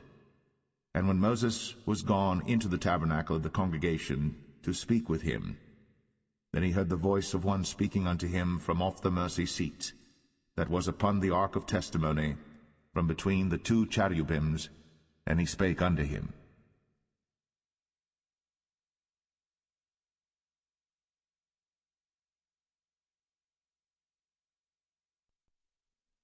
Numbers 8. And the Lord spake unto Moses, saying, Speak unto Aaron, and say unto him, When thou lightest the lamps, the 7 lamps shall give light over against the candlestick. And Aaron did so. He lighted the lamps thereof over against the candlestick, as the Lord commanded Moses. And this work of the candlestick was of beaten gold, unto the shaft thereof, unto the flowers thereof was beaten work, according unto the pattern which the Lord had shown Moses. So he made the candlestick. And the Lord spake unto Moses, saying, Take the Levites from among the children of Israel, and cleanse them. And thus shalt thou do unto them to cleanse them. Sprinkle water of purifying upon them, and let them shave all their flesh, and let them wash their clothes, and so make themselves clean. Then let them take a young bullock with his meat offering, even fine flour mingled with oil, and another young bullock shalt thou take for a sin offering. And thou shalt bring the Levites before the tabernacle of the congregation, and thou shalt gather the whole assembly of the children of Israel together. And thou shalt bring the Levites before the Lord, and the children of Israel shall put their hands upon the Levites. And Aaron shall offer the Levites before the Lord for an offering of the children of Israel, that they may execute the service of the Lord. And the Levites shall lay their hands upon the heads of the bullocks. And thou shalt offer the one for a sin offering, and the other for a burnt offering unto the Lord, to make an atonement for the Levites.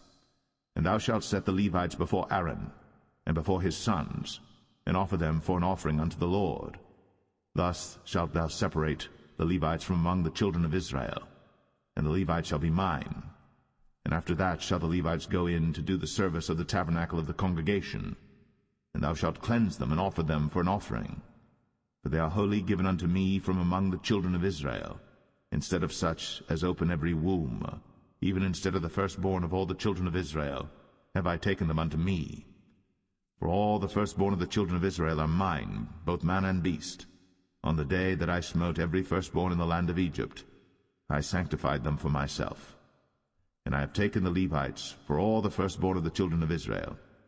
And I have given the Levites as a gift to Aaron and to his sons from among the children of Israel, to do the service of the children of Israel in the tabernacle of the congregation, and to make an atonement for the children of Israel, that there be no plague among the children of Israel, when the children of Israel come nigh unto the sanctuary. And Moses and Aaron and all the congregation of the children of Israel did to the Levites according unto all that the Lord commanded Moses concerning the Levites. So did the children of Israel unto them. And the Levites were purified, and they washed their clothes, and Aaron offered them as an offering before the Lord. And Aaron made an atonement for them to cleanse them. And after that went the Levites in to do their service in the tabernacle of the congregation before Aaron and before his sons, as the Lord had commanded Moses concerning the Levites, so did they unto them. And the Lord spake unto Moses, saying, This is it that belongeth unto the Levites.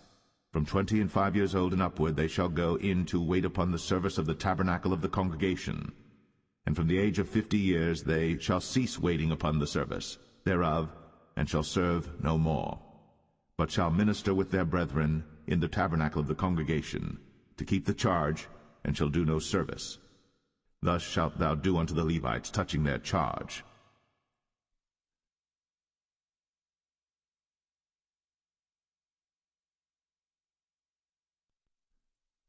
Numbers 9. And the Lord spake unto Moses in the wilderness of Sinai, in the first month of the 2nd year, after they were come out of the land of Egypt, saying, Let the children of Israel also keep the Passover at his appointed season. In the 14th day of this month, at even, ye shall keep it in his appointed season, according to all the rites of it, and according to all the ceremonies thereof shall ye keep it. And Moses spake unto the children of Israel, that they should keep the Passover.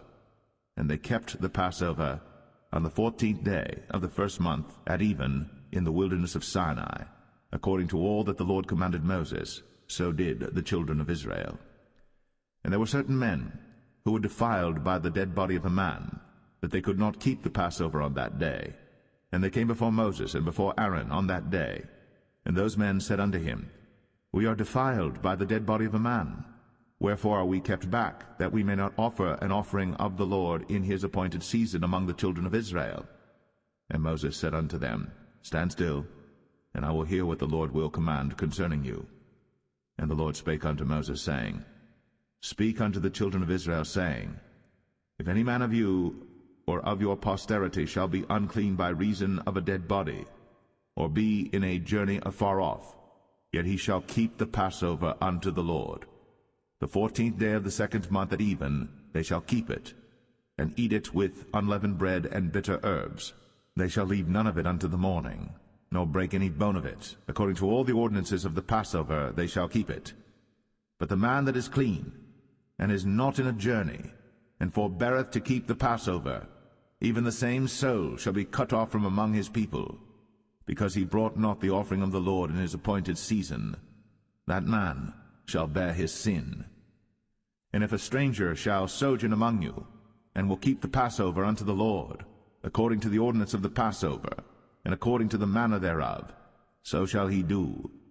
Ye shall have one ordinance, both for the stranger and for him that was born in the land. And on the day that the tabernacle was reared up, the cloud covered the tabernacle, namely the tent of the testimony.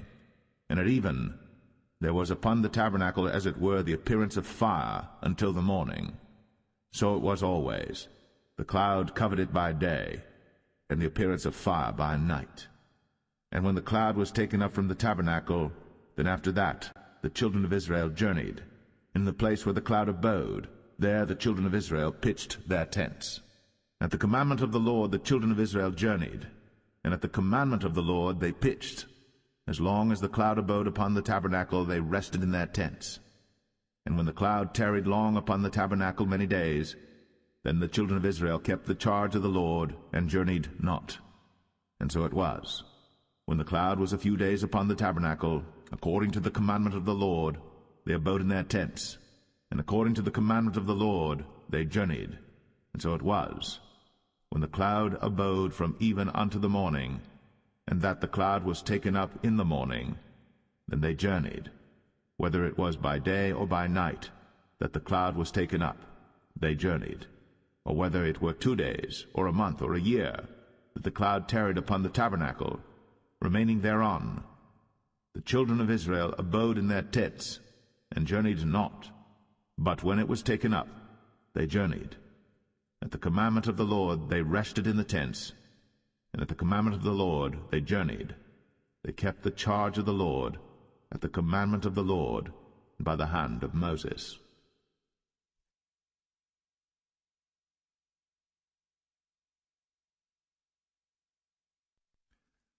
Numbers 10. And the Lord spake unto Moses, saying, Make thee 2 trumpets of silver, of a whole piece shalt thou make them, that thou mayest use them for the calling of the assembly, and for the journeying of the camps. And when they shall blow with them, all the assembly shall assemble themselves to thee at the door of the tabernacle of the congregation. And if they blow but with one trumpet, then the princes, which are heads of the thousands of Israel, shall gather themselves unto thee. When ye blow an alarm, then the camps that lie on the east parts shall go forward. When ye blow an alarm the second time, then the camps that lie on the south side shall take their journey. They shall blow an alarm for their journeys. But when the congregation is to be gathered together, ye shall blow, but ye shall not sound an alarm. And the sons of Aaron the priests shall blow with the trumpets, and they shall be to you for an ordinance forever throughout your generations. And if ye go to war in your land against the enemy that oppresseth you, then ye shall blow an alarm with the trumpets, and ye shall be remembered before the Lord your God, and ye shall be saved from your enemies. Also in the day of your gladness, and in your solemn days, in the beginnings of your months, ye shall blow with the trumpets over your burnt offerings, and over the sacrifices of your peace offerings, that they may be to you for a memorial before your God. I am the Lord your God. And it came to pass on the 20th day of the second month, in the second year, that the cloud was taken up from off the tabernacle of the testimony. And the children of Israel took their journeys out of the wilderness of Sinai, and the cloud rested in the wilderness of Paran. And they first took their journey according to the commandment of the Lord by the hand of Moses.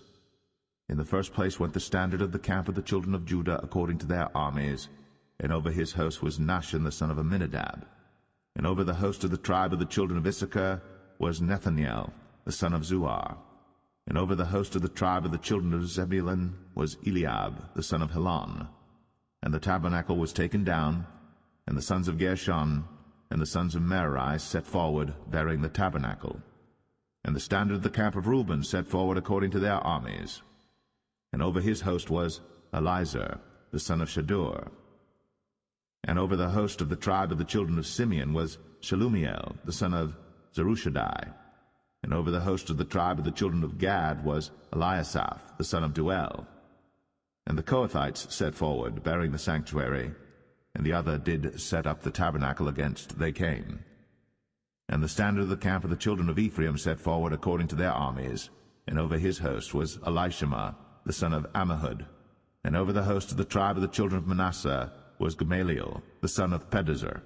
And over the host of the tribe of the children of Benjamin was Abidan the son of Gideoni. And the standard of the camp of the children of Dan set forward, which was the rearward of all the camps throughout their hosts. And over his host was Ahiezer the son of Ammishaddai. And over the host of the tribe of the children of Asher was Pagiel the son of Ochran. And over the host of the tribe of the children of Naphtali was Ahira the son of Enan. Thus were the journeyings of the children of Israel according to their armies, when they set forward. And Moses said unto Hobab the son of Raguel the Midianite, Moses' father-in-law, We are journeying unto the place of which the Lord said, I will give it you. Come thou with us, and we will do thee good. For the Lord hath spoken good concerning Israel. And he said unto him, I will not go, but I will depart to mine own land, and to my kindred. And he said, Leave us not, I pray thee, for as much as thou knowest how we are to encamp in the wilderness, and thou mayest be to us instead of eyes. And it shall be, if thou go with us, yea, it shall be that what goodness the Lord shall do unto us, the same will we do unto thee. And they departed from the mount of the Lord 3 days' journey. And the ark of the covenant of the Lord went before them in the 3 days' journey, to search out a resting place for them. And the cloud of the Lord was upon them by day, when they went out of the camp. And it came to pass, when the ark set forward, that Moses said, Rise up, Lord, and let thine enemies be scattered, and let them that hate thee flee before thee. And when it rested, he said, Return, O Lord, unto the many thousands of Israel.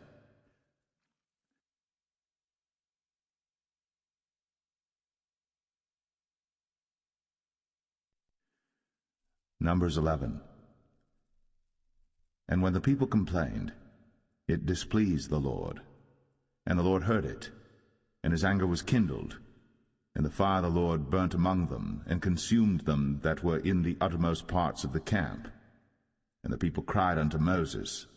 And when Moses prayed unto the Lord, the fire was quenched. And he called the name of the place Taberah, because the fire of the Lord burnt among them. And the mixed multitude that was among them fell a-lusting. And the children of Israel also wept again, and said, Who shall give us flesh to eat? We remember the fish which we did eat in Egypt freely, the cucumbers, and the melons, and the leeks, and the onions, and the garlic. But now our soul is dried away. There is nothing at all beside this manna before our eyes. And the manna was as coriander seed, and the color thereof as the color of bdellium. And the people went about, and gathered it, and ground it in mills, or beat it in a mortar, and baked it in pans, and made cakes of it. And the taste of it was as the taste of fresh oil. And when the dew fell upon the camp in the night, the manna fell upon it. Then Moses heard the people weep throughout their families, every man in the door of his tent. And the anger of the Lord was kindled greatly. Moses also was displeased. And Moses said unto the Lord, Wherefore hast thou afflicted thy servant? And wherefore have I not found favor in thy sight, that thou layest the burden of all this people upon me? Have I conceived all this people? Have I begotten them, that thou shouldst say unto me, Carry them in thy bosom, as a nursing father beareth the sucking child, unto the land which thou swarest unto their fathers? Whence should I have flesh to give unto all this people? For they weep unto me, saying, Give us flesh, that we may eat. I am not able to bear all this people alone, because it is too heavy for me. And if thou deal thus with me, kill me, I pray thee, out of hand, if I have found favor in thy sight, and let me not see my wretchedness. And the Lord said unto Moses, Gather unto me 70 men of the elders of Israel, whom thou knowest to be the elders of the people, and officers over them, and bring them unto the tabernacle of the congregation, that they may stand there with thee. And I will come down and talk with thee there. And I will take of the Spirit which is upon thee, and will put it upon them, and they shall bear the burden of the people with thee, that thou bear it not thyself alone. And say thou unto the people, Sanctify yourselves against tomorrow, and ye shall eat flesh. For ye have wept in the ears of the Lord, saying, Who shall give us flesh to eat? For it was well with us in Egypt. Therefore the Lord will give you flesh, and ye shall eat. Ye shall not eat 1 day, nor 2 days, nor 5 days, neither 10 days, nor 20 days, but even a whole month, until it come out at your nostrils, and it be loathsome unto you, because that ye have despised the Lord which is among you, and have wept before him, saying, Why came we forth out of Egypt? And Moses said, The people among whom I am are 600,000 footmen, and thou hast said, I will give them flesh, that they may eat a whole month. Shall the flocks and the herds be slain for them to suffice them? Or shall all the fish of the sea be gathered together for them to suffice them? And the Lord said unto Moses, Is the Lord's hand waxed short? Thou shalt see now whether my word shall come to pass unto thee or not. And Moses went out, and told the people the words of the Lord, and gathered the 70 men of the elders of the people, and set them round about the tabernacle. And the Lord came down in a cloud, and spake unto him, and took of the Spirit that was upon him, and gave it unto the 70 elders. And it came to pass that, when the Spirit rested upon them, they prophesied, and did not cease. But there remained 2 of the men in the camp. The name of the one was Eldad, and the name of the other Medad. And the Spirit rested upon them, and they were of them that were written, but went not out unto the tabernacle, and they prophesied in the camp. And there ran a young man, and told Moses, and said, Eldad and Medad do prophesy in the camp. And Joshua the son of Nun, the servant of Moses, one of his young men, answered and said, My lord Moses, forbid them. And Moses said unto him, Enviest thou for my sake? Would God that all the Lord's people were prophets, and that the Lord would put his Spirit upon them. And Moses gat him into the camp, he and the elders of Israel. And there went forth a wind from the Lord, and brought quails from the sea, and let them fall by the camp, as it were a day's journey on this side, and as it were a day's journey on the other side, round about the camp, and as it were 2 cubits high upon the face of the earth. And the people stood up all that day, and all that night, and all the next day, And they gathered the quails. He that gathered least gathered 10 homers. And they spread them all abroad for themselves round about the camp. And while the flesh was yet between their teeth, ere it was chewed, the wrath of the Lord was kindled against the people, and the Lord smote the people with a very great plague. And he called the name of that place Kibroth Hattaavah, because there they buried the people that lusted. And the people journeyed from Kibroth Hattaavah unto Hazeroth, and abode at Hazeroth.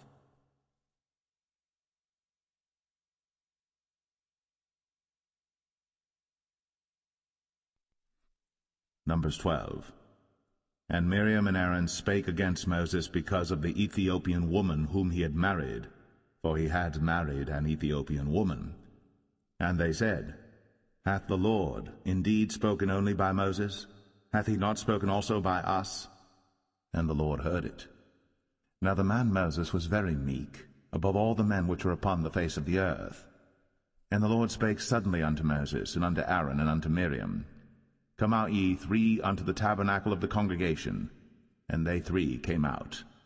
And the Lord came down in the pillar of the cloud, and stood in the door of the tabernacle, and called Aaron and Miriam, and they both came forth. And he said, Hear now my words.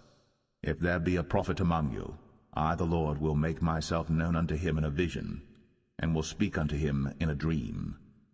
My servant Moses is not so, who is faithful in all mine house.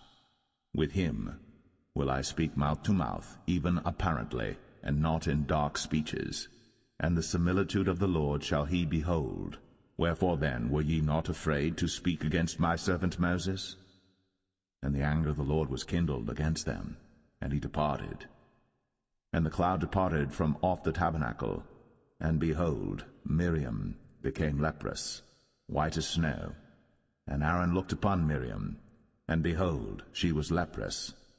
And Aaron said unto Moses, Alas, my Lord, I beseech thee, lay not the sin upon us, wherein we have done foolishly, and wherein we have sinned. Let her not be as one dead, of whom the flesh is half consumed, when he cometh out of his mother's womb. And Moses cried unto the Lord, saying, Heal her now, O God, I beseech thee. And the Lord said unto Moses, If her father had but spit in her face, should she not be ashamed 7 days? Let her be shut out from the camp 7 days, and after that let her be received in again. And Miriam was shut out from the camp 7 days. And the people journeyed not till Miriam was brought in again. And afterward the people removed from Hazeroth, and pitched in the wilderness of Paran.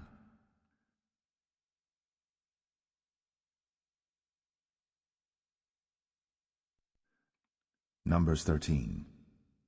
And the Lord spake unto Moses, saying, Send thou men, that they may search the land of Canaan, which I give unto the children of Israel. Of every tribe of their fathers shall ye send a man, every one a ruler among them.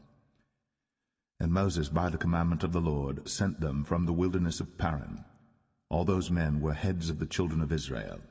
And these were their names: of the tribe of Reuben, Shammua the son of Zakur; of the tribe of Simeon, Shaphat the son of Ori; of the tribe of Judah, Caleb the son of Jephunneh; of the tribe of Issachar, Igal the son of Joseph; of the tribe of Ephraim, Hoshea the son of Nun; of the tribe of Benjamin, Paltai the son of Raphu; of the tribe of Zebulun, Gadiel the son of Sodai; of the tribe of Joseph, namely of the tribe of Manasseh, Gadai the son of Susai; of the tribe of Dan, Amiel the son of Gamaliel; of the tribe of Asher, Sethar the son of Michael; of the tribe of Naphtali, Nabai the son of Vosai; of the tribe of Gad, Geuel the son of Machi.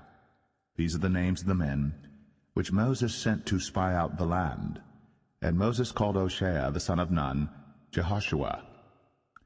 And Moses sent them to spy out the land of Canaan, and said unto them, Get you up this way southward, and go up into the mountain, and see the land what it is, and the people that dwelleth therein, whether they be strong or weak, few or many, and what the land is that they dwell in, whether it be good or bad, and what cities they be that they dwell in, whether in tents or in strongholds, and what the land is, whether it be fat or lean, whether there be wood therein or not, and be ye of good courage, and bring of the fruit of the land. Now the time was the time of the first ripe grapes. So they went up and searched the land from the wilderness of Zin unto Rehob, as men come to Hamath. And they ascended by the south, and came unto Hebron, where Ahiman, Sheshai, and Talmai, the children of Anak, were. Now Hebron was built 7 years before Zoan in Egypt. And they came unto the brook of Eshcol, and cut down from thence a branch, with one cluster of grapes, and they bare it between two upon a staff. And they brought of the pomegranates and of the figs. The place was called the brook Eshcol, because of the cluster of grapes which the children of Israel cut down from thence. And they returned from searching of the land after 40 days.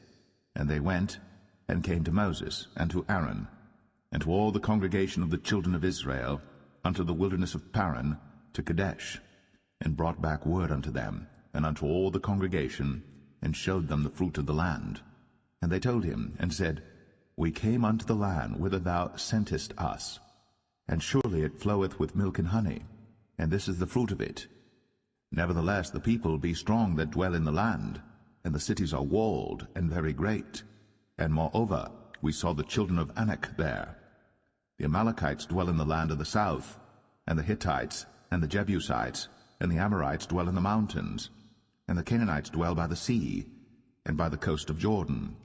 And Caleb stilled the people before Moses, and said, Let us go up at once, and possess it, for we are well able to overcome it. But the men that went up with him said, We be not able to go up against the people, for they are stronger than we. And they brought up an evil report of the land, which they had searched unto the children of Israel, saying, The land, through which we have gone to search it, is a land that eateth up the inhabitants thereof, and all the people that we saw in it are men of a great stature. And there we saw the giants, the sons of Anak, which come of the giants. And we were in our own sight as grasshoppers, and so we were in their sight.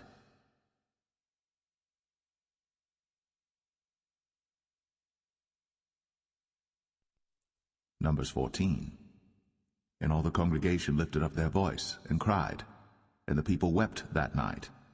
And all the children of Israel murmured against Moses, and against Aaron. And the whole congregation said unto them, Would God that we had died in the land of Egypt, or would God we had died in this wilderness? And wherefore hath the Lord brought us unto this land, to fall by the sword, that our wives and our children should be a prey? Were it not better for us to return into Egypt? And they said one to another, Let us make a captain, and let us return into Egypt. Then Moses and Aaron fell on their faces before all the assembly of the congregation of the children of Israel. And Joshua, the son of Nun, and Caleb, the son of Jephunneh, which were of them that searched the land, rent their clothes. And they spake unto all the company of the children of Israel, saying, The land, which we passed through to search it, is an exceeding good land. If the Lord delight in us, then he will bring us into this land, and give it us, a land which floweth with milk and honey. Only rebel not ye against the Lord, neither fear ye the people of the land, for they are bread for us. Their defense is departed from them, and the Lord is with us. Fear them not. But all the congregation bade stone them with stones. And the glory of the Lord appeared in the tabernacle of the congregation before all the children of Israel. And the Lord said unto Moses, How long will this people provoke me? And how long will it be ere they believe me, for all the signs which I have shown among them? I will smite them with the pestilence, and disinherit them, and will make of thee a greater nation, and mightier than they. And Moses said unto the Lord, Then the Egyptians shall hear it, for thou broughtest up this people in thy might from among them, and they will tell it to the inhabitants of this land. For they have heard that thou, Lord, art among this people, that thou, Lord, art seen face to face, and that thy cloud standeth over them, and that thou goest before them by daytime in a pillar of a cloud, and in a pillar of fire by night. Now if thou shalt kill all this people as one man, then the nations which have heard the fame of thee will speak, saying, Because the Lord was not able to bring this people into the land which he sware unto them, therefore he hath slain them in the wilderness. And now I beseech thee, let the power of my Lord be great, according as thou hast spoken, saying, The Lord is long-suffering, and of great mercy, forgiving iniquity and transgression, and by no means clearing the guilty, visiting the iniquity of the fathers upon the children unto the third and fourth generation. Pardon, I beseech thee, the iniquity of this people according unto the greatness of thy mercy, and as thou hast forgiven this people from Egypt even until now. And the Lord said, I have pardoned according to thy word. But as truly as I live, all the earth shall be filled with the glory of the Lord, because all those men which have seen my glory and my miracles, which I did in Egypt and in the wilderness, and have tempted me now these 10 times, and have not hearkened to my voice, surely they shall not see the land which I swear unto their fathers, neither shall any of them that provoked me see it. But my servant Caleb, because he had another spirit with him, and hath followed me fully, him will I bring into the land whereinto he went, and his seed shall possess it. Now the Amalekites and the Canaanites dwelt in the valley. Tomorrow turn you and get you into the wilderness by the way of the Red Sea. And the Lord spake unto Moses and unto Aaron, saying, How long shall I bear with this evil congregation, which murmur against me? I have heard the murmurings of the children of Israel, which they murmur against me. Say unto them, As truly as I live, saith the Lord, as ye have spoken in mine ears, so will I do to you. Your carcasses shall fall in this wilderness, and all that were numbered of you according to your whole number, from 20 years old and upward, which have murmured against me. Doubtless ye shall not come into the land, concerning which I swear to make you dwell therein, save Caleb the son of Jephunneh, and Joshua the son of Nun. But your little ones, which he said should be a prey, them will I bring in, and they shall know the land which ye have despised. But as for you, your carcasses, they shall fall in this wilderness, and your children shall wander in the wilderness 40 years, and bear your whoredoms until your carcasses be wasted in the wilderness. After the number of the days in which ye searched the land, even 40 days, each day for a year, shall ye bear your iniquities, even 40 years, and ye shall know my breach of promise. I the Lord have said, I will surely do it unto all this evil congregation that are gathered together against me. In this wilderness they shall be consumed, and there they shall die. And the men which Moses sent to search the land, who returned, and made all the congregation to murmur against him by bringing up a slander upon the land, even those men that did bring up the evil report upon the land, died by the plague before the Lord. But Joshua the son of Nun, and Caleb the son of Jephunneh, which were of the men that went to search the land, lived still. And Moses told these sayings unto all the children of Israel, and the people mourned greatly. And they rose up early in the morning, and gat them up into the top of the mountain, saying, Lo, we be here, and will go up unto the place which the Lord hath promised, for we have sinned. And Moses said, Wherefore now do ye transgress the commandment of the Lord? But it shall not prosper. Go not up, for the Lord is not among you, that ye be not smitten before your enemies. For the Amalekites and the Canaanites are there before you, and ye shall fall by the sword, because ye are turned away from the Lord. Therefore the Lord will not be with you. But they presumed to go up unto the hilltop. Nevertheless the ark of the covenant of the Lord and Moses departed not out of the camp. Then the Amalekites came down, and the Canaanites which dwelt in that hill, and smote them, and discomfited them, even unto Hormah.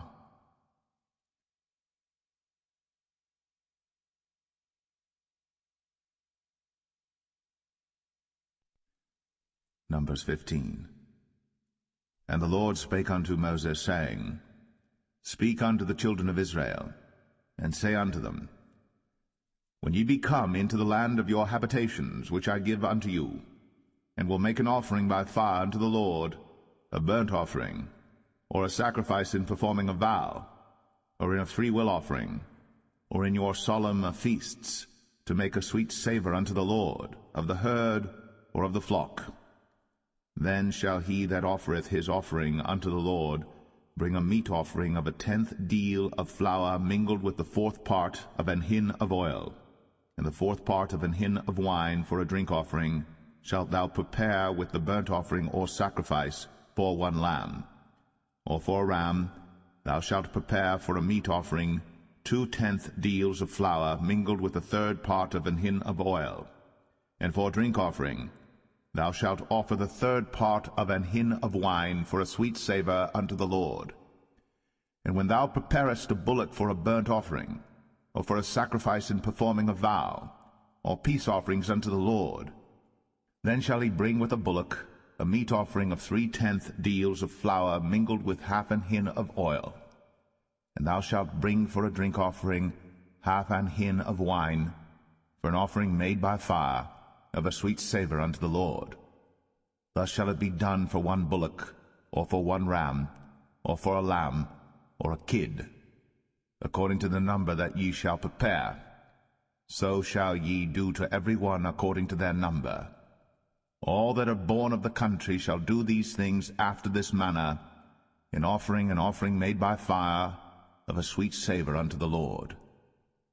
And if a stranger sojourn with you, or whosoever be among you in your generations, and will offer an offering made by fire, of a sweet savour unto the Lord, as ye do, so he shall do. 1 ordinance shall be both for you of the congregation, and also for the stranger that sojourneth with you, an ordinance for ever in your generations, as ye are, so shall the stranger be before the Lord. 1 law and 1 manner shall be for you, and for the stranger that sojourneth with you.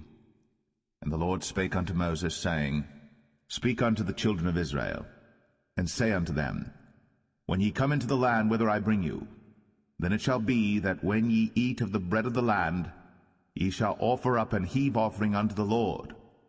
Ye shall offer up a cake of the first of your dough for an heave offering. As ye do the heave offering of the threshing floor, so shall ye heave it. Of the first of your dough ye shall give unto the Lord an heave offering in your generations.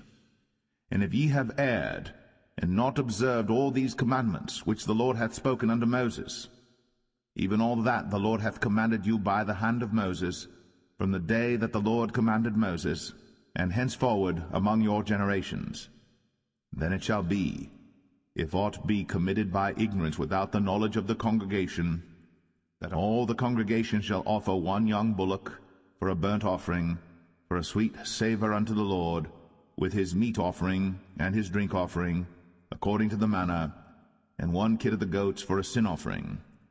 And the priest shall make an atonement for all the congregation of the children of Israel, and shall be forgiven them, for it is ignorance. And they shall bring their offering, a sacrifice made by fire unto the Lord, and their sin offering before the Lord, for their ignorance. And it shall be forgiven all the congregation of the children of Israel, and the stranger that sojourneth among them, seeing all the people were in ignorance. And if any soul sin through ignorance, then he shall bring a she-goat of the first year for sin offering, and the priest shall make an atonement for the soul that sinneth ignorantly. When he sinneth by ignorance before the Lord, to make an atonement for him, and it shall be forgiven him. Ye shall have 1 law for him that sinneth through ignorance, both for him that is born among the children of Israel, and for the stranger that sojourneth among them.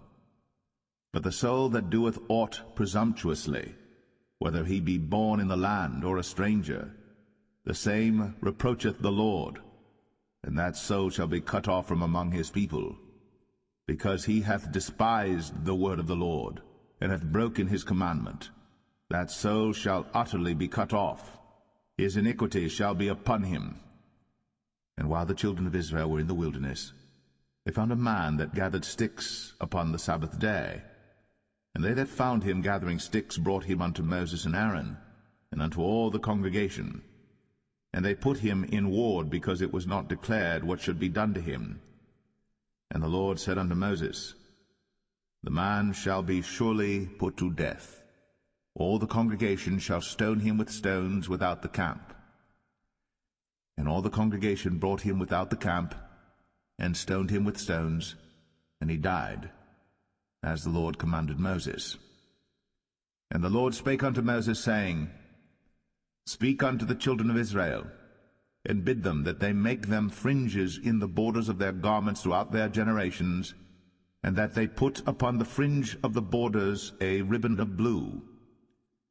And it shall be unto you for a fringe, that ye may look upon it, and remember all the commandments of the Lord, and do them, and that ye seek not after your own heart and your own eyes, after which ye used to go a-whoring, that ye may remember and do all my commandments, and be holy unto your God.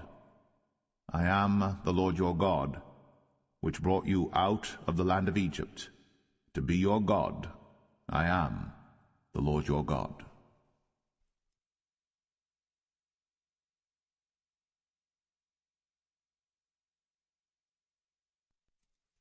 Numbers 16. Now Korah the son of Izhar, the son of Kohath, the son of Levi, and Dathan and Abiram, the sons of Eliab, and On the son of Paulett, sons of Reuben, took men. And they rose up before Moses with certain of the children of Israel, 250 princes of the assembly, famous in the congregation, men of renown.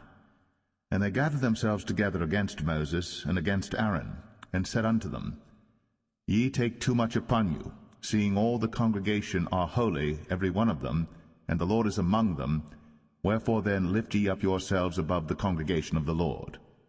And when Moses heard it, he fell upon his face. And he spake unto Korah and unto all his company, saying, Even tomorrow the Lord will show who are his, and who is holy, and will cause him to come near unto him. Even him whom he hath chosen will he cause to come near unto him. This do, take your censers, Korah, and all his company, and put fire therein, and put incense in them before the Lord tomorrow.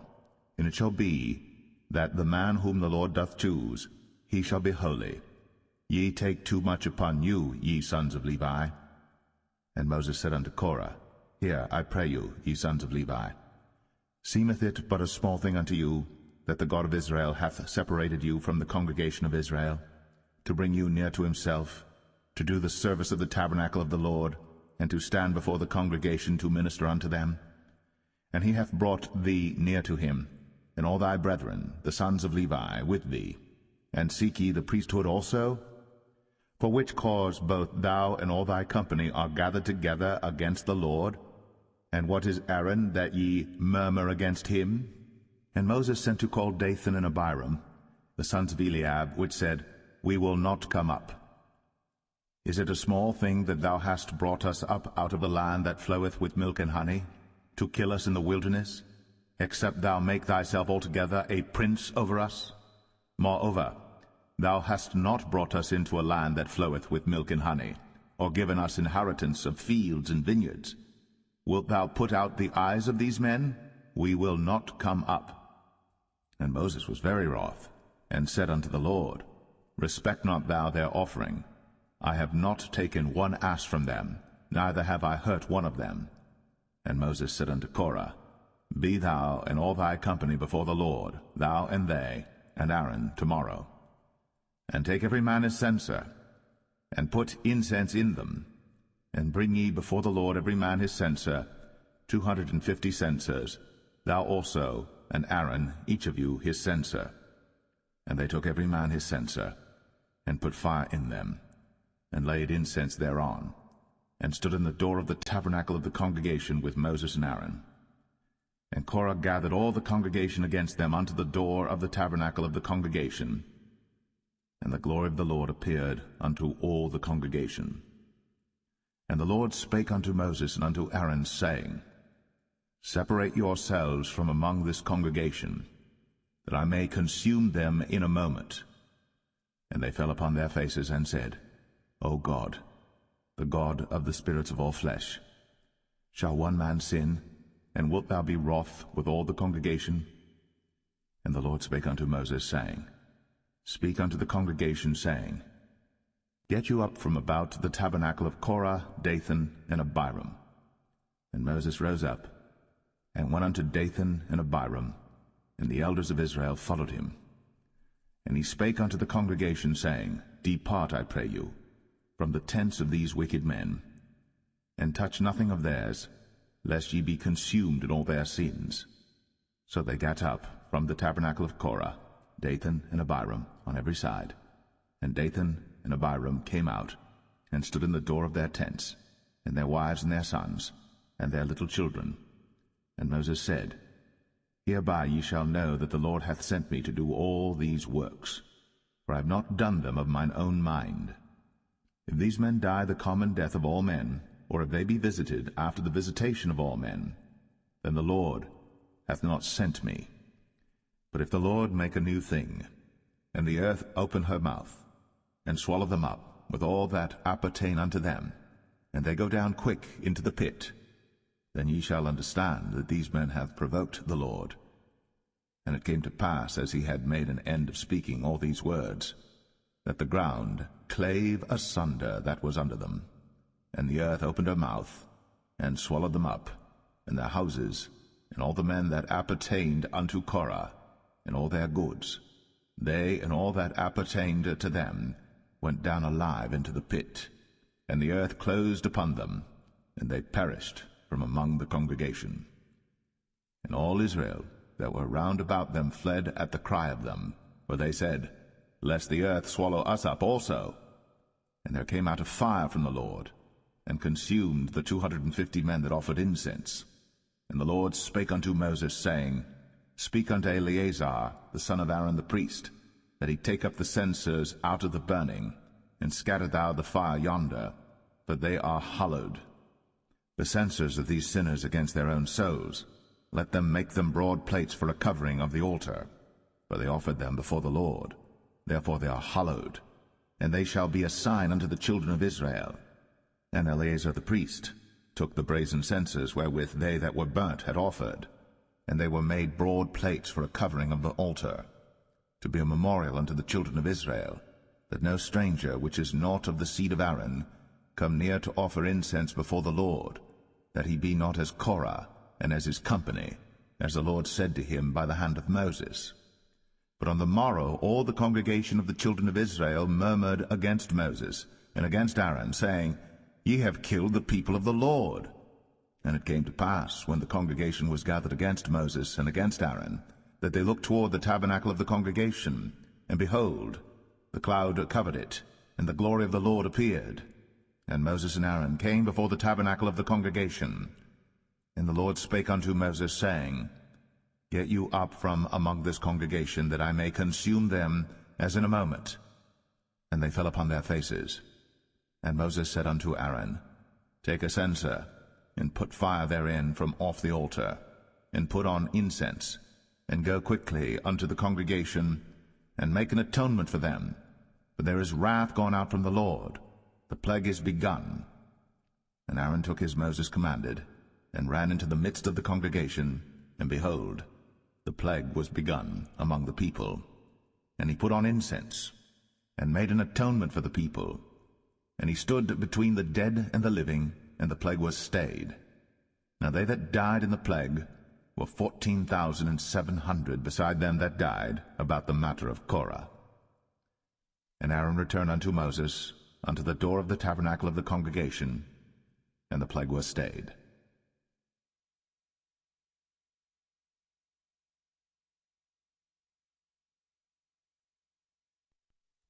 Number 17.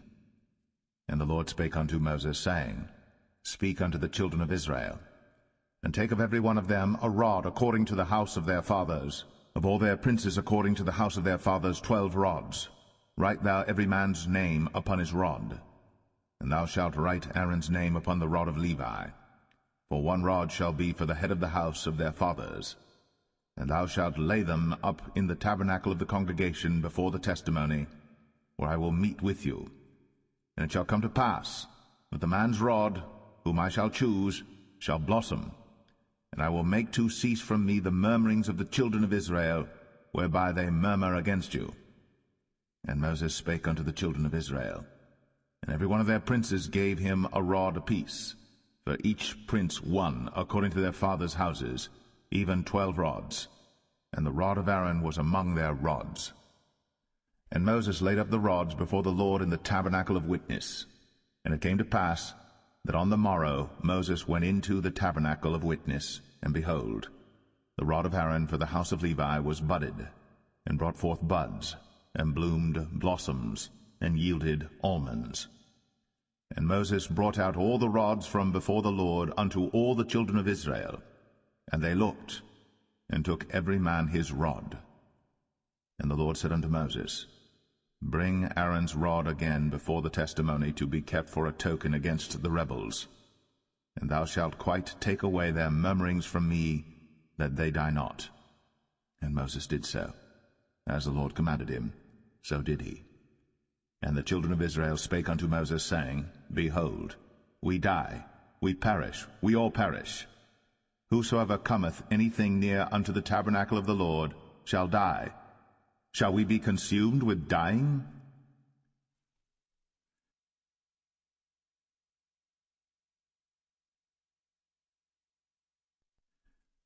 Numbers 18. And the Lord said unto Aaron, Thou and thy sons, and thy father's house with thee shall bear the iniquity of the sanctuary, and thou and thy sons with thee shall bear the iniquity of your priesthood. And thy brethren also of the tribe of Levi, the tribe of thy father, bring thou with thee, that they may be joined unto thee, and minister unto thee. But thou and thy sons with thee shall minister before the tabernacle of witness. And they shall keep thy charge, and the charge of all the tabernacle. Only they shall not come nigh the vessels of the sanctuary and the altar, that neither they nor ye also die. And they shall be joined unto thee, and keep the charge of the tabernacle of the congregation, for all the service of the tabernacle. And a stranger shall not come nigh unto you.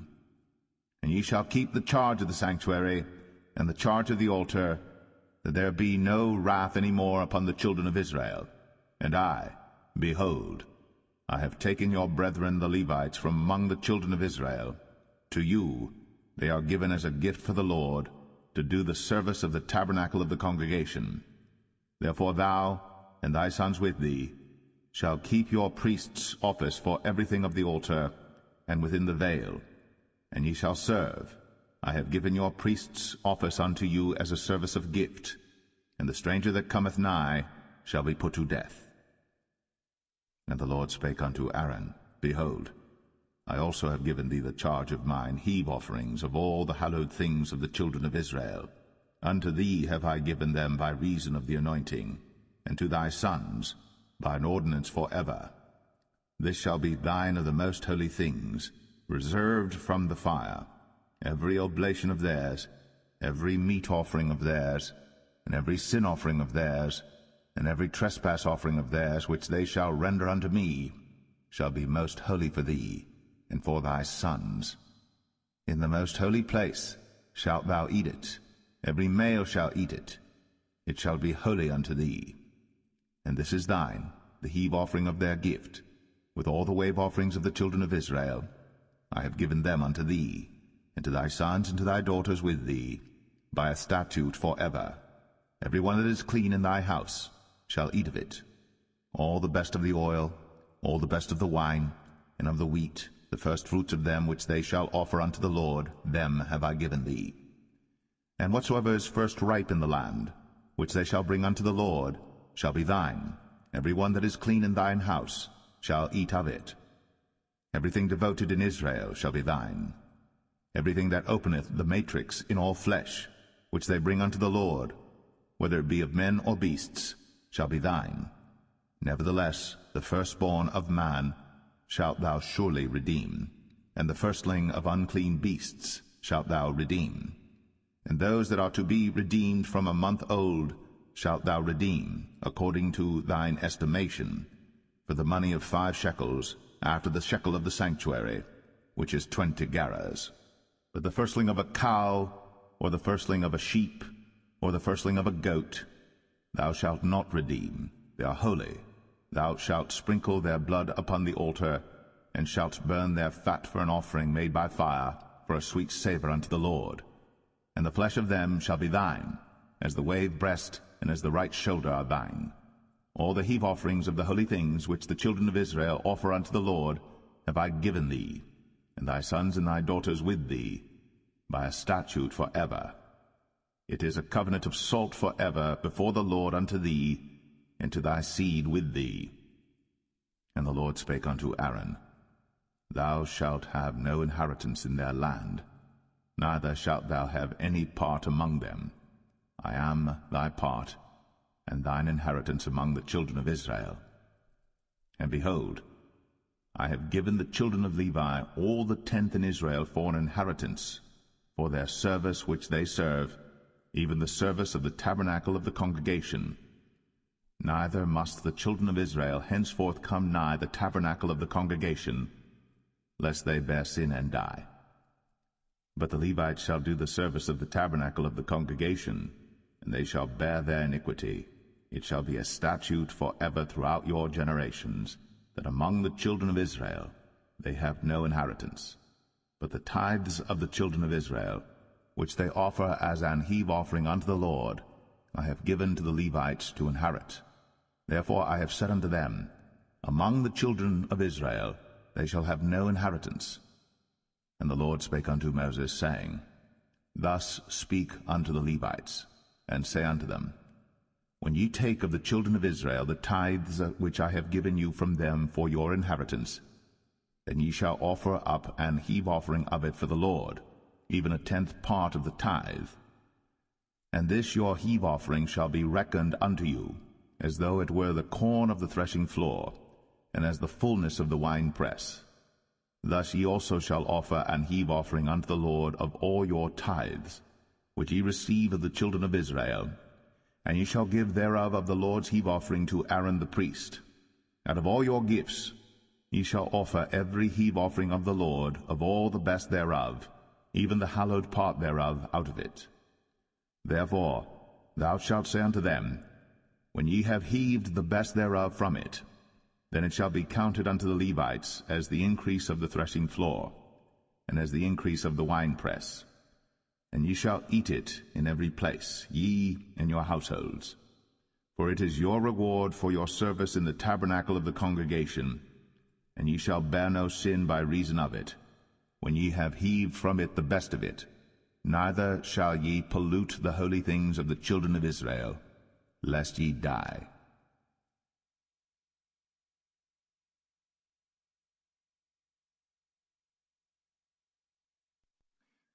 Numbers 19. And the Lord spake unto Moses and unto Aaron, saying, This is the ordinance of the law which the Lord hath commanded, saying, Speak unto the children of Israel, that they bring thee a red heifer without spot, wherein is no blemish, and upon which never came yoke. And ye shall give her unto Eleazar the priest, that he may bring her forth without the camp, and one shall slay her before his face.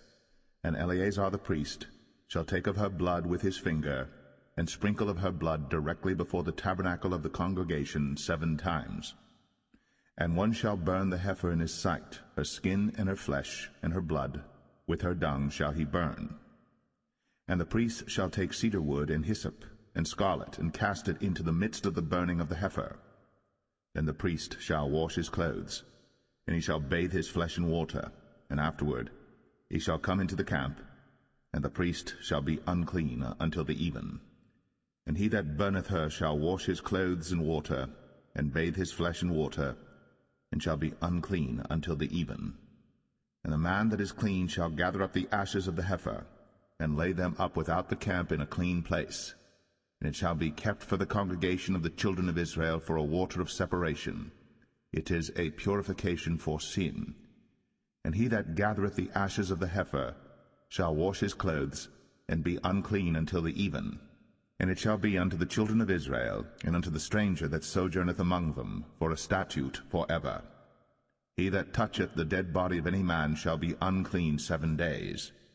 He shall purify himself with it on the 3rd day, and on the 7th day he shall be clean. But if he purify not himself the 3rd day, then the 7th day he shall not be clean.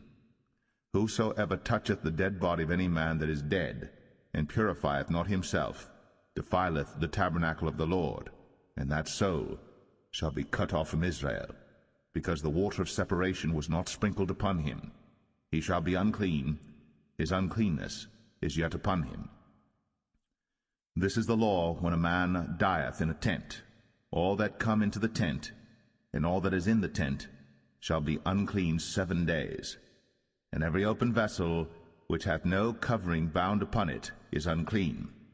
And whosoever toucheth one that is slain with a sword in the open fields, or a dead body, or a bone of a man, or a grave, shall be unclean 7 days.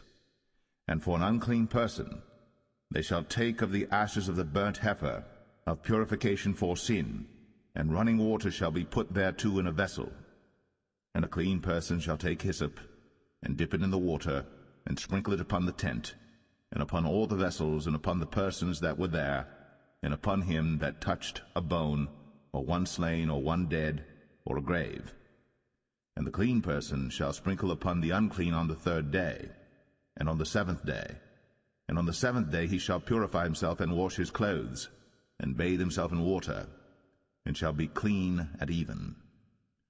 But the man that shall be unclean, and shall not purify himself, that soul shall be cut off from among the congregation, because he hath defiled the sanctuary of the Lord. The water of separation hath not been sprinkled upon him. He is unclean. And it shall be a perpetual statute unto them, that he that sprinkleth the water of separation shall wash his clothes, and he that toucheth the water of separation shall be unclean until even. And whatsoever the unclean person toucheth shall be unclean, and the soul that toucheth it shall be unclean until even.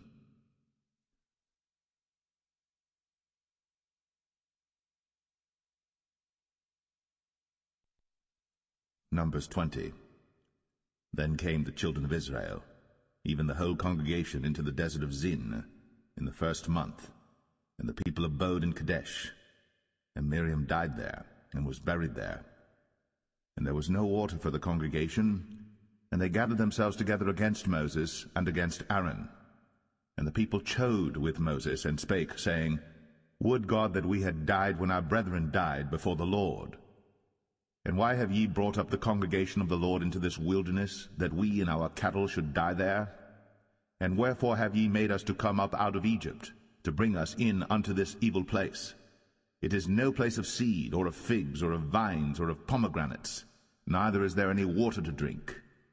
Then Moses and Aaron went from the presence of the assembly unto the door of the tabernacle of the congregation, and they fell upon their faces, and the glory of the Lord appeared unto them. And the Lord spake unto Moses, saying, Take the rod, and gather thou the assembly together, thou and Aaron thy brother, and speak ye unto the rock before their eyes, and it shall give forth his water. And thou shalt bring forth to them water out of the rock, so thou shalt give the congregation and their beasts drink. And Moses took the rod from before the Lord, as he commanded him. And Moses and Aaron gathered the congregation together before the rock, and he said unto them, Hear now, ye rebels, must we fetch you water out of this rock? And Moses lifted up his hand, and with his rod he smote the rock twice, and the water came out abundantly, and the congregation drank, and their beasts also. And the Lord spake unto Moses and Aaron, Because ye believed me not, to sanctify me in the eyes of the children of Israel, therefore ye shall not bring this congregation into the land which I have given them. This is the water of Meribah, because the children of Israel strove with the Lord, and he was sanctified in them. And Moses sent messengers from Kadesh unto the king of Edom. Thus saith thy brother Israel, Thou knowest all the travail that hath befallen us, how our fathers went down into Egypt. And we have dwelt in Egypt a long time, and the Egyptians vexed us and our fathers. And when we cried unto the Lord, he heard our voice, and sent an angel, and hath brought us forth out of Egypt. And behold, we are in Kadesh, a city in the uttermost of thy border. Let us pass, I pray thee, through thy country. We will not pass through the fields, or through the vineyards, neither will we drink of the water of the wells. We will go by the king's highway. We will not turn to the right hand, nor to the left, until we have passed thy borders. And Edom said unto him, Thou shalt not pass by me, lest I come out against thee with the sword. And the children of Israel said unto him, We will go by the highway, and if I and my cattle drink of thy water, then I will pay for it. I will only, without doing anything else, go through on my feet. And he said, Thou shalt not go through. And Edom came out against him with much people, and with a strong hand. Thus Edom refused to give Israel passage through his border. Wherefore Israel turned away from him. And the children of Israel, even the whole congregation, journeyed from Kadesh, and came unto Mount Or. And the Lord spake unto Moses and Aaron in Mount Or, by the coast of the land of Edom, saying, Aaron shall be gathered unto his people, for he shall not enter into the land which I have given unto the children of Israel, because ye rebelled against my word at the water of Meribah. Take Aaron and Eleazar his son, and bring them up unto Mount Or, and strip Aaron of his garments, and put them upon Eleazar his son, and Aaron shall be gathered unto his people, and shall die there. And Moses did as the Lord commanded. And they went up into Mount Or in the sight of all the congregation. And Moses stripped Aaron of his garments, and put them upon Eleazar his son. And Aaron died there in the top of the mount. And Moses and Eleazar came down from the mount. And when all the congregation saw that Aaron was dead, they mourned for Aaron 30 days, even all the house of Israel.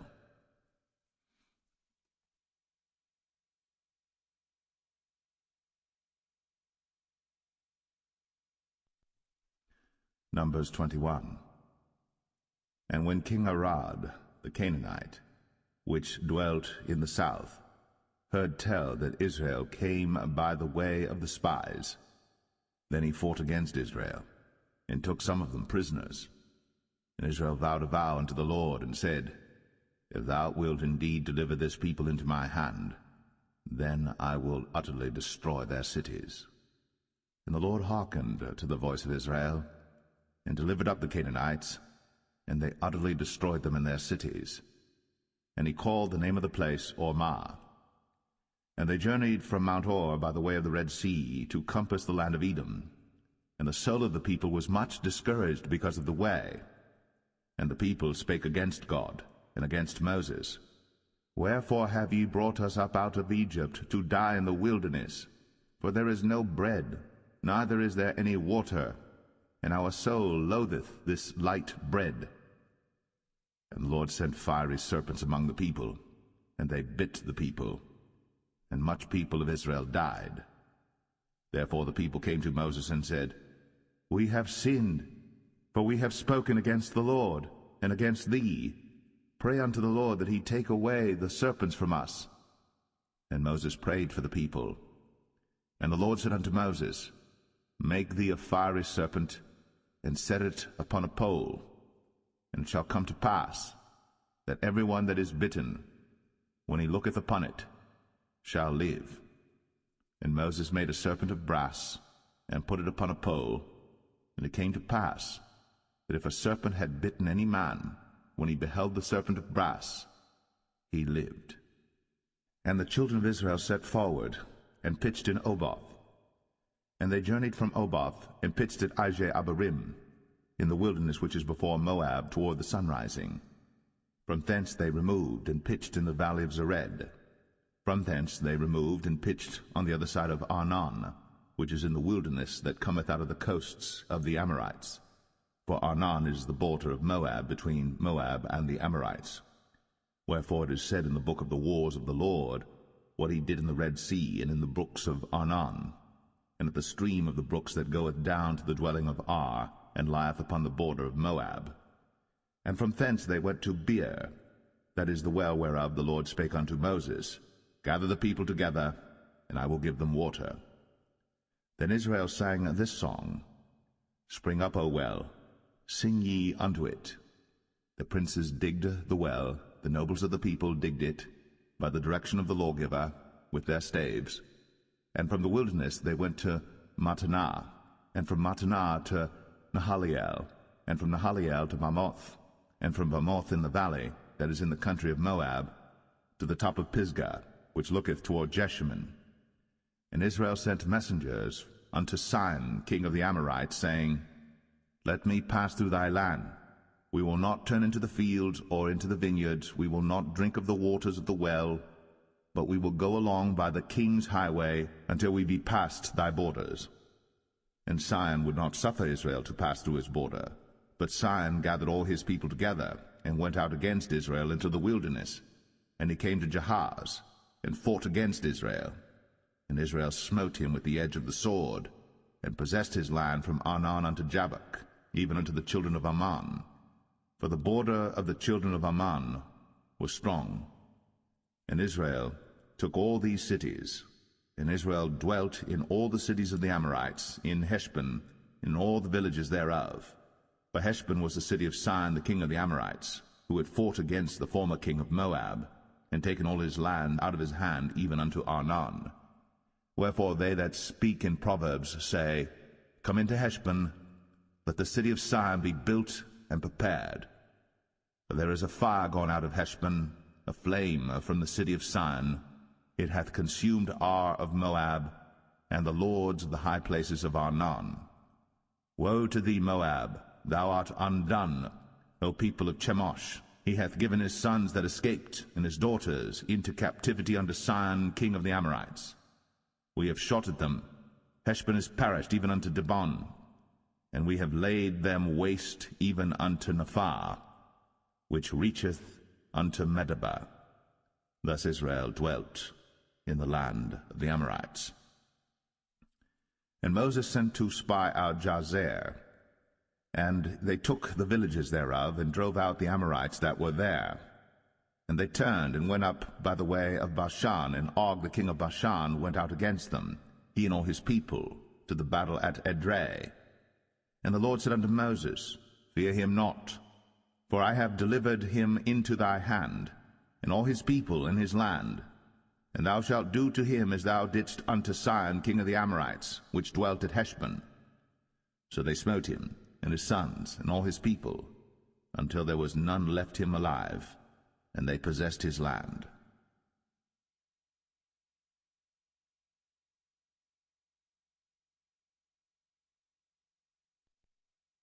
Numbers 22. And the children of Israel set forward, and pitched in the plains of Moab, on this side Jordan, by Jericho. And Balak the son of Zippor saw all that Israel had done to the Amorites. And Moab was sore afraid of the people, because they were many. And Moab was distressed because of the children of Israel. And Moab said unto the elders of Midian, Now shall this company lick up all that are round about us, as the ox licketh up the grass of the field. And Balak the son of Zippor was king of the Moabites at that time. He sent messengers, therefore, unto Balaam the son of Beor to Pethor, which is by the river of the land of the children of his people, to call him, saying, Behold, there is a people come out from Egypt. Behold, they cover the face of the earth, and they abide over against me. Come now, therefore, I pray thee, curse me this people, for they are too mighty for me. Peradventure I shall prevail, that we may smite them, and that I may drive them out of the land. For I wot that he whom thou blessest is blessed, and he whom thou cursest is cursed. And the elders of Moab and the elders of Midian departed with the rewards of divination in their hand. And they came unto Balaam, and spake unto him the words of Balak. And he said unto them, Lodge here this night, and I will bring you word again, as the Lord shall speak unto me. And the princes of Moab abode with Balaam. And God came unto Balaam, and said, What men are these with thee? And Balaam said unto God, Balak the son of Zippor, king of Moab, hath sent unto me, saying, Behold, there is a people come out of Egypt, which covereth the face of the earth. Come now, curse me them. Peradventure I shall be able to overcome them, and drive them out. And God said unto Balaam, thou shalt not go with them. Thou shalt not curse the people, for they are blessed. And Balaam rose up in the morning, and said unto the princes of Balak, Get you into your land, for the Lord refuseth to give me leave to go with you. And the princes of Moab rose up, and they went unto Balak, and said, Balaam refuseth to come with us. And Balak sent yet again princes, more and more honorable than they. And they came to Balaam, and said to him, Thus saith Balak the son of Zippor, Let nothing, I pray thee, hinder thee from coming unto me. For I will promote thee unto very great honor, and I will do whatsoever thou sayest unto me. Come therefore, I pray thee, curse me this people. And Balaam answered and said unto the servants of Balak, If Balak would give me his house full of silver and gold, I cannot go beyond the word of the Lord my God to do less or more. Now therefore I pray you, tarry ye also here this night, that I may know what the Lord will say unto me more. And God came unto Balaam at night, and said unto him, If the men come to call thee, rise up and go with them. But yet the word which I shall say unto thee, that shalt thou do. And Balaam rose up in the morning, and saddled his ass, and went with the princes of Moab. And God's anger was kindled because he went. And the angel of the Lord stood in the way for an adversary against him. Now he was riding upon his ass, and his 2 servants were with him. And the ass saw the angel of the Lord standing in the way, and his sword drawn in his hand. And the ass turned aside out of the way, and went into the field. And Balaam smote the ass, to turn her into the way. But the angel of the Lord stood in a path of the vineyards, a wall being on this side, and a wall on that side. And when the ass saw the angel of the Lord, she thrust herself unto the wall, and crushed Balaam's foot against the wall. And he smote her again. And the angel of the Lord went further, and stood in a narrow place, where was no way to turn either to the right hand or to the left. And when the ass saw the angel of the Lord, she fell down under Balaam, and Balaam's anger was kindled, and he smote the ass with a staff. And the Lord opened the mouth of the ass, and she said unto Balaam, What have I done unto thee, that thou hast smitten me these 3 times? And Balaam said unto the ass, Because thou hast mocked me. I would there were a sword in mine hand, for now would I kill thee. And the ass said unto Balaam, Am not I thine ass, upon which thou hast ridden ever since I was thine unto this day? Was I ever wont to do so unto thee? And he said, Nay. Then the Lord opened the eyes of Balaam, and he saw the angel of the Lord standing in the way, and his sword drawn in his hand. And he bowed down his head, and fell flat on his face. And the angel of the Lord said unto him, Wherefore hast thou smitten thine ass these 3 times? Behold, I went out to withstand thee, because thy way is perverse before me. And the ass saw me, and turned from me these 3 times. Unless she had turned from me, surely now also I had slain thee, and saved her alive. And Balaam said unto the angel of the Lord, I have sinned, for I knew not that thou stoodest in the way against me. Now therefore, if it displease thee, I will get me back again. And the angel of the Lord said unto Balaam, Go with the men, but only the word that I shall speak unto thee, that thou shalt speak. So Balaam went with the princes of Balak. And when Balak heard that Balaam was come, he went out to meet him unto a city of Moab, which is in the border of Arnon, which is in the utmost coast. And Balak said unto Balaam, Did I not earnestly send unto thee to call thee? Wherefore camest thou not unto me? Am I not able indeed to promote thee to honor? And Balaam said unto Balak, Lo, I am come unto thee. Have I now any power at all to say anything? The word that God putteth in my mouth, that shall I speak. And Balaam went with Balak, and they came unto Kirjath Uzoth. And Balak offered oxen and sheep, and sent to Balaam, and to the princes that were with him. And it came to pass on the morrow that Balak took Balaam, and brought him up into the high places of Baal, that thence he might see the utmost part of the people.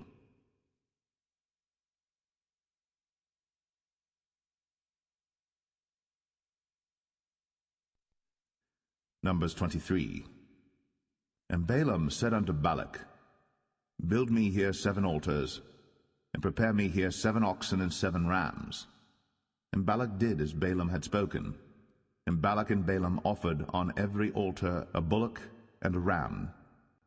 And Balaam said unto Balak, Stand by thy burnt offering, and I will go. Peradventure the Lord will come to meet me, and whatsoever he showeth me, I will tell thee. And he went to an high place.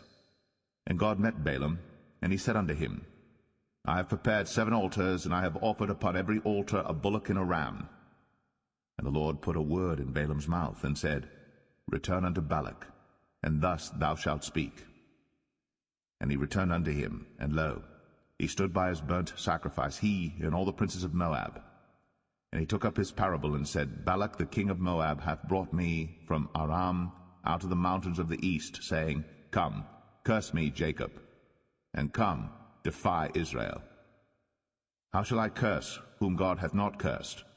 Or how shall I defy whom the Lord hath not defied?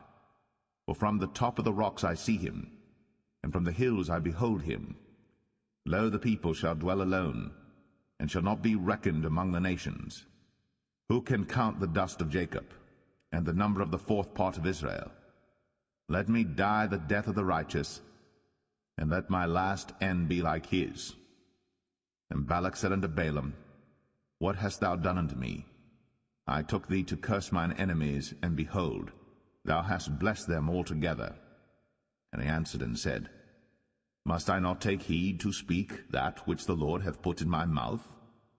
And Balak said unto him, Come, I pray thee, with me unto another place, from whence thou mayest see them. Thou shalt see but the utmost part of them, and shalt not see them all. And curse me them from thence. And he brought him into the field of Zophim, to the top of Pisgah, and built 7 altars, and offered a bullock and a ram on every altar. And he said unto Balak, Stand here by thy burnt offering, while I meet the Lord yonder. And the Lord met Balaam, and put a word in his mouth, and said, Go again unto Balak, and say thus. And when he came to him, behold, he stood by his burnt offering, and the princes of Moab with him. And Balak said unto him, What hath the Lord spoken? And he took up his parable, and said, Rise up, Balak, and hear. Hearken unto me, thou son of Zippor. God is not a man, that he should lie, neither the Son of Man, that he should repent. Hath he said, and shall he not do it? Or hath he spoken, and shall he not make it good? Behold, I have received commandment to bless, and he hath blessed, and I cannot reverse it. He hath not beheld iniquity in Jacob, neither hath he seen perverseness in Israel. The Lord his God is with him, and the shout of a king is among them. God brought them out of Egypt. He hath, as it were, the strength of an unicorn. Surely there is no enchantment against Jacob, neither is there any divination against Israel. According to this time it shall be said of Jacob and of Israel, What hath God wrought? Behold, the people shall rise up as a great lion, and lift up himself as a young lion. He shall not lie down until he eat of the prey, and drink the blood of the slain. And Balak said unto Balaam, Neither curse them at all, nor bless them at all. But Balaam answered and said unto Balak, Told not I thee, saying, All that the Lord speaketh, that I must do? And Balak said unto Balaam, Come, I pray thee, I will bring thee unto another place. Peradventure it will please God that thou mayest curse me them from thence. And Balak brought Balaam unto the top of Peor, that looketh toward Jeshimon. Then Balaam said unto Balak, Build me here 7 altars, and prepare me here 7 bullocks and 7 rams. And Balak did as Balaam had said, and offered a bullock and a ram on every altar.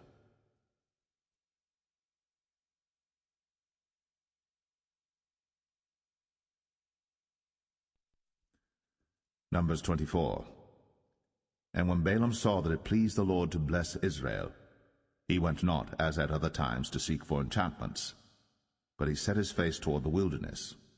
And Balaam lifted up his eyes, and he saw Israel abiding in his tents according to their tribes. And the Spirit of God came upon him. And he took up his parable and said, Balaam the son of Beor hath said, and the man whose eyes are open hath said, he hath said, which heard the words of God, which saw the vision of the Almighty, falling into a trance, but having his eyes open, how goodly are thy tents, O Jacob, and thy tabernacles, O Israel! As the valleys are they spread forth, as gardens by the river's side, as the trees of lign aloes which the Lord hath planted, and as cedar trees beside the waters. He shall pour the water out of his buckets, and his seed shall be in many waters, and his king shall be higher than Agag, and his kingdom shall be exalted. God brought him forth out of Egypt. He hath, as it were, the strength of an unicorn. He shall eat up the nations, his enemies, and shall break their bones and pierce them through with his arrows. He couched, he lay down as a lion, and as a great lion. Who shall stir him up?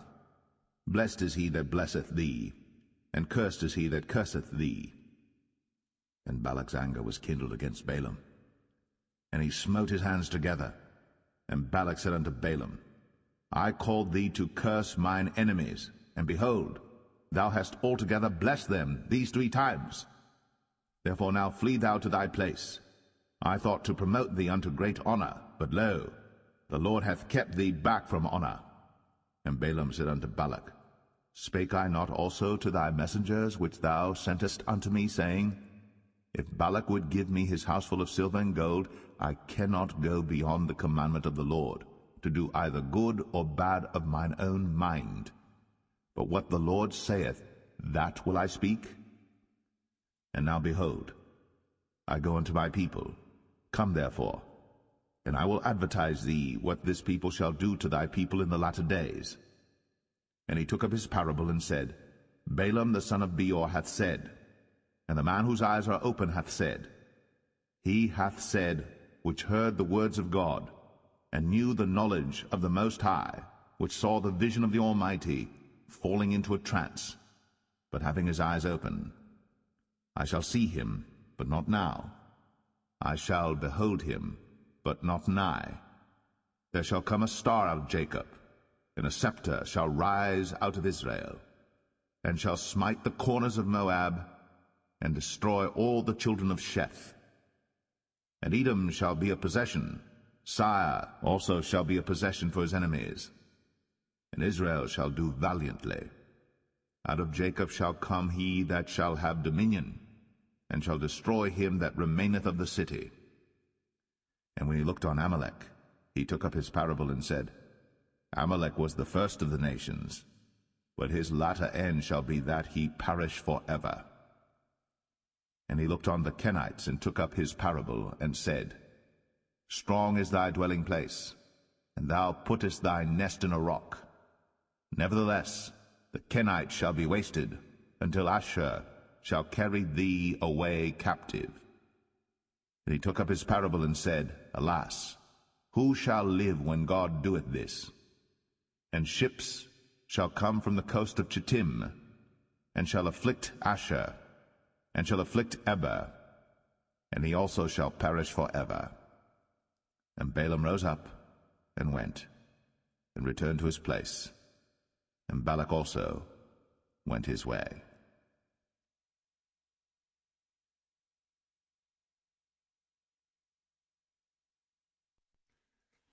Numbers 25. And Israel abode in Shittim, and the people began to commit whoredom with the daughters of Moab. And they called the people unto the sacrifices of their gods, and the people did eat and bowed down to their gods. And Israel joined himself unto Baal Peor, and the anger of the Lord was kindled against Israel. And the Lord said unto Moses, Take all the heads of the people, and hang them up before the Lord against the sun, that the fierce anger of the Lord may be turned away from Israel. And Moses said unto the judges of Israel, Slay ye every one his men that were joined unto Baal Peor. And behold, one of the children of Israel came and brought unto his brethren a Midianitish woman in the sight of Moses, and in the sight of all the congregation of the children of Israel, who were weeping before the door of the tabernacle of the congregation. And when Phinehas the son of Eleazar the son of Aaron the priest saw it, he rose up from among the congregation, and took a javelin in his hand, and he went after the man of Israel into the tent, and thrust both of them through, the man of Israel, and the woman through her belly. So the plague was stayed from the children of Israel. And those that died in the plague were 24,000. And the Lord spake unto Moses, saying, Phinehas the son of Eleazar, the son of Aaron the priest, hath turned my wrath away from the children of Israel, while he was zealous for my sake among them, that I consumed not the children of Israel in my jealousy. Wherefore say, Behold, I give unto him my covenant of peace, and he shall have it, and his seed after him, even the covenant of an everlasting priesthood, because he was zealous for his God, and made an atonement for the children of Israel.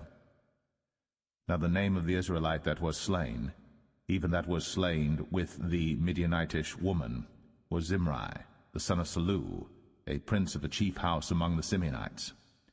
And the name of the Midianitish woman that was slain was Cosbi, the daughter of Zur. He was head over a people, and of a chief house in Midian.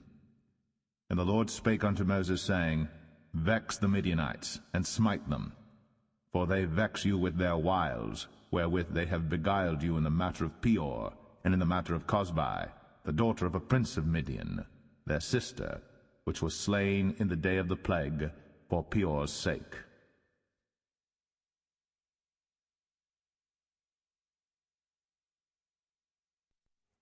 Numbers 26. And it came to pass after the plague, that the Lord spake unto Moses and unto Eleazar the son of Aaron the priest, saying, Take the sum of all the congregation of the children of Israel, from 20 years old and upward, throughout their father's house, all that are able to go to war in Israel. And Moses and Eleazar the priest spake with them in the plains of Moab by Jordan near Jericho, saying, Take the sum of the people from 20 years old and upward, as the Lord commanded Moses and the children of Israel, which went forth out of the land of Egypt. Reuben, the eldest son of Israel, the children of Reuben, Hanok, of whom cometh the family of the Hanokites, of Palu, the family of the Paluites, of Hezron, the family of the Hezronites, of Carmi, the family of the Carmites. These are the families of the Reubenites, and they that were numbered of them were 40,003,730. And the sons of Palu, Eliab, and the sons of Eliab, Nemuel, and Dathan, and Abiram. This is that Dathan and Abiram which were famous in the congregation, who strove against Moses and against Aaron in the company of Korah, when they strove against the Lord.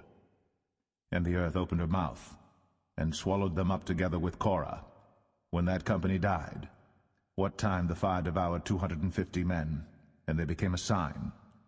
Notwithstanding the children of Korah died not. The sons of Simeon after their families, of Nemuel, the family of the Nemuelites, of Jamin, the family of the Jaminites, of Jachin, the family of the Jachinites, of Zerah, the family of the Zarhites, of Shaul, the family of the Shaulites. These are the families of the Simeonites, 22,200. The children of Gad after their families, of Zephon, the family of the Zephonites, of Haggai, the family of the Haggites, of Shuni, the family of the Shunites, of Ozni, the family of the Oznites, of Eri, the family of the Erites, of Arad, the family of the Aradites, of Arali, the family of the Aralites. These are the families of the children of Gad according to those that were numbered of them, 40,500. Sons of Judah were Er and Onan, and Er and Onan died in the land of Canaan. And the sons of Judah after their families were, of Shelah, the family of the Shelonites, of Pharez, the family of the Pharzites, of Zerah, the family of the Zarhites. And the sons of Pharez were, of Hezron, the family of the Hezronites, of Hamul, the family of the Hamulites. These are the families of Judah according to those that were numbered of them, 16,500. Of the sons of Issachar after their families, of Tola, the family of the Tolaites, of Pua, the family of the Punites, of Jashub, the family of the Jashubites, of Shimron, the family of the Shimronites, These are the families of Issachar according to those that were numbered of them, 64,300. Of the sons of Zebulun, after their families, of Sered, the family of the Sardites, of Elon, the family of the Elonites, of Jaleel, the family of the Jaleelites. These are the families of the Zebulunites, according to those that were numbered of them, 65,500. The sons of Joseph, after their families, were Manasseh and Ephraim. Of the sons of Manasseh, of Machir, the family of the Machirites, and Machir begat Gilead. Of Gilead come the family of the Gileadites. These are the sons of Gilead. Of Jezer, the family of the Jezerites. Of Helek, the family of the Helekites. And of Azriel, the family of the Azrielites. And of Shechem, the family of the Shechemites. And of Shemida, the family of the Shemidites. And of Hepher, the family of the Hepherites. And Zelophehad, the son of Hepher, had no sons, but daughters. And the names of the daughters of Zelophehad were Mahlah and Noah, Hoglah, Milcah, and Tirzah. These are the families of Manasseh, and those that were numbered of them, 52,700. These are the sons of Ephraim after their families. Of Shuthelah, the family of the Shuthelites. Of Becher, the family of the Bachrites. Of Tahan, the family of the Tahanites. And these are the sons of Shuthelah. Of Iran, the family of the Iranites. These are the families of the sons of Ephraim according to those that were numbered of them, 32,500. These are the sons of Joseph after their families. The sons of Benjamin after their families, of Bela, the family of the Belites. Of Ashbel, the family of the Ashbelites. Of Ahiram, the family of the Ahiramites. Of Shepham, the family of the Shuphamites. Of Hupham, the family of the Huphamites. And the sons of Bela were Ard and Naaman. Of Ard, the family of the Ardites. And of Naaman, the family of the Naamites. These are the sons of Benjamin after their families, and they that were numbered of them were 45,600. These are the sons of Dan after their families. Of Shuham, the family of the Shuhamites. These are the families of Dan after their families. All the families of the Shuhamites, according to those that were numbered of them, were 64,400. Of the children of Asher after their families, of Jimnah, the family of the Jimnites. Of Jesui, the family of the Jesuites. Of Beriah, the family of the Barites. Of the sons of Beriah, of Heber, the family of the Heberites. Of Malchiel, the family of the Malchielites. And the name of the daughter of Asher was Sarah. These are the families of the sons of Asher, according to those that were numbered of them, who were 53,400. Of the sons of Naphtali after their families, of Jaziel, the family of the Jazielites. Of Gunai, the family of the Gunites. Of Jezer, the family of the Jezerites. Of Shalem, the family of the Shalemites. These are the families of Naphtali according to their families, and they that were numbered of them were 45,400. These were the numbered of the children of Israel, 600,000 and 1,730. And the Lord spake unto Moses, saying, Unto these the land shall be divided for an inheritance according to the number of names. To many thou shalt give the more inheritance, and to few thou shalt give the less inheritance. To every one shall his inheritance be given according to those that were numbered of him. Notwithstanding the land shall be divided by lot. According to the names of the tribes of their fathers they shall inherit. According to the lot shall the possession thereof be divided between many and few. And these are they that were numbered of the Levites after their families. Of Gershon, the family of the Gershonites. Of Kohath, the family of the Kohathites. Of Merari, the family of the Merarites. These are the families of the Levites, the family of the Libnites, the family of the Hebronites, the family of the Mahlites, the family of the Mushites, the family of the Korathites. And Kohath begat Amram. And the name of Amram's wife was Jochebed, the daughter of Levi, whom her mother bare to Levi in Egypt. And she bare unto Amram Aaron and Moses, and Miriam their sister. And unto Aaron was born Nadab and Abihu, Eleazar and Ithamar. And Nadab and Abihu died when they offered strange fire before the Lord. And those that were numbered of them were 23,000, all males, from a month old and upward.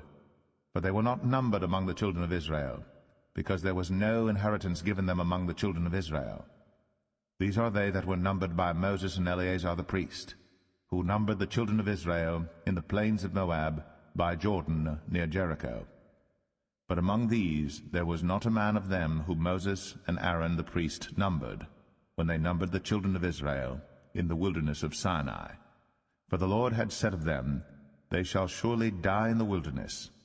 And there was not left a man of them, save Caleb the son of Jephunneh, and Joshua the son of Nun.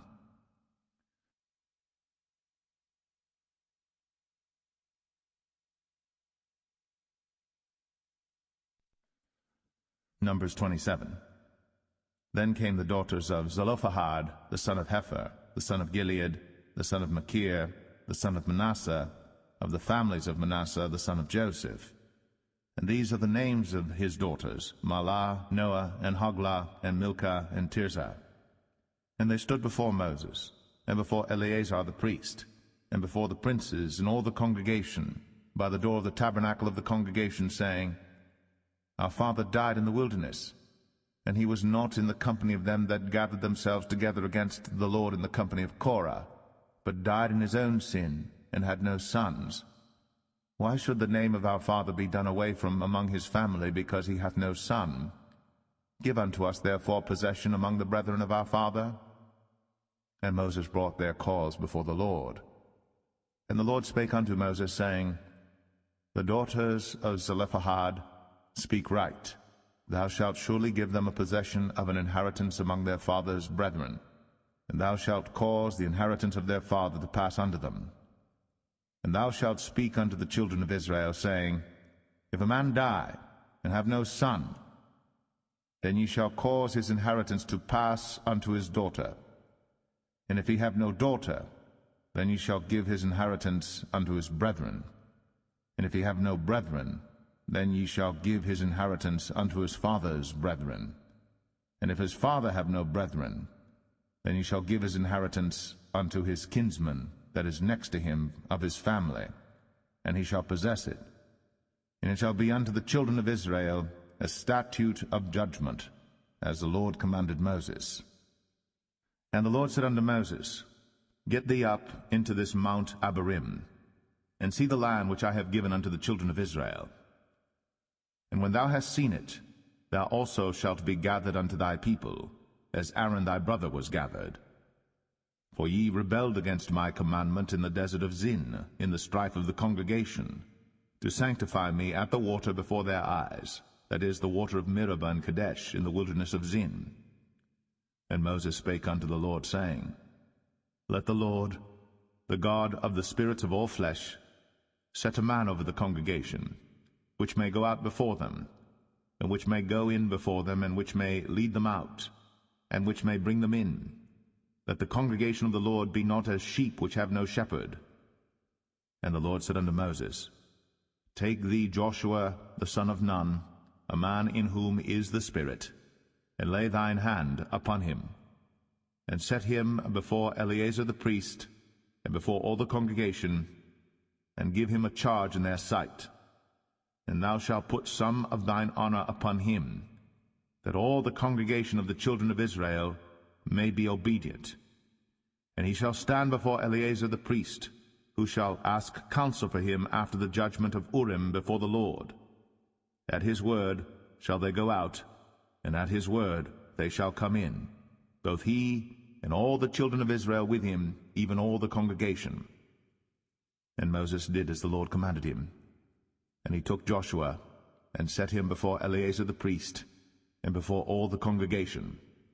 And he laid his hands upon him, and gave him a charge, as the Lord commanded by the hand of Moses.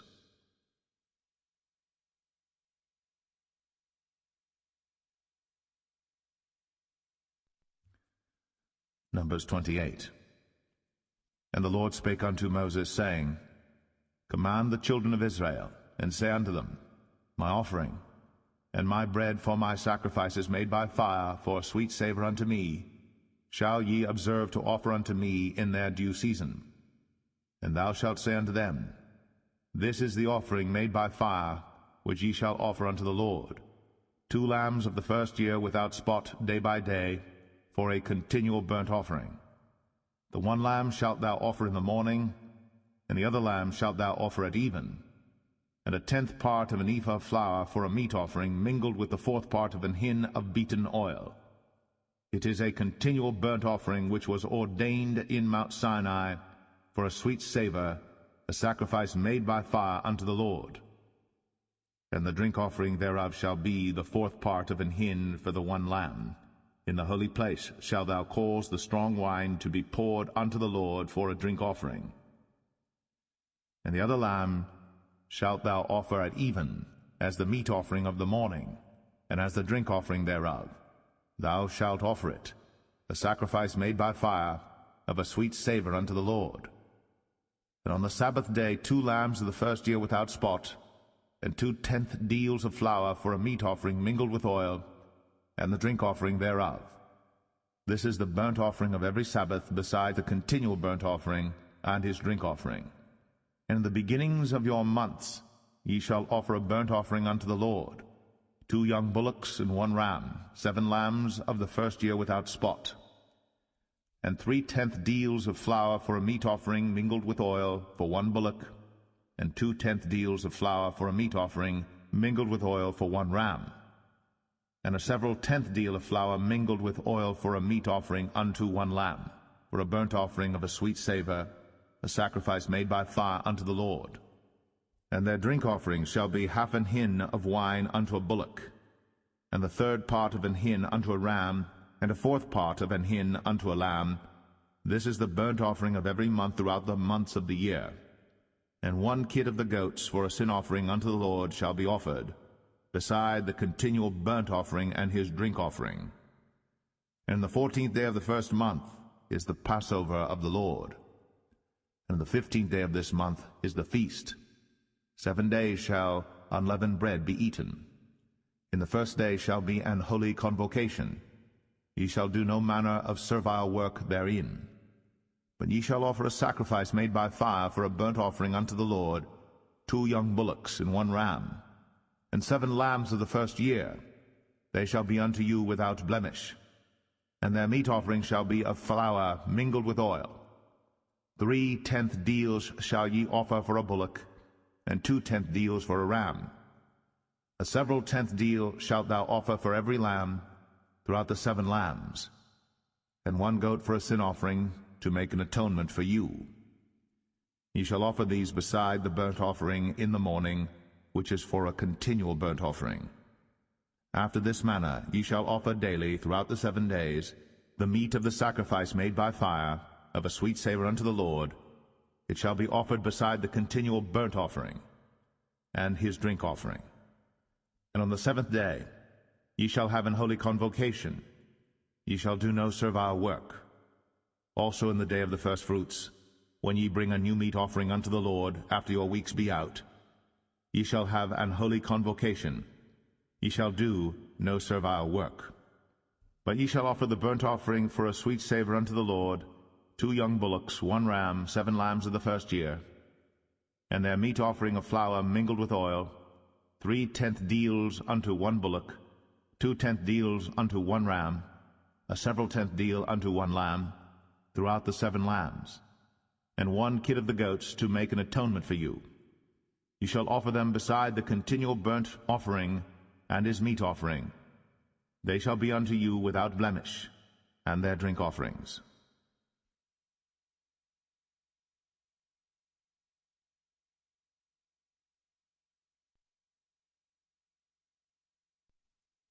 Numbers 29.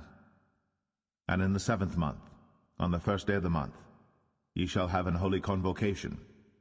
Ye shall do no servile work. It is a day of blowing the trumpets unto you. And ye shall offer a burnt offering for a sweet savor unto the Lord, 1 young bullock, 1 ram, and 7 lambs of the first year without blemish. And their meat offering shall be of flour mingled with oil, 3/10 deals for a bullock, and 2/10 deals for a ram, and 1/10 deal for 1 lamb throughout the 7 lambs, and 1 kid of the goats for a sin offering, to make an atonement for you, beside the burnt offering of the month, and his meat offering, and the daily burnt offering and his meat offering, and their drink offerings, according unto their manner, for a sweet savor, a sacrifice made by fire unto the Lord. And ye shall have on the 10th day of this 7th month an holy convocation, and ye shall afflict your souls. Ye shall not do any work therein, but ye shall offer a burnt offering unto the Lord for a sweet savour, 1 young bullock, 1 ram, and 7 lambs of the first year. They shall be unto you without blemish, and their meat offering shall be of flour mingled with oil, 3/10 deals to a bullock, and 2/10 deals to 1 ram, a several 10th deal for 1 lamb throughout the 7 lambs, 1 kid of the goats for a sin offering, beside the sin offering of atonement, and the continual burnt offering, and the meat offering of it, and their drink offerings. And on the 15th day of the 7th month ye shall have an holy convocation. Ye shall do no servile work, and ye shall keep a feast unto the Lord 7 days. And ye shall offer a burnt offering, a sacrifice made by fire, of a sweet savour unto the Lord, 13 young bullocks, 2 rams, and 14 lambs of the first year. They shall be without blemish. And their meat offering shall be of flour mingled with oil, 3/10 deals unto every bullock of the 13 bullocks, 2/10 deals to each ram of the 2 rams, and a several 10th deal to each lamb of the 14 lambs, and 1 kid of the goats for a sin offering, beside the continual burnt offering, his meat offering, and his drink offering. And on the 2nd day ye shall offer 12 young bullocks, 2 rams, 14 lambs of the first year without spot, and their meat offering and their drink offerings for the bullocks, for the rams, and for the lambs shall be according to their number, after the manner, and 1 kid of the goats for a sin offering, beside the continual burnt offering, and the meat offering thereof, and their drink offerings. And on the 3rd day 11 bullocks, 2 rams, 14 lambs of the first year without blemish, and their meat offering and their drink offerings for the bullocks, for the rams, and for the lambs shall be according to their number, after the manner, and 1 goat for a sin offering, beside the continual burnt offering, and his meat offering, and his drink offering. And on the 4th day 10 bullocks, 2 rams, and 14 lambs of the first year without blemish, their meat offering and their drink offerings for the bullocks, for the rams, and for the lambs shall be according to their number, after the manner, and 1 kid of the goats for a sin offering, beside the continual burnt offering, his meat offering, and his drink offering. And on the 5th day 9 bullocks, 2 rams, and 14 lambs of the first year without spot, and their meat offering and their drink offerings for the bullocks, for the rams, and for the lambs shall be according to their number, after the manner, and 1 goat for a sin offering, beside the continual burnt offering, and his meat offering, and his drink offering. And on the 6th day 8 bullocks, 2 rams, and 14 lambs of the first year without blemish, and their meat offering and their drink offerings for the bullocks, for the rams, and for the lambs shall be according to their number, after the manner, and 1 goat for a sin offering, beside the continual burnt offering, his meat offering, and his drink offering.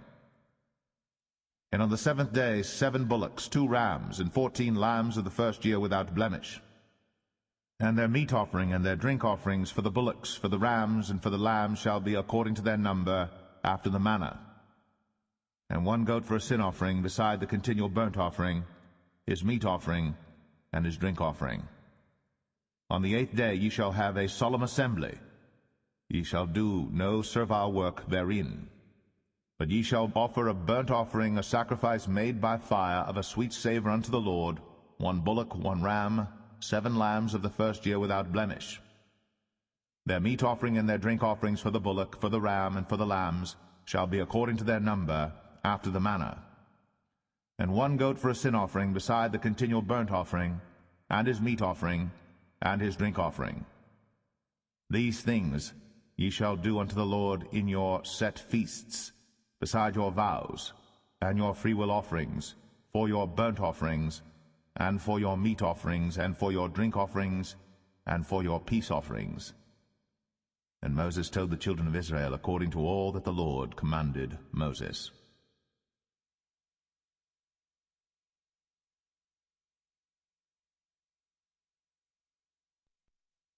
Numbers 30. And Moses spake unto the heads of the tribes concerning the children of Israel, saying, This is the thing which the Lord hath commanded. If a man vow a vow unto the Lord, or swear an oath to bind his soul with a bond, he shall not break his word. He shall do according to all that proceedeth out of his mouth. If a woman also vow a vow unto the Lord, and bind herself by a bond, being in her father's house in her youth, and her father hear her vow, and her bond wherewith she hath bound her soul, and her father shall hold his peace at her, then all her vows shall stand, and every bond wherewith she hath bound her soul shall stand.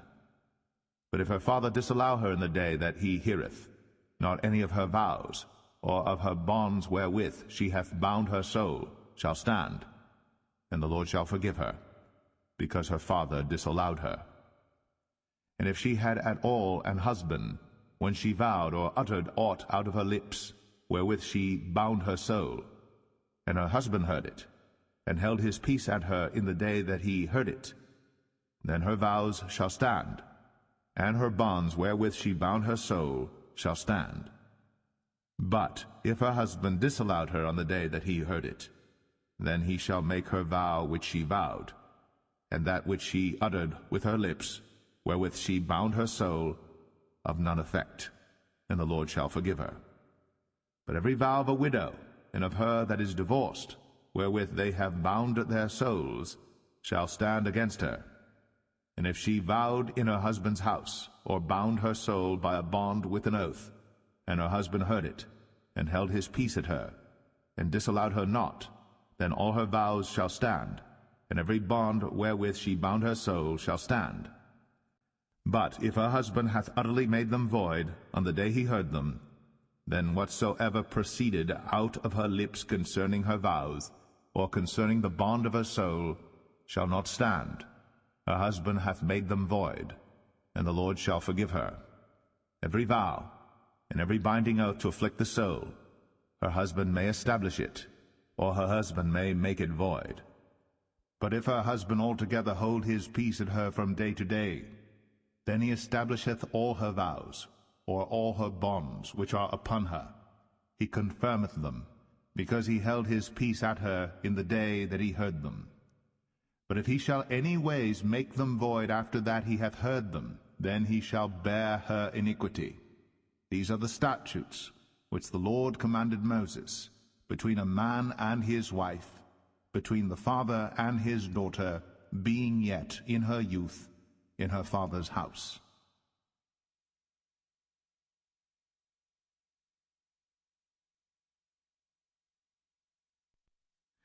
Numbers 31. And the Lord spake unto Moses, saying, Avenge the children of Israel of the Midianites. Afterward shalt thou be gathered unto thy people. And Moses spake unto the people, saying, Arm some of yourselves unto the war, and let them go against the Midianites, and avenge the Lord of Midian. Of every tribe 1,000 throughout all the tribes of Israel shall ye send to the war. So there were delivered out of the thousands of Israel 1,000 of every tribe, 12,000 armed for war. And Moses sent them to the war, 1,000 of every tribe, them and Phinehas the son of Eleazar the priest, to the war, with the holy instruments, and the trumpets to blow in his hand. And they warred against the Midianites, as the Lord commanded Moses. And they slew all the males, and they slew the kings of Midian, beside the rest of them that were slain, namely Evi, and Rechem, and Zur, and Hur, and Reba, 5 kings of Midian. Balaam also, the son of Beor, they slew with the sword. And the children of Israel took all the women of Midian captives, and their little ones, and took the spoil of all their cattle, and all their flocks, and all their goods. And they burnt all their cities wherein they dwelt, and all their goodly castles with fire. And they took all the spoil, and all the prey, both of men and of beasts. And they brought the captives, and the prey, and the spoil unto Moses, and Eleazar the priest, and unto the congregation of the children of Israel, unto the camp at the plains of Moab, which are by Jordan near Jericho. And Moses and Eleazar the priest, and all the princes of the congregation went forth to meet them without the camp. And Moses was wroth with the officers of the host, with the captains over thousands, and captains over hundreds, which came from the battle. And Moses said unto them, Have ye saved all the women alive? Behold, these caused the children of Israel, through the counsel of Balaam, to commit trespass against the Lord in the matter of Peor, and there was a plague among the congregation of the Lord. Now therefore kill every male among the little ones, and kill every woman that hath known man by lying with him. But all the women children that have not known a man by lying with him, keep alive for yourselves. And do ye abide without the camp 7 days, whosoever hath killed any person, and whosoever hath touched any slain, purify both yourselves and your captives on the 3rd day, and on the 7th day. And purify all your raiment, and all that is made of skins, and all work of goat's hair, and all things made of wood. And Eleazar the priest said unto the men of war, which went to the battle, This is the ordinance of the law which the Lord commanded Moses. Only the gold, and the silver, the brass, the iron, the tin, and the lead, everything that may abide the fire, ye shall make it go through the fire, and it shall be clean. Nevertheless it shall be purified with the water of separation. And all that abideth not the fire ye shall make go through the water. And ye shall wash your clothes on the 7th day, and ye shall be clean, and afterward ye shall come into the camp. And the Lord spake unto Moses, saying, Take the sum of the prey that was taken, both of man and of beast, thou, and Eleazar the priest, and the chief fathers of the congregation, and divide the prey into 2 parts, between them that took the war upon them, who went out to battle, and between all the congregation.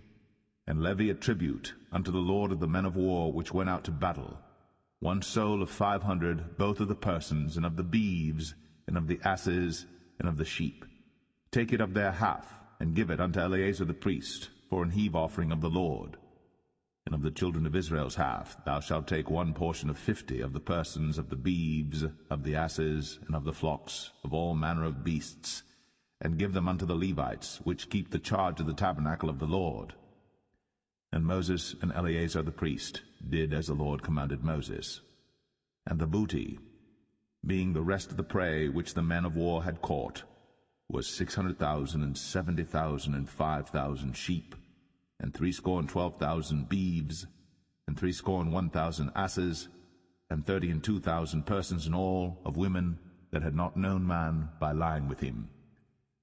And the half which was the portion of them that went out to war was in number 300,000, and 37,000, and 500 sheep.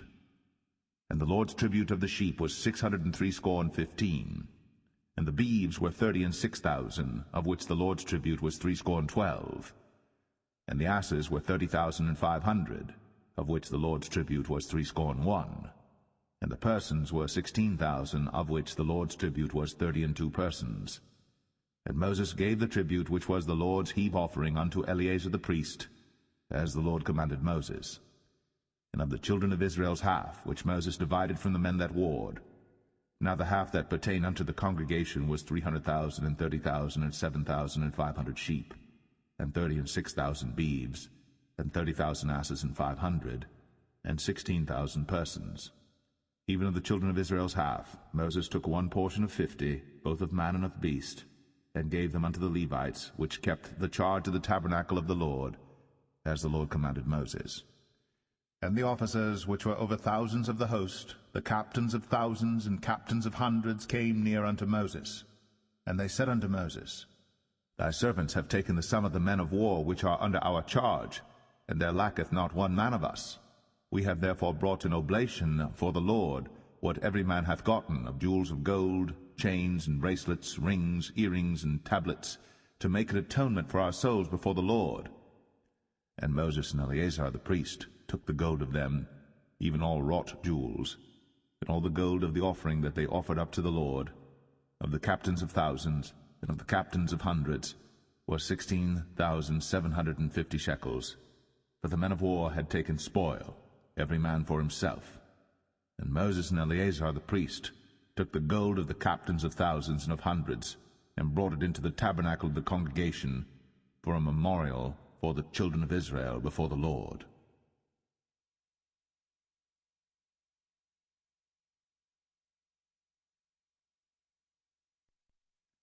Numbers 32. Now the children of Reuben and the children of Gad had a very great multitude of cattle.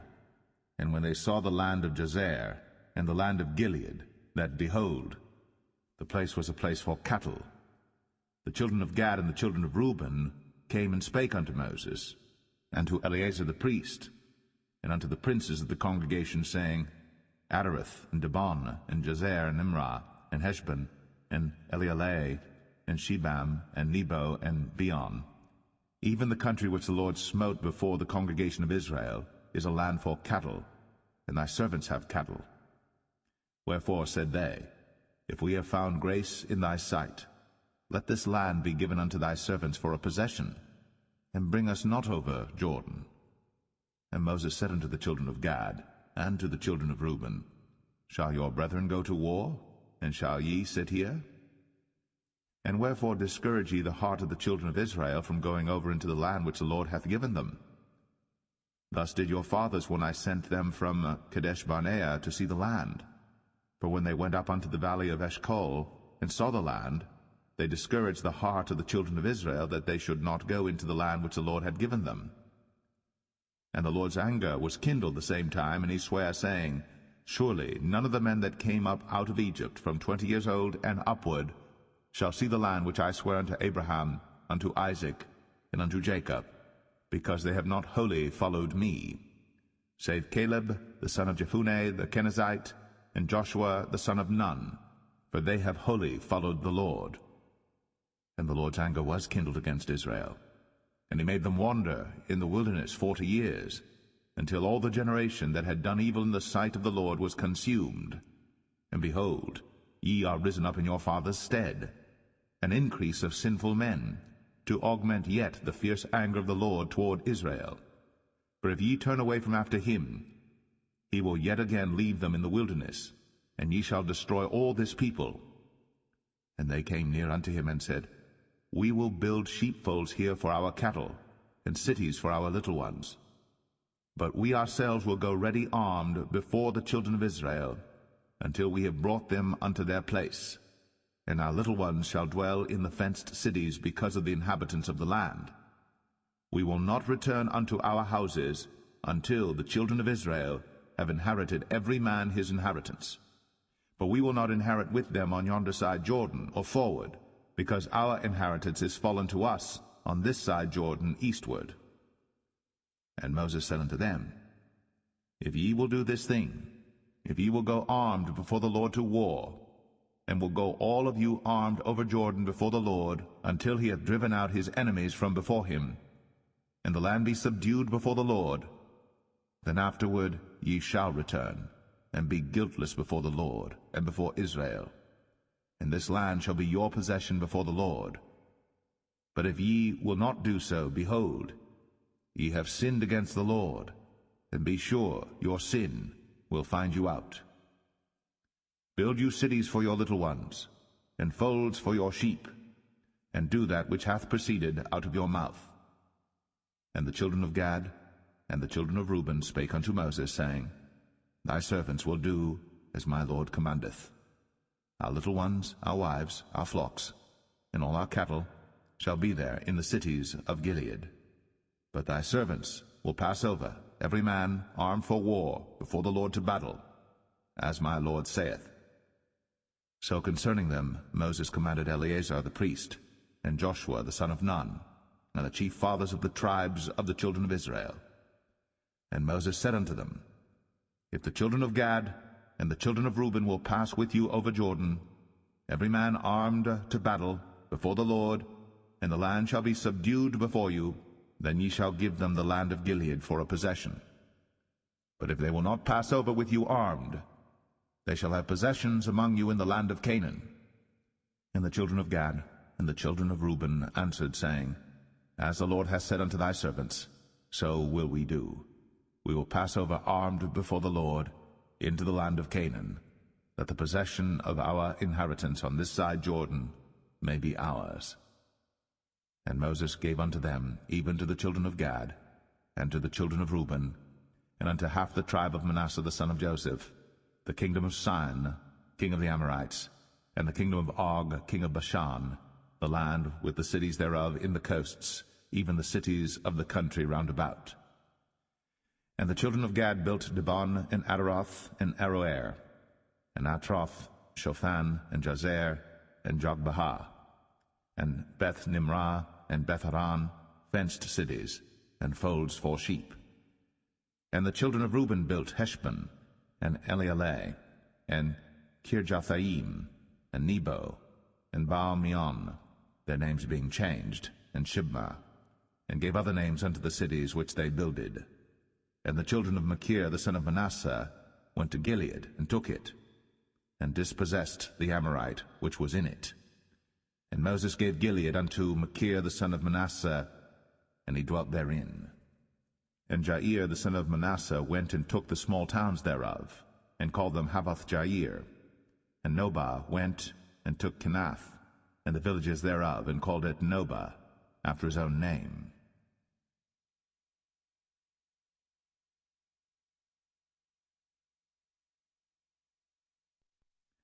Numbers 33. These are the journeys of the children of Israel, which went forth out of the land of Egypt with their armies under the hand of Moses and Aaron. And Moses wrote their goings out according to their journeys by the commandment of the Lord. And these are their journeys according to their goings out. And they departed from Ramses in the 1st month, on the 15th day of the 1st month. On the morrow after the Passover the children of Israel went out with an high hand in the sight of all the Egyptians. For the Egyptians buried all their firstborn, which the Lord had smitten among them. Upon their gods also the Lord executed judgments. And the children of Israel removed from Ramses, and pitched in Succoth. And they departed from Succoth, and pitched in Etham, which is in the edge of the wilderness. And they removed from Etham, and turned again unto Pi-hahiroth, which is before Baal-zebon. And they pitched before Migdol. And they departed from before Pi-hahiroth, and passed through the midst of the sea into the wilderness, and went 3 days' journey in the wilderness of Etham, and pitched in Marah. And they removed from Marah, and came unto Elim, and in Elim were 12 fountains of water, and 70 palm trees, and they pitched there. And they removed from Elim, and encamped by the Red Sea. And they removed from the Red Sea, and encamped in the wilderness of Sin. And they took their journey out of the wilderness of Sin, and encamped in Dophkah. And they departed from Dophkah, and encamped in Alush. And they removed from Alush, and encamped at Rephidim, where was no water for the people to drink. And they departed from Rephidim, and pitched in the wilderness of Sinai. And they removed from the desert of Sinai, and pitched at Kibroth-Hattaavah. And they departed from Kibroth-Hattaavah, and encamped at Hazeroth. And they departed from Hazeroth, and pitched in Rithmah. And they departed from Rithmah, and pitched at Rimmon-Perez. And they departed from Rimmon-Perez, and pitched in Libnah. And they removed from Libnah, and pitched at Rissah. And they journeyed from Rissah, and pitched in Kehelatha. And they went from Kehelatha, and pitched in Mount Shepher. And they removed from Mount Shepher, and encamped in Hadadah. And they removed from Hadadah, and pitched in Makheloth. And they removed from Makheloth, and encamped at Tahath. And they departed from Tahath, and pitched at Tara. And they removed from Tara, and pitched in Mithkah. And they went from Mithkah, and pitched in Hashmonah. And they departed from Hashmonah, and encamped at Moseroth. And they departed from Moseroth, and pitched in Bnei Jacan. And they removed from Bnei Jacan, and encamped at Hor-Haggidgad. And they went from Hor-Haggidgad, and pitched in Jotbathah. And they removed from Jotbathah, and encamped at Ebronah. And they departed from Ebronah, and encamped at Ezion-Geber. And they removed from Ezion-Geber, and pitched in the wilderness of Zin, which is Kadesh.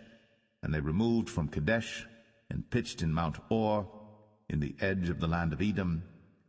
And Aaron the priest went up into Mount Or at the commandment of the Lord, and died there, in the 40th year after the children of Israel were come out of the land of Egypt, in the 1st day of the 5th month. And Aaron was 123 years old when he died in Mount Or.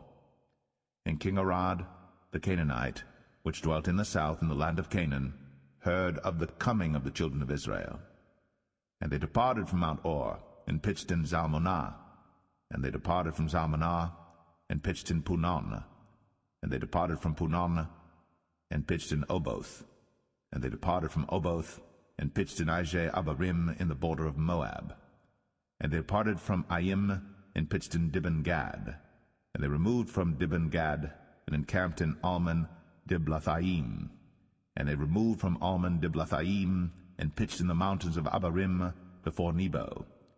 And they departed from the mountains of Abarim, and pitched in the plains of Moab by Jordan near Jericho. And they pitched by Jordan from Beth-Jeshimoth even unto Abel-Shittim in the plains of Moab. And the Lord spake unto Moses in the plains of Moab by Jordan near Jericho, saying, Speak unto the children of Israel, and say unto them, When you are passed over Jordan into the land of Canaan, then ye shall drive out all the inhabitants of the land from before you, and destroy all their pictures, and destroy all their molten images, and quite pluck down all their high places. And ye shall dispossess the inhabitants of the land, and dwell therein, for I have given you the land to possess it.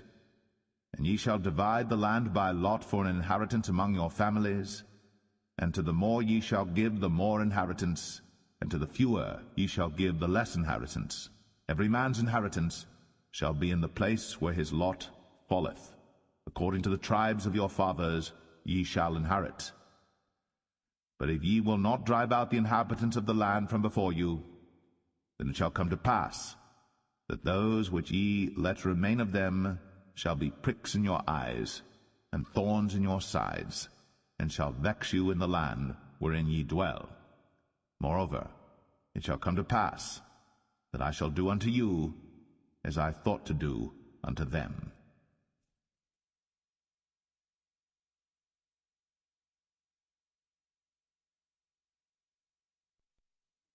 Numbers 34. And the Lord spake unto Moses, saying, Command the children of Israel, and say unto them, When ye come into the land of Canaan, this is the land that shall fall unto you for an inheritance, even the land of Canaan, with the coasts thereof. Then your south quarter shall be from the wilderness of Zin, along by the coast of Edom, and your south border shall be the outmost coast of the salt sea eastward. And your border shall turn from the south to the ascent of Akrabim, and pass on to Zin, and the going forth thereof shall be from the south to Kadesh Barnea, and shall go on to Hazar Adar, and pass on to Asmon. And the border shall fetch a compass from Asmon unto the river of Egypt, and the goings out of it shall be at the sea. And as for the western border, ye shall even have the great sea for a border. This shall be your west border, and this shall be your north border. From the great sea ye shall point out for you Mount Or. From Mount Or ye shall point out your border unto the entrance of Hamath, and the goings forth of the border shall be to Zedad, and the border shall go on to Ziphron, and the goings out of it shall be at Hazar Enan. This shall be your north border. And ye shall point out your east border from Hazar Enan to Shepham, and the coast shall go down from Shepham to Riblah on the east side of Ain, and the border shall descend, and shall reach unto the side of the sea of Chinnereth eastward. And the border shall go down to Jordan, and the goings out of it shall be at the salt sea. This shall be your land with the coasts thereof round about. And Moses commanded the children of Israel, saying, This is the land which ye shall inherit by lot, which the Lord commanded to give unto the 9 tribes, and to the half-tribe. For the tribe of the children of Reuben according to the house of their fathers, and the tribe of the children of Gad according to the house of their fathers have received their inheritance, and half the tribe of Manasseh have received their inheritance. The 2 tribes and the half-tribe have received their inheritance on this side Jordan near Jericho, eastward toward the sunrising. And the Lord spake unto Moses, saying, These are the names of the men which shall divide the land unto you, Eleazar the priest, and Joshua the son of Nun. And ye shall take 1 prince of every tribe to divide the land by inheritance. And the names of the men are these: of the tribe of Judah, Caleb the son of Jephunneh, and of the tribe of the children of Simeon, Shemuel the son of Ammihud, of the tribe of Benjamin, Elidad the son of Chislon, and the prince of the tribe of the children of Dan, Bukai the son of Joglai, the prince of the children of Joseph, for the tribe of the children of Manasseh, Haniel the son of Ephod, and the prince of the tribe of the children of Ephraim, Kemuel the son of Shiptan, and the prince of the tribe of the children of Zebulun, Elizaphan the son of Parnach, and the prince of the tribe of the children of Issachar, Paltiel the son of Azan, and the prince of the tribe of the children of Asher, Ahihud the son of Shelemai, and the prince of the tribe of the children of Naphtali, Pedahel the son of Ammihud. These are they whom the Lord commanded to divide the inheritance unto the children of Israel in the land of Canaan.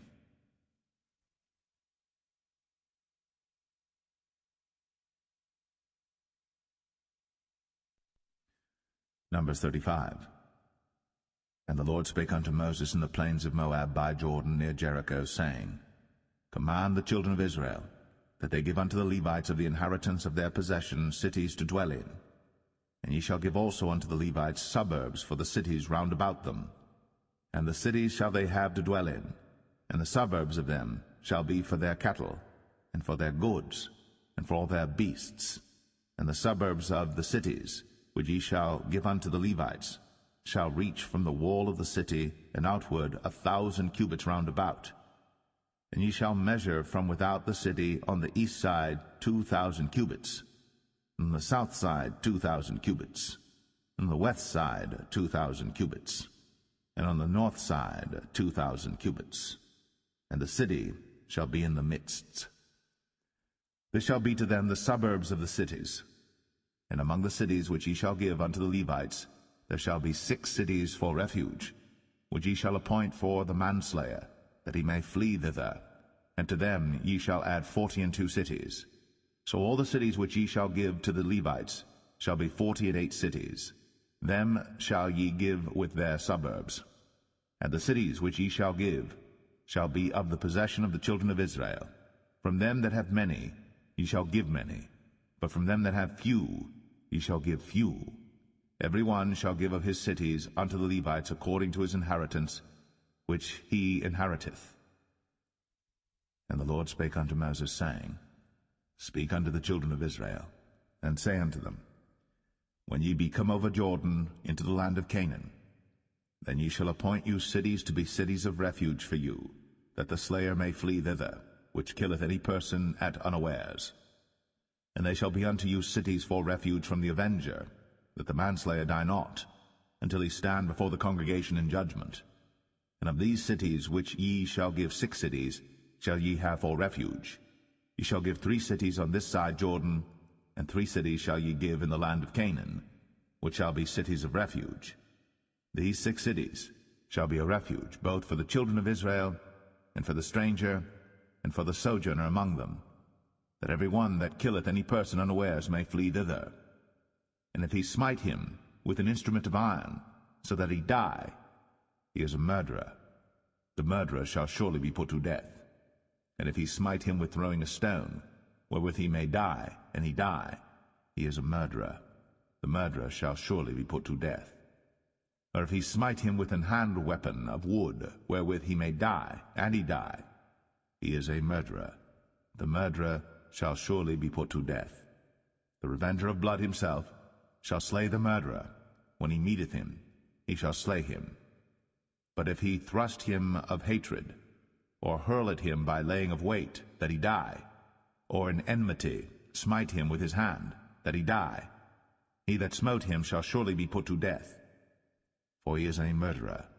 The revenger of blood shall slay the murderer, when he meeteth him. But if he thrust him suddenly without enmity, or have cast upon him anything without laying of weight, or with any stone wherewith the man may die, seeing him not, and cast it upon him that he die, and was not his enemy, neither sought his harm, then the congregation shall judge between the slayer and the revenger of blood according to these judgments. And the congregation shall deliver the slayer out of the hand of the revenger of blood, and the congregation shall restore him to the city of his refuge, whither he was fled, and he shall abide in it unto the death of the high priest, which was anointed with the holy oil. But if the slayer shall at any time come without the border of the city of his refuge, whither he was fled, and the revenger of blood find him without the borders of the city of his refuge, and the revenger of blood kill the slayer, he shall not be guilty of blood, because he should have remained in the city of his refuge until the death of the high priest. But after the death of the high priest, the slayer shall return into the land of his possession. So these things shall be for a statute of judgment unto you throughout your generations in all your dwellings. Whoso killeth any person, the murderer, shall be put to death by the mouth of witnesses. But one witness shall not testify against any person to cause him to die. Moreover, ye shall take no satisfaction for the life of a murderer, which is guilty of death, but he shall be surely put to death. And ye shall take no satisfaction for him that is fled to the city of his refuge, that he should come again to dwell in the land, until the death of the priest. So ye shall not pollute the land wherein ye are, for blood it defileth the land, and the land cannot be cleansed of the blood that is shed therein, but by the blood of him that shed it. Defile not therefore the land which ye shall inhabit, wherein I dwell.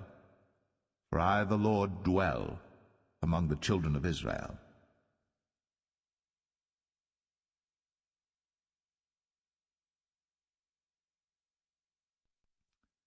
Numbers 36.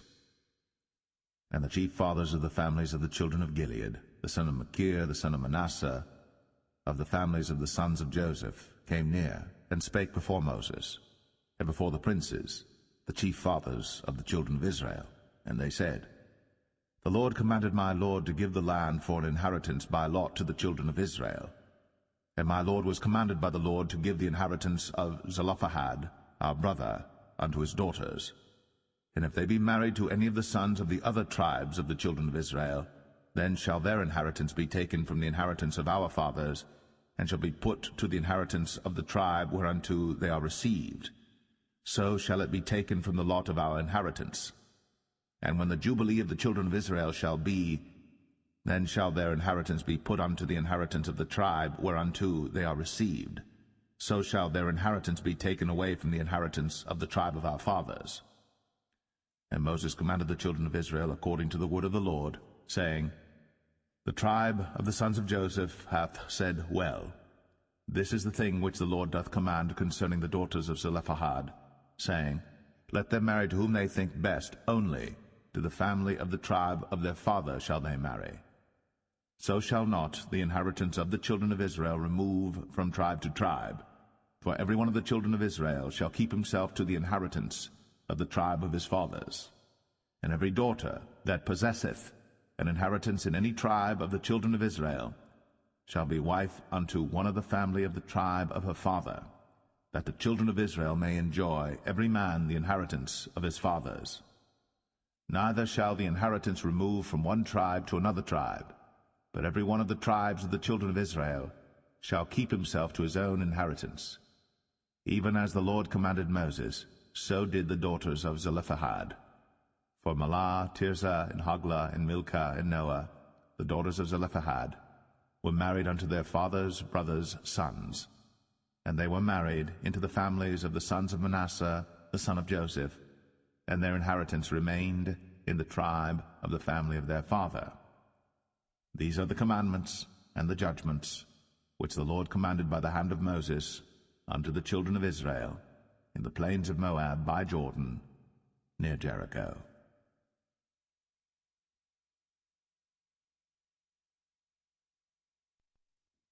The Book of Deuteronomy, chapter 1. These be the words which Moses spake unto all Israel on this side Jordan in the wilderness, in the plain over against the Red Sea, between Paran and Tophel, and Laban and Hazroth, and Dizahab. There are 11 days' journey from Oreb by the way of Mount Seir unto Kadesh Barnea. And it came to pass in the 40th year, in the 11th month, on the first day of the month, that Moses spake unto the children of Israel according unto all that the Lord had given him in commandment unto them. After he had slain Sihon the king of the Amorites, which dwelt in Heshbon, and Og the king of Bashan, which dwelt at Ashtoreth in Edrei, on this side Jordan, in the land of Moab, began Moses to declare this law, saying, The Lord our God spake unto us in Horeb, saying, Ye have dwelt long enough in this mount. Turn you, and take your journey, and go to the mount of the Amorites, and unto all the places nigh thereunto, in the plain, in the hills, and in the vale, and in the south, and by the seaside to the land of the Canaanites, and unto Lebanon, unto the great river, the river Euphrates. Behold, I have set the land before you. Go in and possess the land which the Lord sware unto your fathers, Abraham, Isaac, and Jacob, to give unto them, and to their seed after them. And I spake unto you at that time, saying, I am not able to bear you myself alone. The Lord your God hath multiplied you, and behold, ye are this day as the stars of heaven for multitude.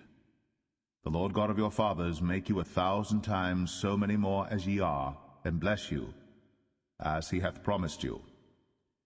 How can I myself alone bear your cumbrance, and your burden, and your strife?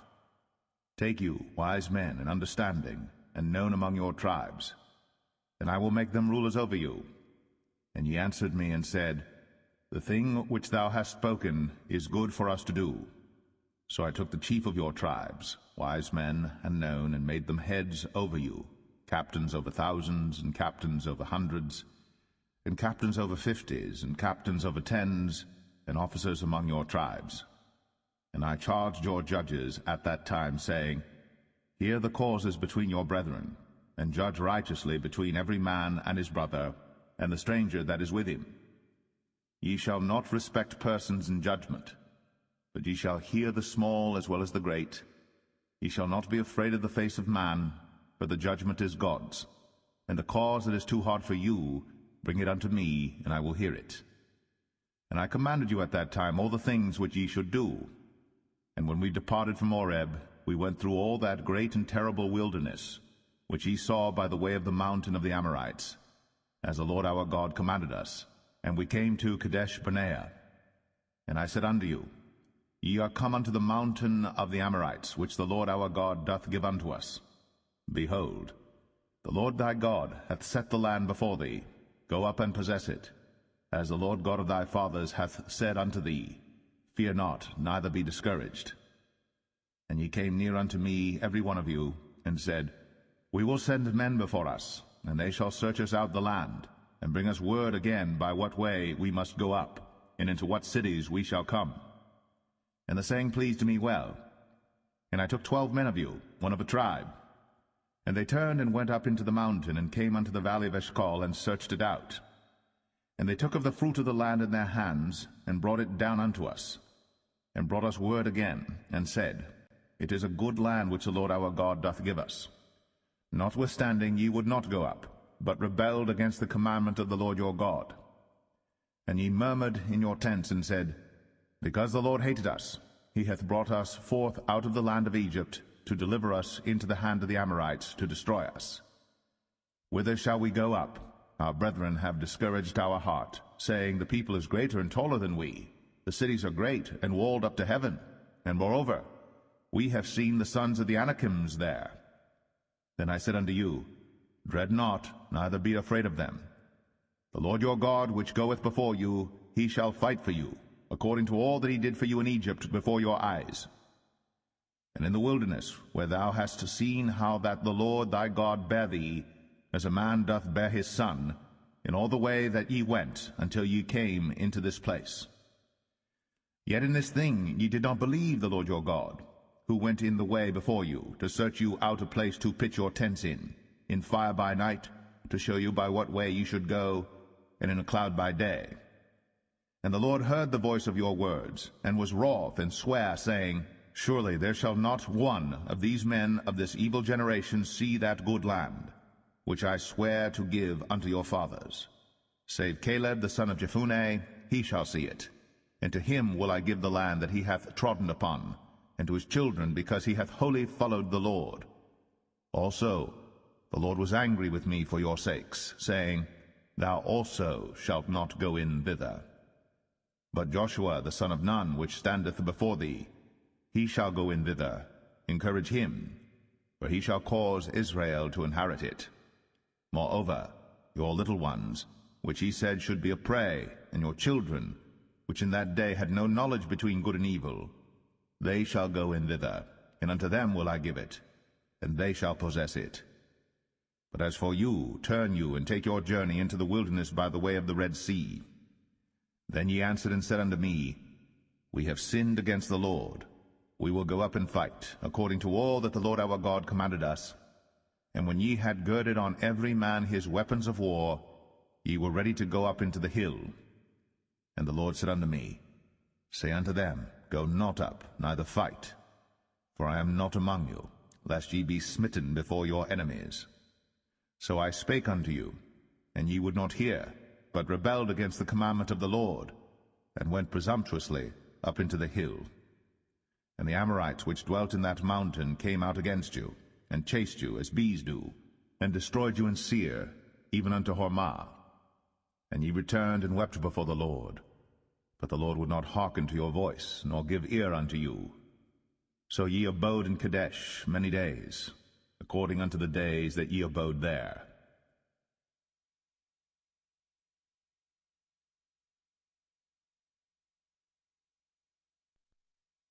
Deuteronomy 2.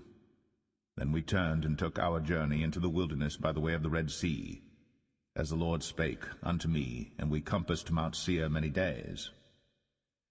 And the Lord spake unto me, saying, Ye have compassed this mountain long enough. Turn you northward, and command thou the people, saying, Ye are to pass through the coast of your brethren the children of Esau, which dwell in Seir, and they shall be afraid of you. Take ye good heed unto yourselves therefore. Meddle not with them, for I will not give you of their land, no, not so much as a footbreadth, because I have given Mount Seir unto Esau for a possession. Ye shall buy meat of them for money, that ye may eat, and ye shall also buy water of them for money, that ye may drink. For the Lord thy God hath blessed thee in all the works of thy hand. He knoweth thy walking through this great wilderness. These 40 years the Lord thy God hath been with thee. Thou hast lacked nothing. And when we passed by from our brethren the children of Esau, which dwelt in Seir, through the way of the plain from Elath and from Ezion-Geber, we turned and passed by the way of the wilderness of Moab. And the Lord said unto me, Distress not the Moabites, neither contend with them in battle. For I will not give thee of their land for a possession, because I have given Ar unto the children of Lot for a possession.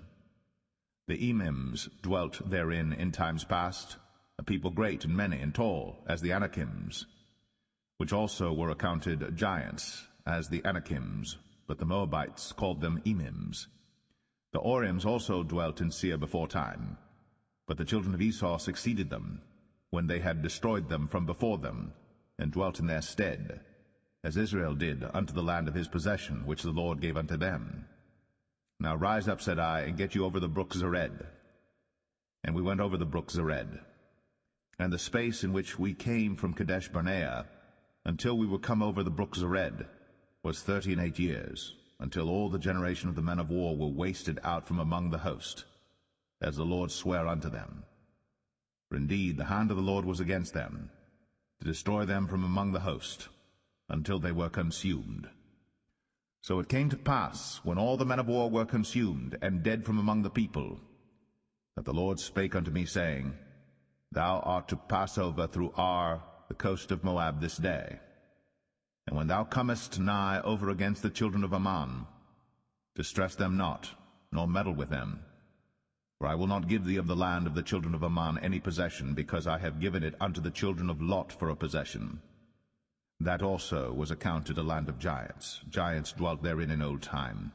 And the Ammonites call them Zamzummims, a people great and many and tall, as the Anakims. But the Lord destroyed them before them, and they succeeded them, and dwelt in their stead, as he did to the children of Esau which dwelt in Seir, when he destroyed the Orims from before them, and they succeeded them, and dwelt in their stead, even unto this day. And the Avims, which dwelt in Hazarim, even unto Azar, the Caphtorims, which came forth out of Caphtor, destroyed them, and dwelt in their stead. Rise ye up, take your journey, and pass over the river Arnon. Behold, I have given into thine hand Sihon the Amorite, king of Heshbon, and his land. Begin to possess it, and contend with him in battle. This day will I begin to put the dread of thee, and the fear of thee, upon the nations that are under the whole heaven, who shall hear report of thee, and shall tremble, and be in anguish because of thee. And I sent messengers out of the wilderness of Kedemoth unto Sihon king of Heshbon with words of peace, saying, Let me pass through thy land. I will go along by the highway. I will neither turn unto the right hand, nor to the left. Thou shalt sell me meat for money, that I may eat, and give me water for money, that I may drink. Only I will pass through on my feet. As the children of Esau which dwelt in Seir, and the Moabites which dwell in Ar, did unto me, until I shall pass over Jordan into the land which the Lord our God giveth us. But Sihon king of Heshbon would not let us pass by him, for the Lord thy God hardened his spirit, and made his heart obstinate, that he might deliver him into thy hand, as appeareth this day. And the Lord said unto me, Behold, I have begun to give Sihon and his land before thee. Begin to possess, that thou mayest inherit his land. Then Sihon came out against us, he and all his people, to fight at Jahaz. And the Lord our God delivered him before us, and we smote him, and his sons, and all his people. And we took all his cities at that time, and utterly destroyed the men, and the women, and the little ones of every city. We left none to remain. Only the cattle we took for a prey unto ourselves, and the spoil of the cities which we took, from Aroer, which is by the brink of the river of Arnon, and from the city that is by the river, even unto Gilead. There was not one city too strong for us. The Lord our God delivered all unto us. Only unto the land of the children of Ammon thou camest not, nor unto any place of the river Jabbok, nor unto the cities in the mountains, nor unto whatsoever the Lord our God forbade us. I come just now to say thank you, O King. You're not just a part of my life, but my everything. Your love reaches way down deep within, passes human understanding. There will always be a song for you I'll sing. One word alone just can't express my heart's desire. Gratitude for one more day my needs supply. Your warm embrace and tenderness, patient with me through all my mess. I come to one conclusion: you are the best.